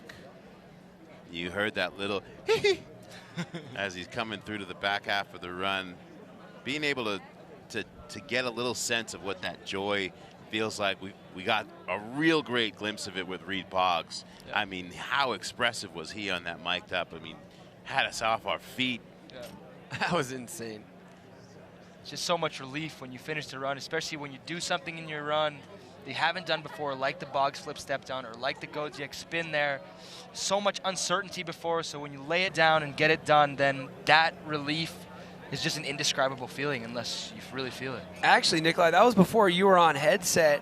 We had a microphone on Reed's run. We were able to listen to the whole thing. He was talking to himself the whole way down. It was insane. Like half motivational speaker, as if someone else was talking to him in a headset, being like, all right, you got, like, the first thing he said at the top, all right, time to send. Yeah. You know, makes it through the first section, like, all right, let's go. You got this. You got this. And then telling himself, like, to pull off the lip on the back. Like, all right, here's that lip. You got to pull it. And then once he lands that thing, he's just like, ah! And he literally says, I think that's the scariest backflip I've ever done. When he gets into the corral, it was amazing. He was literally talking, too, on his flat spin on the jump, the trick jump afterwards. He was like, yes! Yeah, like he was already in the finish corral, but he was upside down. Unreal. Maybe that's the trick. I'm going to try that. I'm going to start talking to myself. You think? Maybe. I think it would trip me out. It worked for him. Zone. Yeah, for him. Try it.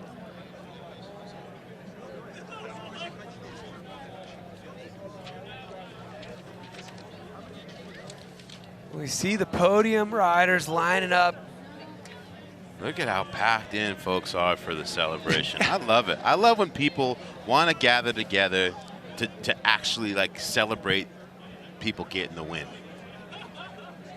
You know, not being like, all right, we got the show, time to go. Like, you know, it's rad that folks want to, you know, honor it to the end. I love it.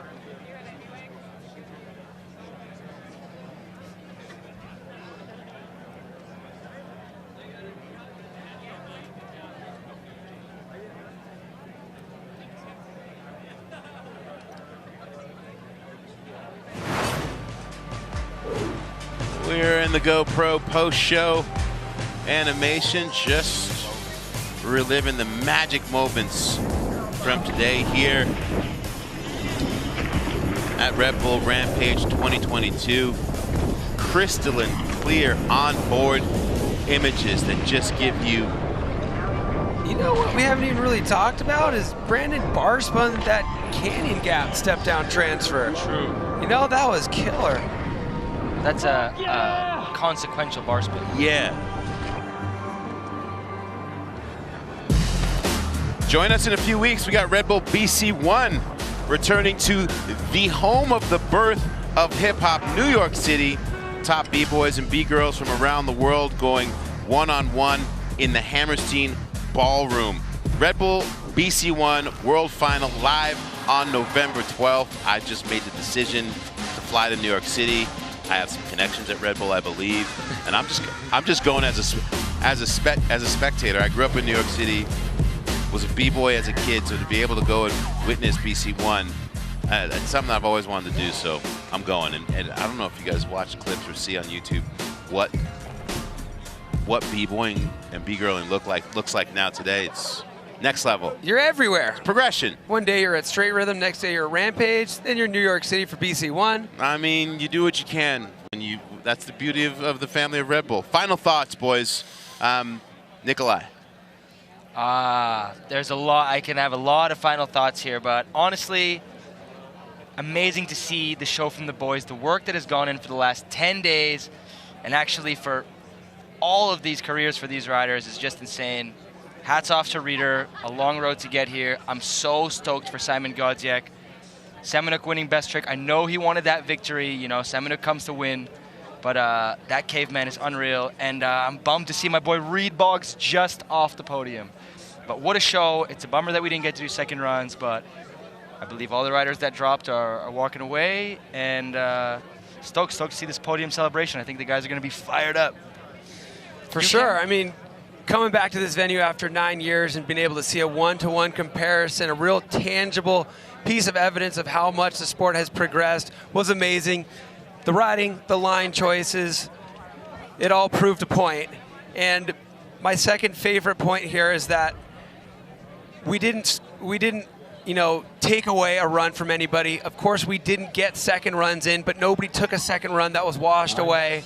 We got a lot of riders walking away from this one healthy, and some iconic moments we'll be talking about for years. Yeah, absolutely. I think the return to this venue lived up to the hype, and to be able to see the 9-year progression, I'm just excited for what it means to come back next year. I want to send a special shout out, of course. Hey, buddy, how you doing? Hey, how you doing? One more time. Yeah, security. Want to send some love to Kyle Straight, who's of course recovering from surgery, and you know he's going to do everything he can to get back, as well as to Alex. Both of them heal up well. And we look forward to being back here next year. It is an honor for me to sit next to you, sir. Nikolai, pleasure to have you on board. Thank you, guys. Thanks for having me. Thank you to the entirety of our crew. So many hundreds of people that worked hard to make this thing a reality. And a thank you to the riders who put on an incredible show. We will see y'all next year at Red Bull Rampage 2023.